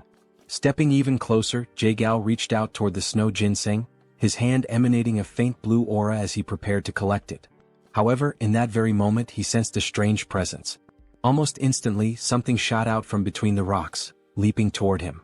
Reacting with lightning-fast reflexes, Jae-gal swiftly pulled out his fan and used it to defend himself, narrowly avoiding being struck. Having witnessed everything unfold in the blink of an eye, Cheon called out to his uncle, asking if he was all right. His voice carried concern, as it was now clear that there was more than just one creature attacking them. Amidst the flurry of movements inside the cave, Jae-gal reassured Cheon that he was fine but warned him to stay on guard, as these creatures were moving with astonishing speed. Seizing an opening behind Jae-gal, two of the creatures launched another attack. Sensing the danger, Jae-gal quickly turned around and blocked the strikes with his fan once more. But this time he noticed something unusual. These attacks carried a freezing effect as the tip of his fan was now coated in ice. Cheon approached and asked what was happening, but Jae-gal remained silent for a brief moment. Then he spoke, stating that this was a lizard. Cheon, puzzled, hesitated before asking if he had heard correctly. Jae-gal confirmed, explaining that yes, it was indeed a lizard, an incredibly fast, blue-scaled lizard with piercing yellow eyes and dark skin. Returning to the present moment after hearing this story, Soryong questioned whether it was truly real, as naturally occurring blue lizards were extraordinarily rare. The great patriarch inquired whether these lizards were venomous and if Jae-Gao was certain that the situation was safe. Practically drooling with excitement, Soryong assured them that everything was fine and that they could leave it to him. Soryong mentioned that lizards carried venomous chi in their eyes. However, the great patriarch admitted that he had no idea what Soryong was talking about but trusted him nonetheless. Observing the entire exchange and Soryong's sheer enthusiasm, it became clear just how eccentric he was when it came to this particular subject. As night fell, Jae-Gao stated that if he came across any new information regarding toxic creatures, he would make sure Soryong was the first to know. The following day his father-in-law returned. Calling out for his son-in-law, he sought Soryong. Still seated in the same place, Hwayin welcomed him, while Soryong asked if something had happened. Approaching him, the patriarch suddenly pinched Soryong's cheeks, asking if he was all right. Soryong, somewhat confused, responded that he was fine, while Hwayin observed the entire scene, shocked by her father's reaction. Then Soryong revealed his arms, which were covered in snake bites. He casually explained that although he had woken up after 10 days with scars all over his arms, he was in fact alive. Upon hearing this, the patriarch's expression darkened, his anger igniting against those wretched bastards from the blood cult. It was only then that the patriarch realized he had completely forgotten something. Then he turned to Hwayin and shouted, asking if she was all right. Hwayin, realizing that she had been momentarily overlooked, responded that she was fine and asked him to calm down. She reassured him once more, emphasizing that she was truly fine because Soryong and all the family members had saved her. Seated in the background, the Grand Patriarch remarked that Soryong had done something truly remarkable. He recalled that after taking down the elder, Soryong had boldly declared the words, "Your natural enemy is me." Hearing this, the Patriarch's eyes gleamed with interest, while Soryong blushed in embarrassment. Hwayin, however, corrected the statement, saying that the actual phrase had been, "I am your natural enemy." Soryong, fidgeting with his fingers in a timid manner, admitted that it happened that way because his plan had worked so well. Thanks to that, they had been able to uncover the weakness of the blood cult. Interrupting the family moment, Jae-Gao called out to Cheolsun, the patriarch, stating that he was also present. The patriarch turned to him and asked how he had been. Clasping his hands in a formal greeting, the patriarch remarked that ever since Jae-Gao had risen in rank, they had not communicated much and were now finally meeting under these circumstances. Jae-Gao acknowledged this as true and expressed his regret over it. Soryong, not entirely understanding the situation, had a confused look on his face. Meanwhile, Hwayin, smiling as she adjusted her hair, explained that they had been childhood friends. Jae-Gao then invited the patriarch to take a seat, mentioning that there was much to discuss, starting with the blood cult. Turning his gaze toward the couple, Jae-Gao also requested that they sit down as there were more details to go over. Sometime later, the patriarch asked Jae-Gao how the search for the secret agent was progressing. Hearing this, Soryong thought to himself that they might be talking about a spy or something similar. So he asked what kind of secret agent they were referring to. The patriarch stroked his chin and gave a faint smile. He then asked if Soryong remembered how the bastards from the blood cult had invaded to steal the secret manual of the venomous claw of the bloody hand. Soryong confirmed that he did and added that it seemed like they considered it to be of immense value. The patriarch stated that this was exactly the point. He then asked Soryong how he thought their enemies had discovered that the venomous claw of the bloody hand was in the possession of the Tang Clan. This revelation left Soryong in shock. He had not even considered that possibility. Rising from his seat, slightly agitated, Soryong exclaimed that this was a huge problem. He then asked if someone from the Tang Clan could possibly have leaked information to the blood cult. This question stunned both the patriarch and Jae-Gao. Jae-Gao then turned to the patriarch and suggested that he educate his son-in-law, as being a newcomer, he was unaware of certain histories, despite having heard quite a few entertaining stories about him. The patriarch chuckled, stroking his mustache. Meanwhile, Soryong, sweating slightly, wondered if he was being perceived as odd. Hwayin then turned to Soryong and firmly stated that secret agents could never exist within the Tang Clan. She explained that even when selecting a mere servant, they conducted thorough background checks on all direct relatives and even distant cousins. Cheolsun added that only if the individual passed these strict evaluations would they bring all direct family members into the clan. He further explained that all children were raised within the Tang Clan. Under such circumstances, no one would dare betray them. Listening to this, Soryong realized that they took extremely rigorous precautions. Still processing it all, Soryong then asked who the secret agent was. Jae-Gao revealed that it had been the woman who served tea. She had been discovered, and the necessary measures had already been taken. He also stated that she was a servant of the Murim alliance and mentioned that, within the alliance, only 3 people had knowledge of this matter. At this point, the leader of the alliance must have already captured her. Meanwhile, as the situation within the Tang clan was beginning to settle, an unexpected guest arrived at the Tang clan's mansion. The new visitor, standing at the entrance, requested that the guard inform the patriarch of his arrival. He stated that he had finally made it there and that running the entire way from Hebei without using mobility arts had been quite an amusing experience. Then, pounding his chest, the man introduced himself as Peng Muwen and asked the guard to announce that the leader of the Peng clan had just arrived. After he arrived, a signal in the form of an arrow was sent soaring through the sky. Without wasting any time, Soryong and Huayin immediately rushed to receive the new guests. As they ran, Soryong grew concerned and questioned Huayin about whether it was a good idea for only the 2 of them to go. She reassured him not to worry, reminding him that the others were engaged in an important discussion. With a subtle smile, she pointed out that the young master was also the son-in-law of the Tang family and encouraged him to have a bit more confidence in himself. Upon arriving at the location, Soryong slowly opened the door, convincing himself that it was merely a guest from another clan and that there was no reason to be nervous. However, the moment his gaze landed on the newly arrived individuals, he froze in place, overwhelmed by the intimidating presence of the men standing before him. Peng Muwen studied him with a slightly suspicious expression before shifting his focus elsewhere. Suddenly, both he and his men brightened as soon as they saw Lady Huayin. Their expressions softened with joy as she formally introduced herself and greeted the head of the Peng clan. Muwen commented on how much time had passed since their last meeting and admitted that he had barely recognized her, as she had been much smaller back then. Huayin, smiling, agreed, remarking that it had already been 5 years, a considerable amount of time. As Muwen observed Soryong standing beside Huayin, his expression shifted once more, and he questioned the identity of the man accompanying her. Still feeling nervous, Soryong respectfully clasped his hands together and introduced himself as Soryong, the son-in-law of the Sichuan Tang family. For a brief moment, Muwen seemed utterly perplexed by this statement. Without warning, Muwen reached out and pinched Soryong's cheeks before turning to Huayin and asking if he was truly her fiancé. She confirmed with a straightforward, yes. Even after hearing her answer, Muwen remained skeptical, carefully studying Soryong's demeanor. The longer he stared, the more anxious Soryong became, his nervous sweat increasing as he struggled to maintain eye contact. Resting his hand on his chin, Muwen suddenly came up with an idea. Before Soryong could react, Muwen grabbed his baseball bat, seemingly wanting to verify something. Both Soryong and Huayin turned red at the unexpected action. After a moment of silence, Muwen burst into laughter and casually remarked that he had been wondering if Soryong was too young, but judging from down there, he was certainly a man. His words made Soryong's face flush an even deeper shade of red. Turning back to Huayin, Muwen praised her for finding a good partner, confidently stating that Soryong would become an incredible man in the coming years. Embarrassed, Huayin shyly covered her face, unable to hide her blushing cheeks. As laughter filled the air and Soryong remained awkwardly speechless, one of Muwen's men silently noted that the Hebei Peng clan truly had no regard for etiquette or formalities.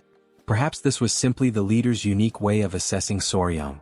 Deciding to roll with the situation, Soryong accepted the compliment and in his mind, acknowledged that a man recognizes another man. Muwen, still amused, let out another hearty laugh and commented that Soryong was unlike the useless heirs from other famous clans. With a firm pat on Soryong's back, Muwen officially introduced himself as the head of the Peng family, expressing his pleasure in meeting him. Huayin then called out to Peng, prompting him to ask if something was wrong. She inquired whether he had truly come all the way from Hebei to the Tang clan to offer assistance and, more importantly, how he had managed to arrive so quickly. At her question, Muwen's demeanor turned serious once again. He asked what kind of help was needed and whether something had happened to the Tang family. However, instead of giving a direct answer, he simply reached out and ruffled Soryong's hair, which in turn irritated Huayin slightly. Now joining the ongoing meeting with Jaegal, Muwen was brought up to speed on the recent events concerning the blood cult's appearance. However, Huayin quickly reassured him that the cult members had already been eliminated. Hearing this, Muwen sighed, regretting that he hadn't arrived a little sooner. At this point, Wilson, the patriarch, took his turn to speak, questioning why the leader of the Peng clan had traveled all this way. Muwen, slightly embarrassed, admitted that in his anger toward the blood cult, he had completely forgotten to mention the real reason for his visit. He then revealed that, in truth, he had come to seek the Tang family's assistance. His words piqued everyone's curiosity, and the patriarch promptly asked what kind of help he needed. Scratching his head, Muin internally complained about the unnecessary formalities, finding them a hassle. Without further ado, he suddenly shouted for her to be brought in, saying that she needed to greet her elders. One of the scar-faced men who had arrived alongside Muin immediately stepped forward and opened the door. Both Huayin and Soryang were stunned, sharing the same thought. Muin had spoken about her needing to greet the elders, yet the person who entered was a massive brute of a man. The towering figure stood before the table and in a gruff voice, stated that she needed to come down now to properly greet the leaders of the Sichuan Tang Clan. A small voice, coming from somewhere on the man's back, sleepily muttered that it was still too early. As realization dawned upon Soryang, he was left utterly speechless, shocked that no one had noticed this presence the entire time. Slowly, something began sliding down from under the man's cloak. And before anyone could fully process what was happening, a tiny girl, sucking on a lollipop, emerged before them. The room fell into stunned silence as everyone at the table stared at the child, unsure of how to react. Calmly, the little girl clasped her hands together in a respectful greeting and introduced herself as Peng Ying of the Peng family. Muin pulls the little girl close and states that she is his daughter. Soryang and Huayin watch from the background, completely frozen in shock. Both of them, utterly astonished, can only think that this must be some kind of genetic miracle because she is incredibly adorable. Meanwhile, Muin proudly boasts that they look very much alike. Now gently stroking his daughter's head, Muin explains that this child is the reason he came to the Tang family to ask for help. While she calmly nibbles on a biscuit, he continues, stating that she has been feeling somewhat unwell and asks if the Tang clan could take a look at her. Upon hearing this, both the patriarch and Soryang exchange uncertain glances, questioning what kind of illness it could be. Something then catches Soryang's attention. When he looks at her closely, he notices a faint aura surrounding the little girl as she continues to eat biscuit after biscuit with a calm expression. Time passes and now night has fallen. Soryang lies in bed, surrounded by his centipedes, deep in thought. After hearing about and analyzing Ying's symptoms, they were still unable to determine the exact cause. As he absent-mindedly pinches the cheek of one of his tiny centipedes, he recalls Muin's explanation regarding his daughter's condition. Muin had described how, at times, she suddenly becomes short of breath, and large red blotches appear all over her body. In severe cases, she even loses consciousness. However, after some time, she regains consciousness as if nothing had happened, and no one has been able to figure out why. Muin also explained that he had already tried everything to uncover the cause. He had even sought out disciples of Yaxian, but all of them insisted that the child was perfectly healthy. There was even one occasion when a disciple suggested it might be poisoning. Muin had nearly beaten him up on the spot. Shaking his head, Muin had firmly stated that such a thing was impossible, as there was no one in his family capable of doing such a thing. The patriarch then pointed out that if it truly were poisoning, there could be an internal issue within the Peng family. However, Muin confidently reassured him that no member of the Peng family would ever commit such an act. Scratching his head, Muin sighed and said it was better not to dwell on it too much, as he didn't want to start suspecting his own family. Jagal then intervened, saying that jumping to conclusions would not help since poisoning is not always caused by another person. Looking at the little girl, the patriarch decided that they would provide an empty courtyard house where she could stay for some time, allowing them to observe her condition closely. After all, it was essential to confirm whether this was truly poisoning or something entirely different. Muin, feeling relieved, expressed his gratitude to the patriarch, acknowledging that from now on, they would be under the Tang clan's care for a while. Lying in bed, Soryang could only think that what was affecting the little girl might be juvenile diabetes since sugar seemed to be accumulating rapidly within her body. Sitting up, he tried to recall whether red blotches were a symptom of childhood diabetes, but he concluded that the best way to know was if more prominent symptoms appeared. At that very moment, someone knocked on Soryang's door. A voice called out, addressing him as young master, and informing him that a serious problem had arisen. Without hesitation, Soryang quickly opened the door and demanded to know what had happened this time. The woman before him wasted no time in explaining. The young lady of the Peng clan had just collapsed. In the dead of night, Soryang sprinted toward the scene as everyone rushed to verify what had happened. Upon arriving, he saw Muin crouched down, holding the unconscious girl in his arms, his expression filled with worry. He overheard Muwen explaining that she had been sitting in the pavilion when she suddenly started coughing and then collapsed without warning. The patriarch, analyzing the situation, commented that since she had collapsed here as well, it meant there were no spies within the Peng family. As soon as he said this, he noticed Muwen's face twist with anger and asked him what was wrong. Without a moment's hesitation, Muwen delivered a brutal punch to his own face with all his strength. The impact was so powerful that one of his teeth went flying far into the distance. Now grinning, toothless, Muwen apologized, admitting that despite what he had previously said, he had not been able to forgive himself for even briefly suspecting his own family. His men, overwhelmed with admiration, began to weep proudly. Muwen, still holding his daughter, continued, saying that if Ying had collapsed here as well, then the cause must be something else entirely. The other men of the Peng family, moved by their leader's actions, followed suit, delivering fierce punches to their own faces and shouting apologies. They lamented their failure, insisting that despite being by her side, they had not been able to prevent the young lady from collapsing, branding it as their own disgrace. The patriarch, watching this bizarre display, simply sighed and urged them all to calm down. As yet another tooth soared through the air, Huayin placed a hand on Soryong's shoulder and quietly asked him what they should do now. Soryong responded with determination, stating that there was only one way. In the background, Soryong suddenly raised his voice, calling for everyone's attention and urging them to remain calm above all else. He then confidently announced that there was a method to uncover the cause of her symptoms and at the same time, prove everyone's innocence. Both the patriarch and Muwen immediately turned to him, asking what this method was. With deliberate steps, Soryong slowly approached Muwen and the unconscious young lady, lowering himself to her level. The entire room fell into an uneasy silence, every person anxiously waiting for his next words. With a serious expression, Soryong finally declared that the first step was to remove all of the young lady's clothing. The room was instantly filled with shock. Huayin and the patriarch were left completely speechless, their faces frozen in sheer disbelief at the audacity of his statement. Meanwhile, Muwen's expression twisted into pure rage as he struggled to comprehend Soryong's intentions in attempting to undress his daughter. Holding his daughter in his arms, Peng asked Soryong to repeat what he had just said, while the patriarch observed the situation in silence, showing no reaction. At that moment, countless doubts raced through the young warrior's mind. And just as he was about to repeat his request to change the young lady's clothes, he was suddenly grabbed by his collar at a speed even he hadn't anticipated. Muwen, his heart burning with fury, demanded to know if he had truly just heard Soryong suggest removing his daughter's clothing. Just like that, out of absolutely nowhere.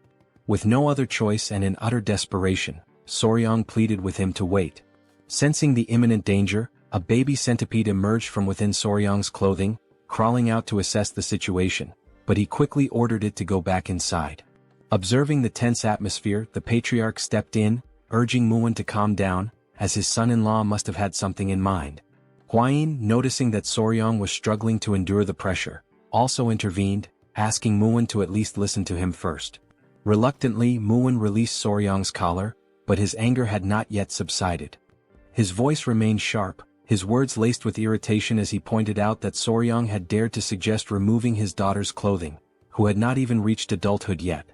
He demanded a proper explanation for such an outrageous statement.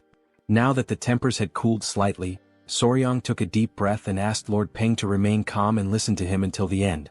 He then clarified that what he truly meant was that her clothes should be removed and replaced with different ones, as there was a strong possibility that something within her garments or personal belongings had caused her to faint. It was only then that Muwen finally grasped the boy's true intentions.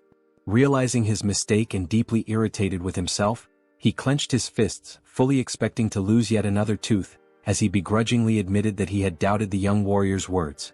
Soryong urged him to stay calm, pointing out that his daughter's sudden collapse must have left him shaken.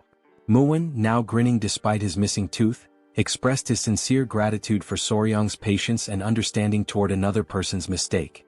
Taking on a more serious tone, Soryong then firmly declared that, from this moment onward, the young lady would remain under the care of the Tang clan. Until further notice, all contact with the Peng clan would be strictly restricted. Muwen, visibly unsettled by this decision, immediately asked if that meant even he would be prohibited from seeing her. Soryong confirmed it without hesitation, stating that not even Muwen himself would be allowed. He then explained that if she exhibited the same symptoms while under his care, it would prove that the cause had nothing to do with the Tang clan.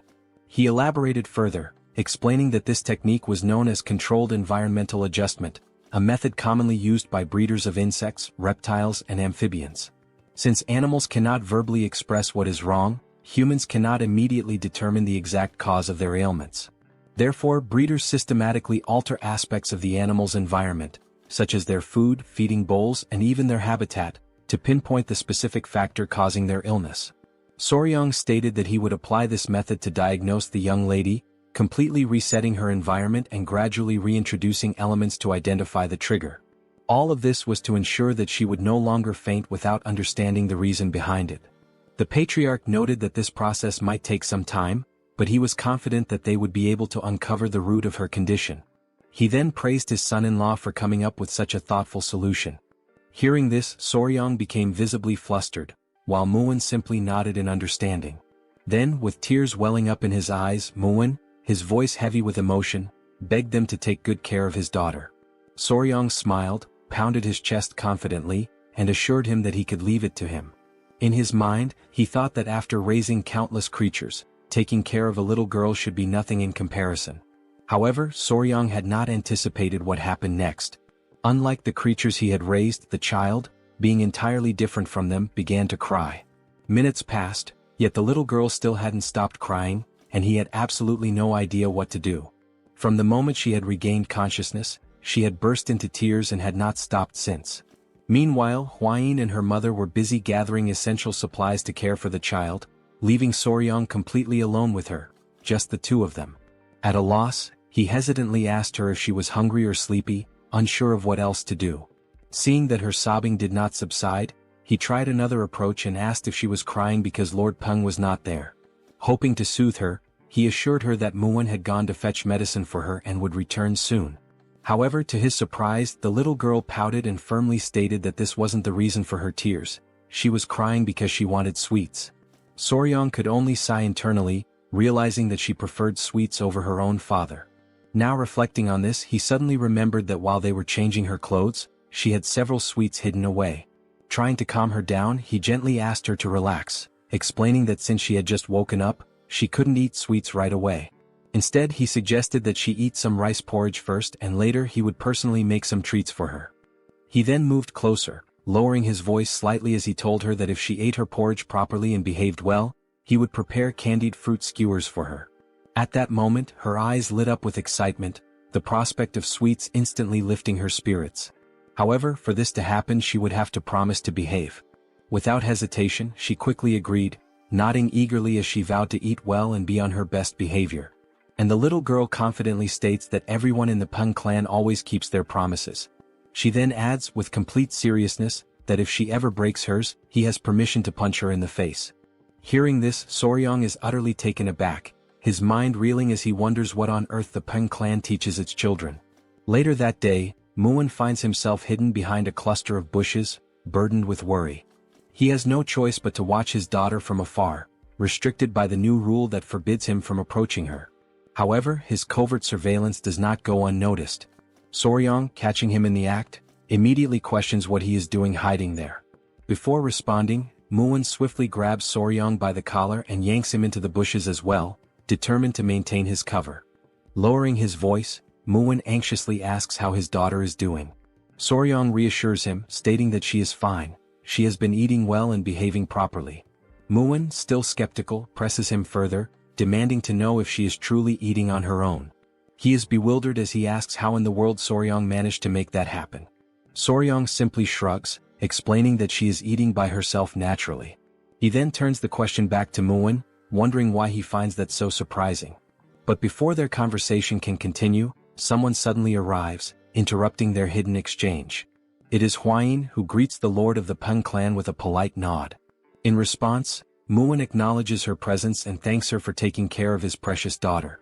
Hwayin then mentions as if casually, that Missing had been asking about where her elder brother Soryong had gone. At those words, Muin's temper flares once more. He clenches his fists in frustration, feeling slighted that he has barely been able to hold a proper conversation with his own daughter, and yet in such a short time she and Soryong have already grown so close. Recognizing the dangerous shift in atmosphere, Soryong quickly realizes that now would be an excellent time to make his escape. As he turns to leave, Muin, still fuming, demands to know when exactly his daughter started calling Soryong by that title. Ignoring him, Hwain instead asks if Soryong is heading to the training grounds again today. Soryong nods, explaining that when Ing spends time playing with the bees, she behaves much better. As he hurries toward the training grounds, he muses to himself that, oddly enough, the bees seem to have taken a liking to the little girl as well. Upon his arrival, he sees Ying happily holding one of the golden royal bees in her small hands. The moment she spots him, her face lights up with a genuine radiant smile, and she excitedly urges him to come over quickly. After watching her interact with the bees for a while, Soryong gradually realizes something. Thanks to these bees, he was able to form a bond with Ying in record time. The adorable golden royal bees were absolutely enamored with her. Most likely because while eating sweets she had managed to spill syrup all over herself and the surrounding area. At that moment, Ying points ahead, calling out to Soryong with excitement, saying that the queen bee is over there. Still seated at a distance, Soryong reminds her that the queen bee is busy and asks her not to disturb it for now. As he observes her, he thinks to himself that if he had a younger sister she would probably be just like this. Maybe, just maybe, taking care of children isn't as bad as he originally thought. However, Ying refuses to give up. She continues to call out to him, insisting that there are other bees there as well. Just as Soryong is about to explain that bees can sting if they feel threatened, his words barely leaving his lips, the inevitable happens. Ying is stung. In an instant, Soryong rushes to her side, his concern evident in his expression. Reaching her, he carefully inspects the sting mark on her arm and gently tells her that she needs to be more careful. Although it doesn't seem too serious, he decides to take her to the medicine hall just to be safe. After all, bee venom can sometimes cause people to become very ill. But then Soryong notices something strange.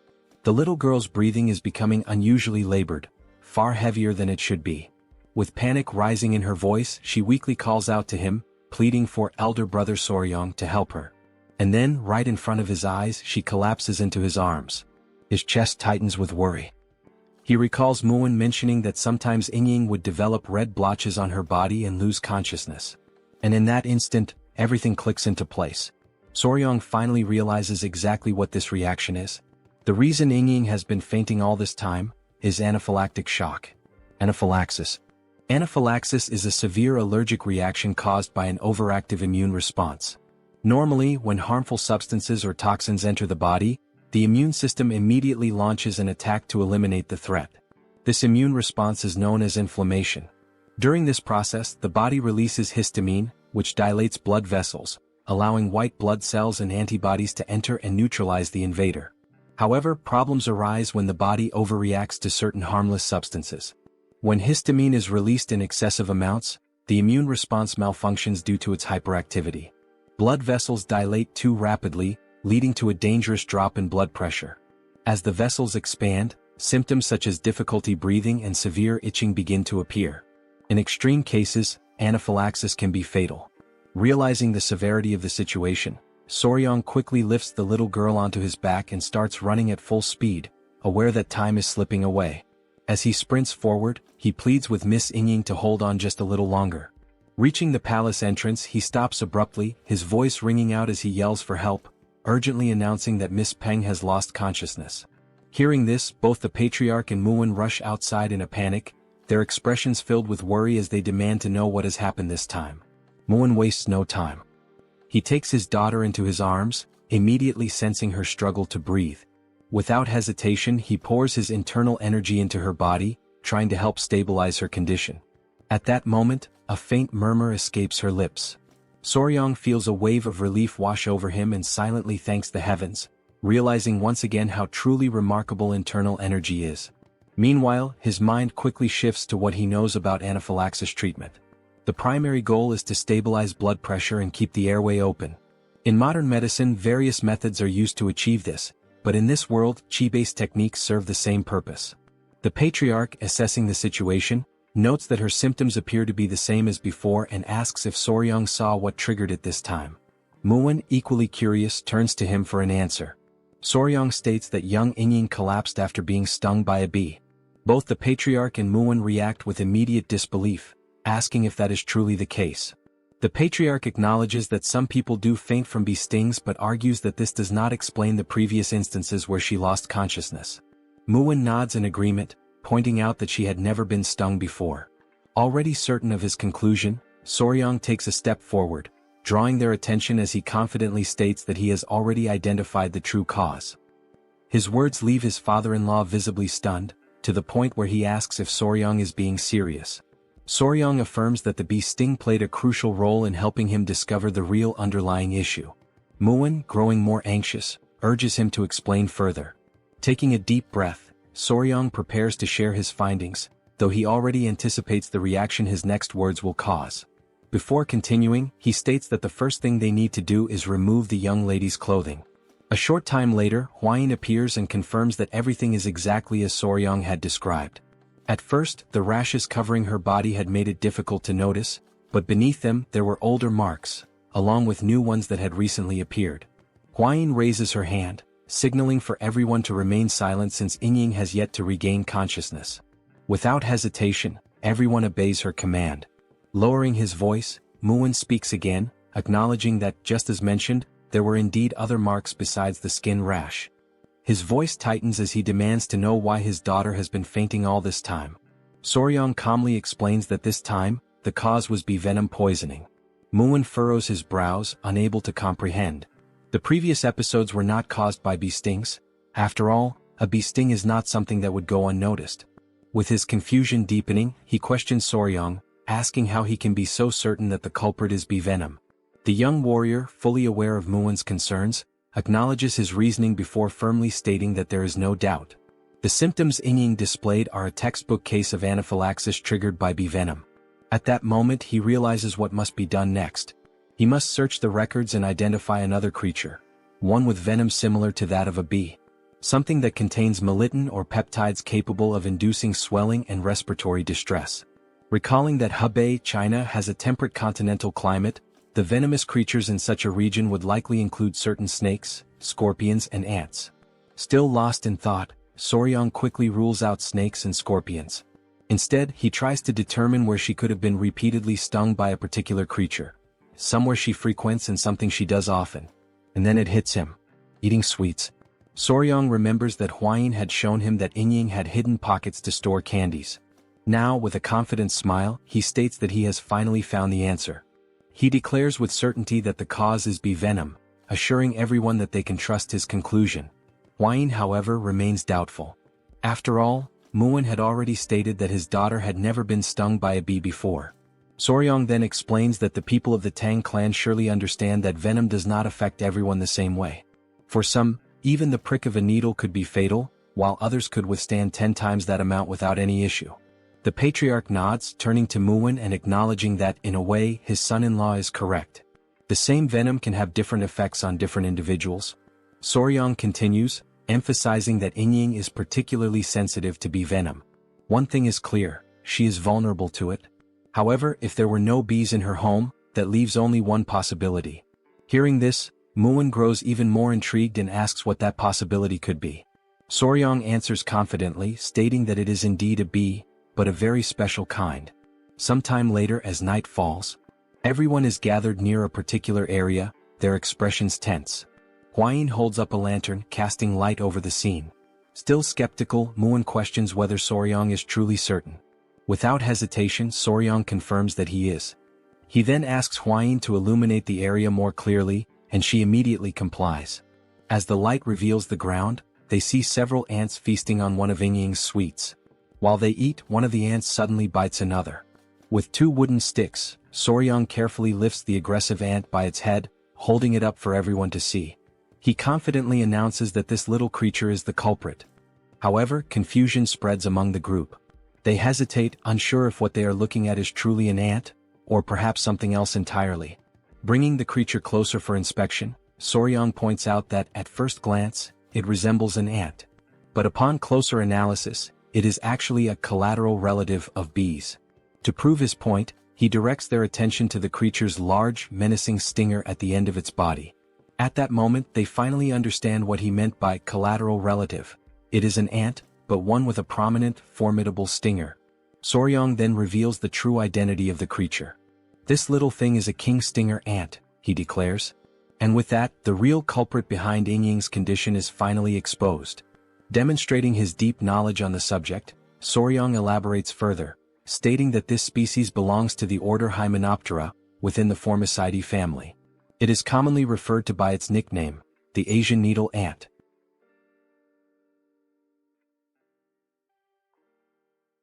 A detailed description of the giant stinger ant appears, outlining its classification within the insect order, its family, and its genus within the category of ants. Then, the central question that has been lingering all this time finally arises: can an ant really have a stinger similar to that of a bee? The answer lies in evolution. These stinger-bearing ants evolved from the same ancestors as wasps. Thus, even after countless generations, they have retained many characteristics of their wasp lineage. For this very reason, scientific studies on the venom of ants and wasps have shown that patients who experience anaphylaxis from stinger-bearing ants also tend to exhibit the same severe reaction to wasp venom. The research supports this connection. In any case, Soryong suspects that he came to hunt down demonic insects that had entangled themselves with the Tang family and in doing so, ended up stinging Yingying. After all, the giant stinger ant preys on demonic insects. Furthermore, the marks left by the ant's sting resemble mere blemishes, making it nearly impossible to identify whether the young lady had been stung before. It is now clear that, whenever Yingying woke up and noticed the marks, she and her family likely assumed they were nothing more than common skin spots. Upon hearing this explanation, Murim is stunned. He can hardly believe that his precious daughter had been fainting all this time because of such a tiny creature. Now convinced, Murim turns toward the patriarch and asks if he can develop an antidote. The patriarch nods and confirms that he can. He then adds that an antidote for bee venom already exists, but for someone as sensitive as Lady Yingying, it may not be entirely effective. Murim, momentarily uneasy, questions what might happen to his daughter. The patriarch reassures him, telling him to stay calm. Now that the cause has been identified, they can exercise greater caution to prevent future episodes before she faints again. Though still apprehensive, Murim takes a deep breath and agrees. Now, turning his attention to Soryong, he acknowledges that he has not yet properly thanked him. He expresses his deep gratitude to the young warrior for everything he has done. Soryong offers a modest smile and returns the gratitude. Then, in an attempt to reassure Murim, he tells him not to worry. Though the process will be slow, there is indeed a way to treat Yingying's condition. Murim, once again surprised, asks if there is truly a way to resolve this. Soryong confidently explains that the method is known as desensitization. Hwayin, standing quietly in the background, watches him intently, thinking to herself just how brilliant her companion is. Then, Soryong begins to explain the process in highly technical terms, leaving everyone completely lost in confusion. Realizing their bewilderment, he simplifies his explanation. In more straightforward words, he explains that small doses of bee venom must be administered to Yingying over time, gradually reducing her sensitivity to it. The process will require patience, but it is effective. At this, Hwayin suddenly frowns, visibly unsettled by the mere thought of deliberately poisoning the young lady, even if for treatment. Soryong reassures her, stating that while it will take time, once the process is complete, Yingying will no longer suffer allergic reactions to bee venom. Hearing this, the patriarch nods in agreement, saying that the approach makes sense. Even within the Tang family, certain training methods involve injecting small doses of poison to build resistance. Now filled with newfound hope, Murim eagerly asks again if this means that, once the treatment is complete, his daughter will no longer suffer from this condition. The patriarch, maintaining his composure, tells him that it will take time, but yes, it is very likely. At this, Murim breaks into the most genuine toothy smile he has shown thus far. Still grinning, he slaps Soryong on the back in a gesture of deep appreciation for saving his daughter's life. With gratitude shining in his eyes, Murim declares that he cannot possibly let such a massive favor go unrewarded. He then asks Soryong if there is anything he desires, saying that he can grant him whatever he wishes. As Murim continues shaking him enthusiastically, Soryong can only wonder why the people of this world always throw around blank checks after receiving help. After composing himself, he clasps his hands together in a polite gesture of refusal. He tells Murim that Lady Yingying is like a younger sister to him now, and he cannot ask for any reward. Murim, however, laughs heartily and increases the force of his backslaps, declaring that within the Ping family, there is no need for modesty. Soryong can ask for anything. Realizing that if he doesn't request something soon, he might end up being crushed to death, Soryang thinks quickly and comes up with an idea. Excitedly, with eyes practically sparkling, he asks if the Peng clan, having traveled from afar, would be willing to accompany him on a journey to visit some famous mountains. A few days later, they now stand before the Gunga Mountains of Sichuan, the very place that Jaegal had mentioned before. Gazing at the majestic peaks, Muin, smiling in admiration, comments that it is indeed a famous mountain range. Soryang, standing beside him, agrees. He remarks that he has heard of the beautiful rock formations that can be found here. Hwayin approaches, adding that, according to the second military officer, this seems to be the right place. Soryang also nods in agreement but then poses an important question. How will they reach the cave behind the waterfall? Upon hearing this, Muin recalls something. He mentions that he has heard that Soryang recently learned the technique of light footwork. However, given that it is still new to him, he is likely unfamiliar with the technique known as flying swallow steps. However, Soryang questions what Muin is talking about, leaving Muin momentarily speechless. Instead of explaining, Muin grabs the young warrior by his clothing, declaring that he is far too lazy to put it into words, so he will demonstrate instead. Already anticipating what is about to happen, Hwayin's jaw drops in shock. With little effort, Muin hurls Soryang through the air as if he were making a perfect NBA three-pointer. Thanks to this unexpected maneuver, they reach the entrance of the cave much faster than expected.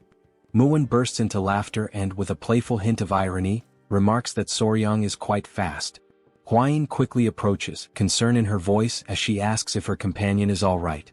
She then shifts her attention to their surroundings and acknowledges that, in any case, this really does seem to be the entrance to the cave, the hidden passage behind the waterfall. Still grinning, Muin declares that it is time to go inside, as there is sure to be something interesting within.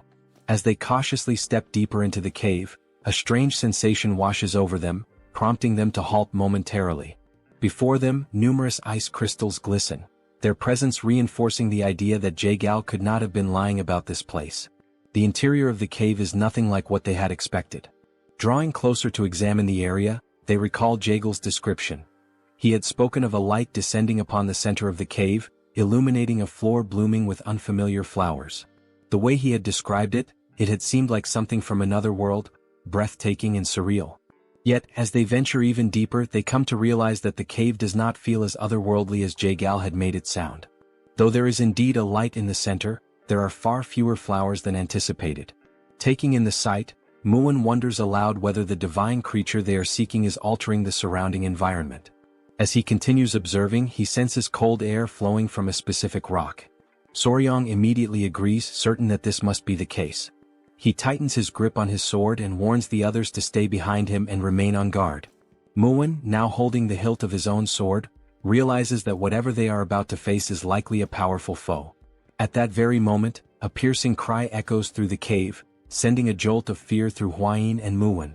Realizing the source of the sound is up ahead, Muin stiffens and once again commands them to stay close to him. Then, from behind the large rock, a pair of glowing eyes emerges, slowly making their way into view. Once more, the creature lets out the same eerie cry, leaving Soryang visibly startled. And then, when the mysterious being finally reveals its full form, Soryang's eyes widen in recognition. That's a fat-tailed gecko. The creature stands at around 30 centimeters in length, with large, round, golden-yellow eyes and a slightly plump tail.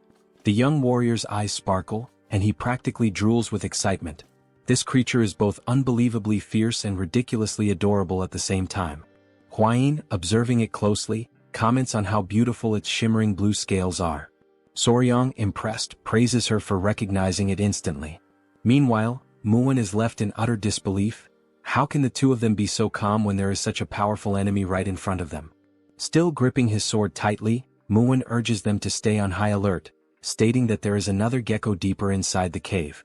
Given the circumstances, it is likely that this pair is a mated couple. Soryang, now more intrigued than ever, tries to get a better look further inside. Amazed, he remarks that this is incredible. If there are two of them here, they might be able to breed offspring. He then turns to Muin and pleads with him to capture them both alive, without harming them. As they remain fixated on the agitated blue gecko before them, a thought crosses their minds. Where is the other one? Peering deeper into the cave, they finally spot it. At that moment, Lady Hwayin voices her concern, asking if something is wrong. Soryong, his expression growing serious, responds that the gecko inside looks weak, possibly sick. This does not bode well. In fact, the more he looks at it, the more he realizes that the creature inside does not even seem to be breathing. But before they can fully assess the situation, the blue gecko outside suddenly lunges at them. Driven purely by instinct, it attacks the group, determined to protect its home and its ailing mate. Upon observing the dangerous instinct displayed by the creature, Soryong quickly turns around and says that he'll leave this matter in the hands of Commander Gu Pei, asking him to notify him immediately if anything happens. As he watches the furious lizard in the background, Gu nods and replies that Soryong can count on him. If that little creature shows any unusual behavior, he will be informed right away. With that decision made, the group agrees to withdraw for the time being. Once outside, it finally dawns on them that, first and foremost, they don't actually know much about the creature's habits, and trying anything now would be reckless and could potentially harm the already injured creature. While Soryong stands atop a rock, lost in thought and clearly worried, Hwayin sweetly calls out to him, inviting him to come eat as she tends to a few tiny centipedes in her hands. Watching her carefully handling the small insects, Soryong finds the scene incredibly gentle. It almost looks like she's caring for little children in her own home. They all gather as they wait for a stew to finish cooking. Muin then asks if there was any progress today, and Soryong replies that once again the injured creature didn't move at all.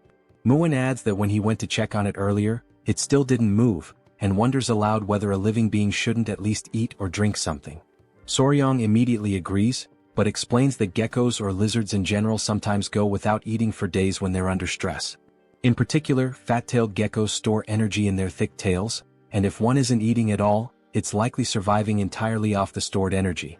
And given the current situation, they're reaching a point where a decision must be made, because they can no longer remain uncertain. The reason why the creature isn't moving needs to be investigated.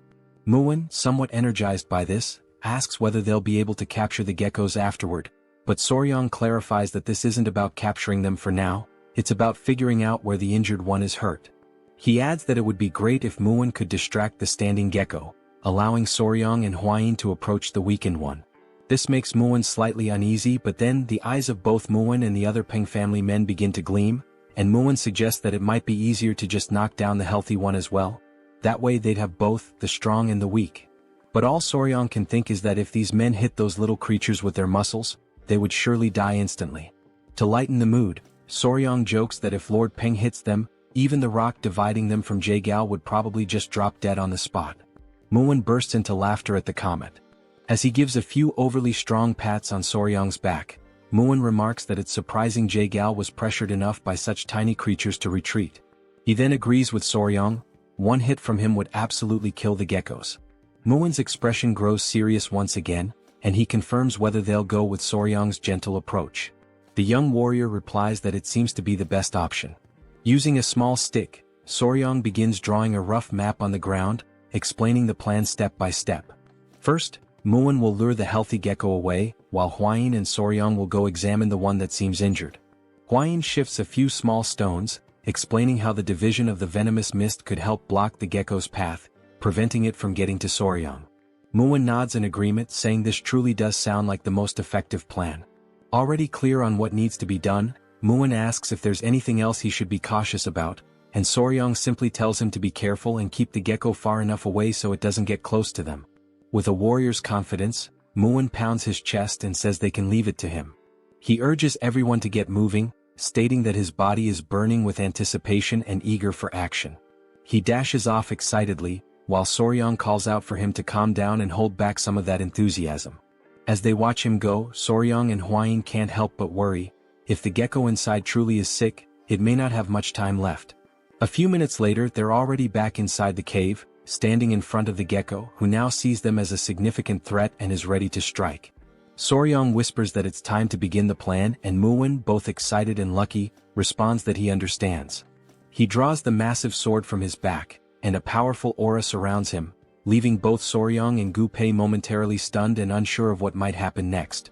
As Muin advances toward the gecko, flanked by his men, he reminds everyone to follow the plan, and the group shouts in unison, affirming they're ready. Sensing the danger closing in, the small gecko lets out a furious roar, its eyes glowing as it bares its fangs. Then the tiny creature leaps toward the group, leaving a trail of ice in its path. Muin deflects the attack with his sword, and exclaims that he hadn't expected so much power. As the creature begins swinging its tail repeatedly in fierce strikes, Muin admits that its attacks are indeed powerful, strong enough to qualify it as a first-class warrior of the Peng family. The small creature takes a few steps back and instinctively leaps forward once again to launch another attack. Recognizing this as a perfect opportunity, Muin smiles, seeing a clear opening. And just as the gecko strikes his sword, Muin redirects the creature slightly off course, creating the exact gap they needed. He shouts that this is the best chance they'll get. While the men stay surrounding the creature, the little gecko senses that something is wrong. Realizing the humans are trying to execute a plan, it lets out another roar, while the men desperately try to keep it from reaching Soryang and Huayin, who are focused on acting quickly while they still can. They approach the spot where the injured gecko lies, and immediately notice that everything around it is frozen solid.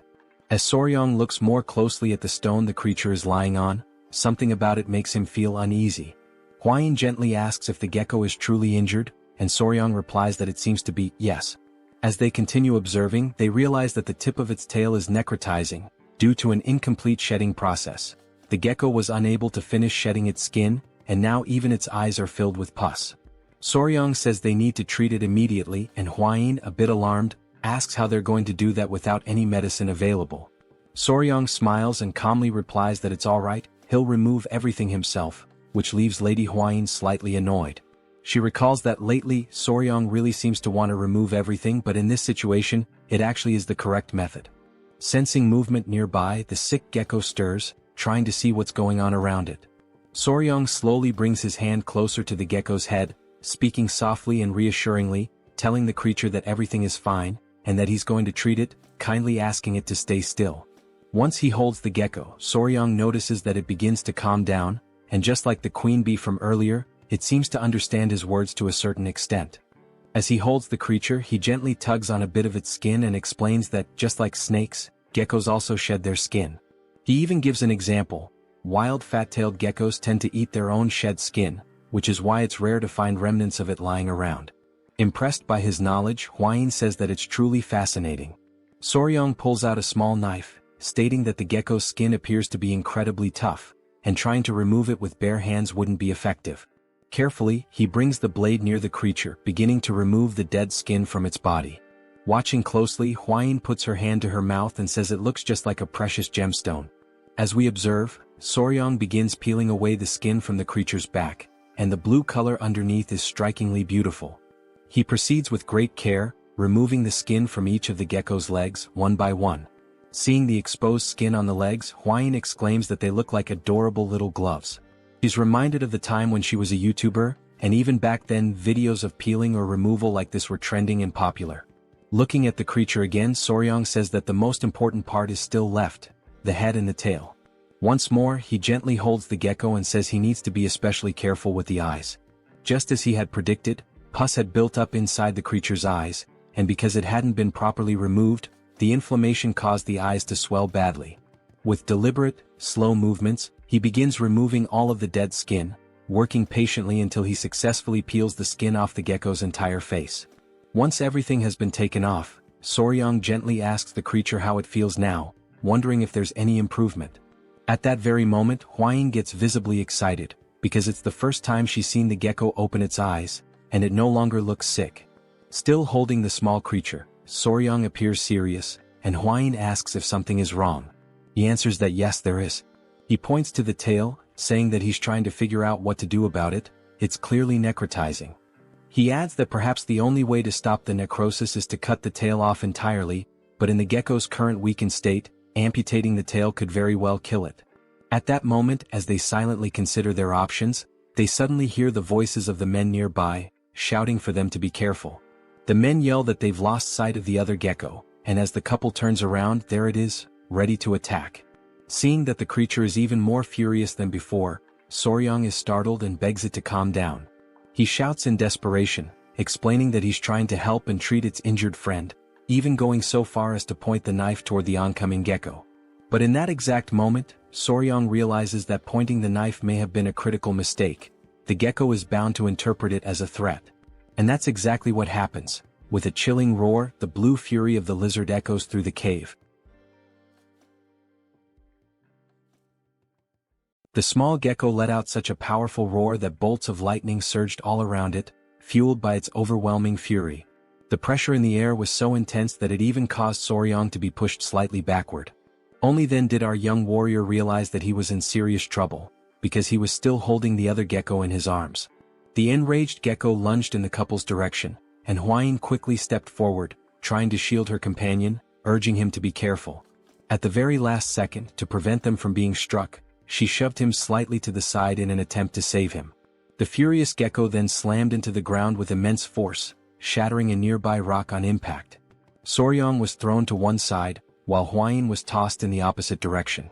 After hitting the ground from the push, Soryang did his best to shield the weakened gecko in his arms from the impact, but the other gecko, still enraged, refocused its attention on them. Soryang tried to gather himself and asked the furious gecko to wait just a moment, but it began to roar once more, sending more lightning crackling through the air.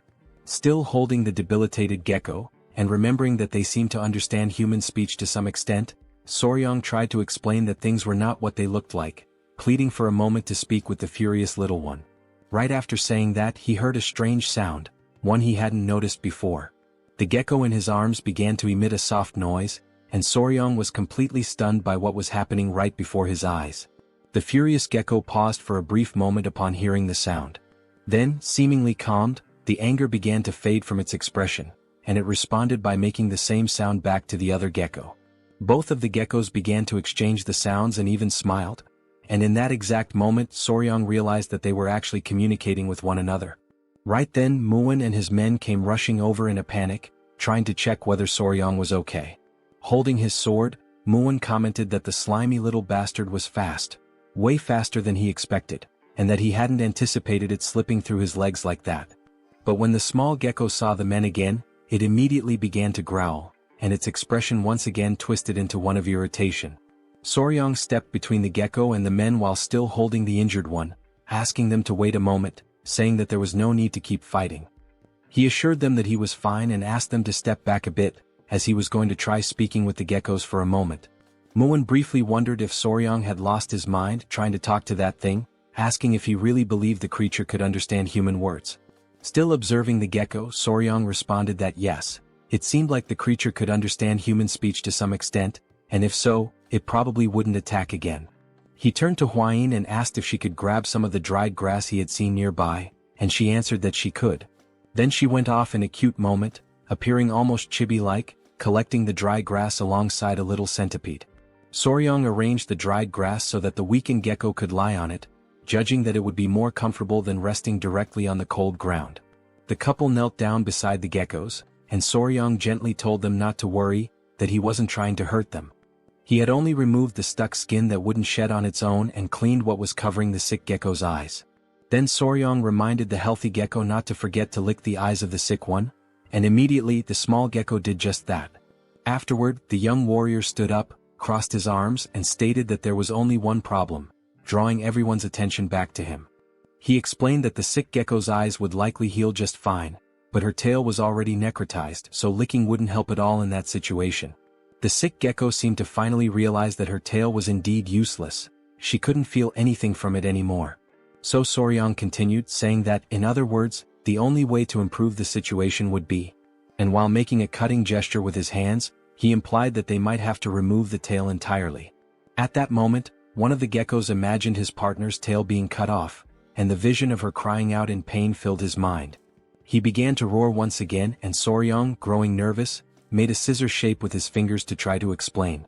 The fury returned to the little gecko, who suddenly leapt toward the young warrior, taking him by surprise with the sudden mood swing. Realizing he wasn't fast or strong enough to stop this charge, the only thing Soryang could do in that moment was scream in desperation.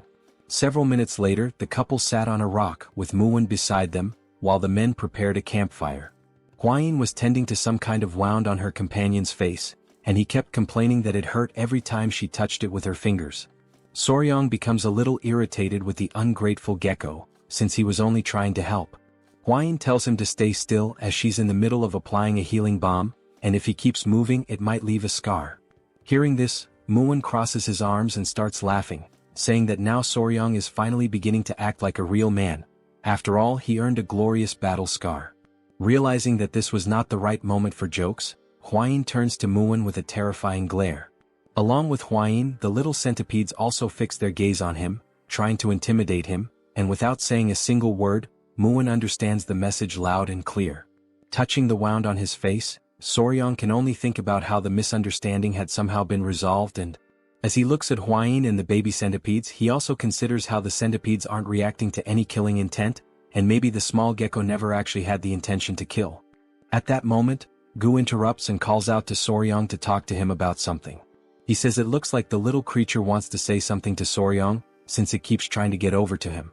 Soryang gives an awkward smile and asks if the gecko is finally ready. The gecko responds by making the same sound as before and nodding its head. Tilting his own head slightly, Soryang says he'll do his best. But first, there's something he needs to ask, which makes the little gecko curious. So he asks what geckos usually eat, explaining that if they really do need to cut off her tail, she'll need to eat something nutritious to recover properly. Before Soryang can even finish speaking, the small gecko quickly leaps away to show what they usually feed on. Soryang follows him, asking him to wait up since he's way too fast. The gecko stops in front of a small plant and begins making some sounds. Soryang realizes that with these sounds, the little one is definitely trying to communicate something. The gecko then picks the plant up with its mouth and lifts it, clearly wanting Soryang to see it.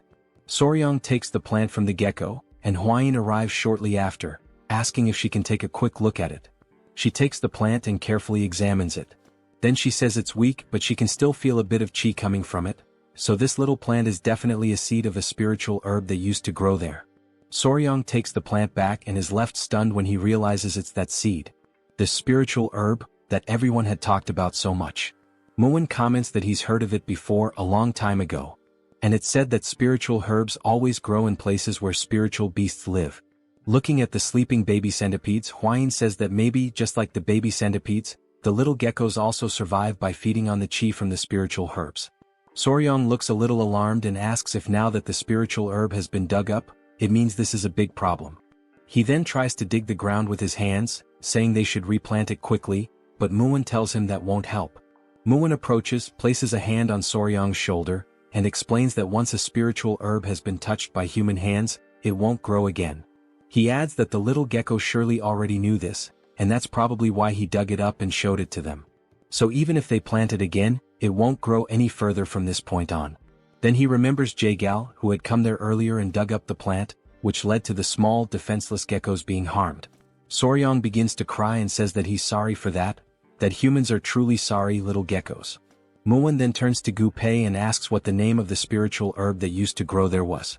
Gu Pei answers that he remembers it was called frost ginseng, while Soryang continues mourning in the background and Hwain tries to comfort him. Muin then says that what they need to do is find something that emits the same type of chi as frost ginseng. Hearing that instantly lifts Soryang's spirits, and he asks if such a thing really exists. Muin grins with his toothless smile and says yes, of course it does. This thing is called ice jade, and just like frost ginseng, it carries the essence of cold chi. But then Muin says that the problem is how to get ice jade, as it's incredibly rare. Even with money, it's not something easily obtained. Hwain interrupts their moment of uncertainty and asks if they're talking about ice jade. She says she knows someone who has it. Hearing that, Soryang and Muin both light up with excitement, asking if she's serious and saying that's wonderful news. Barely able to contain his excitement, Soryang steps closer and asks who it is. Hwain is startled and tells him to calm down. While both of them are watching her, she says she doesn't really know how to say this. Then she takes a deep breath and says, "There's some other weed, or whatever."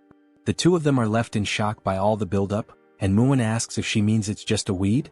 Hwain seems disappointed, thinking they would have taken it more seriously. Then Soryang shouts, completely confused, "What?"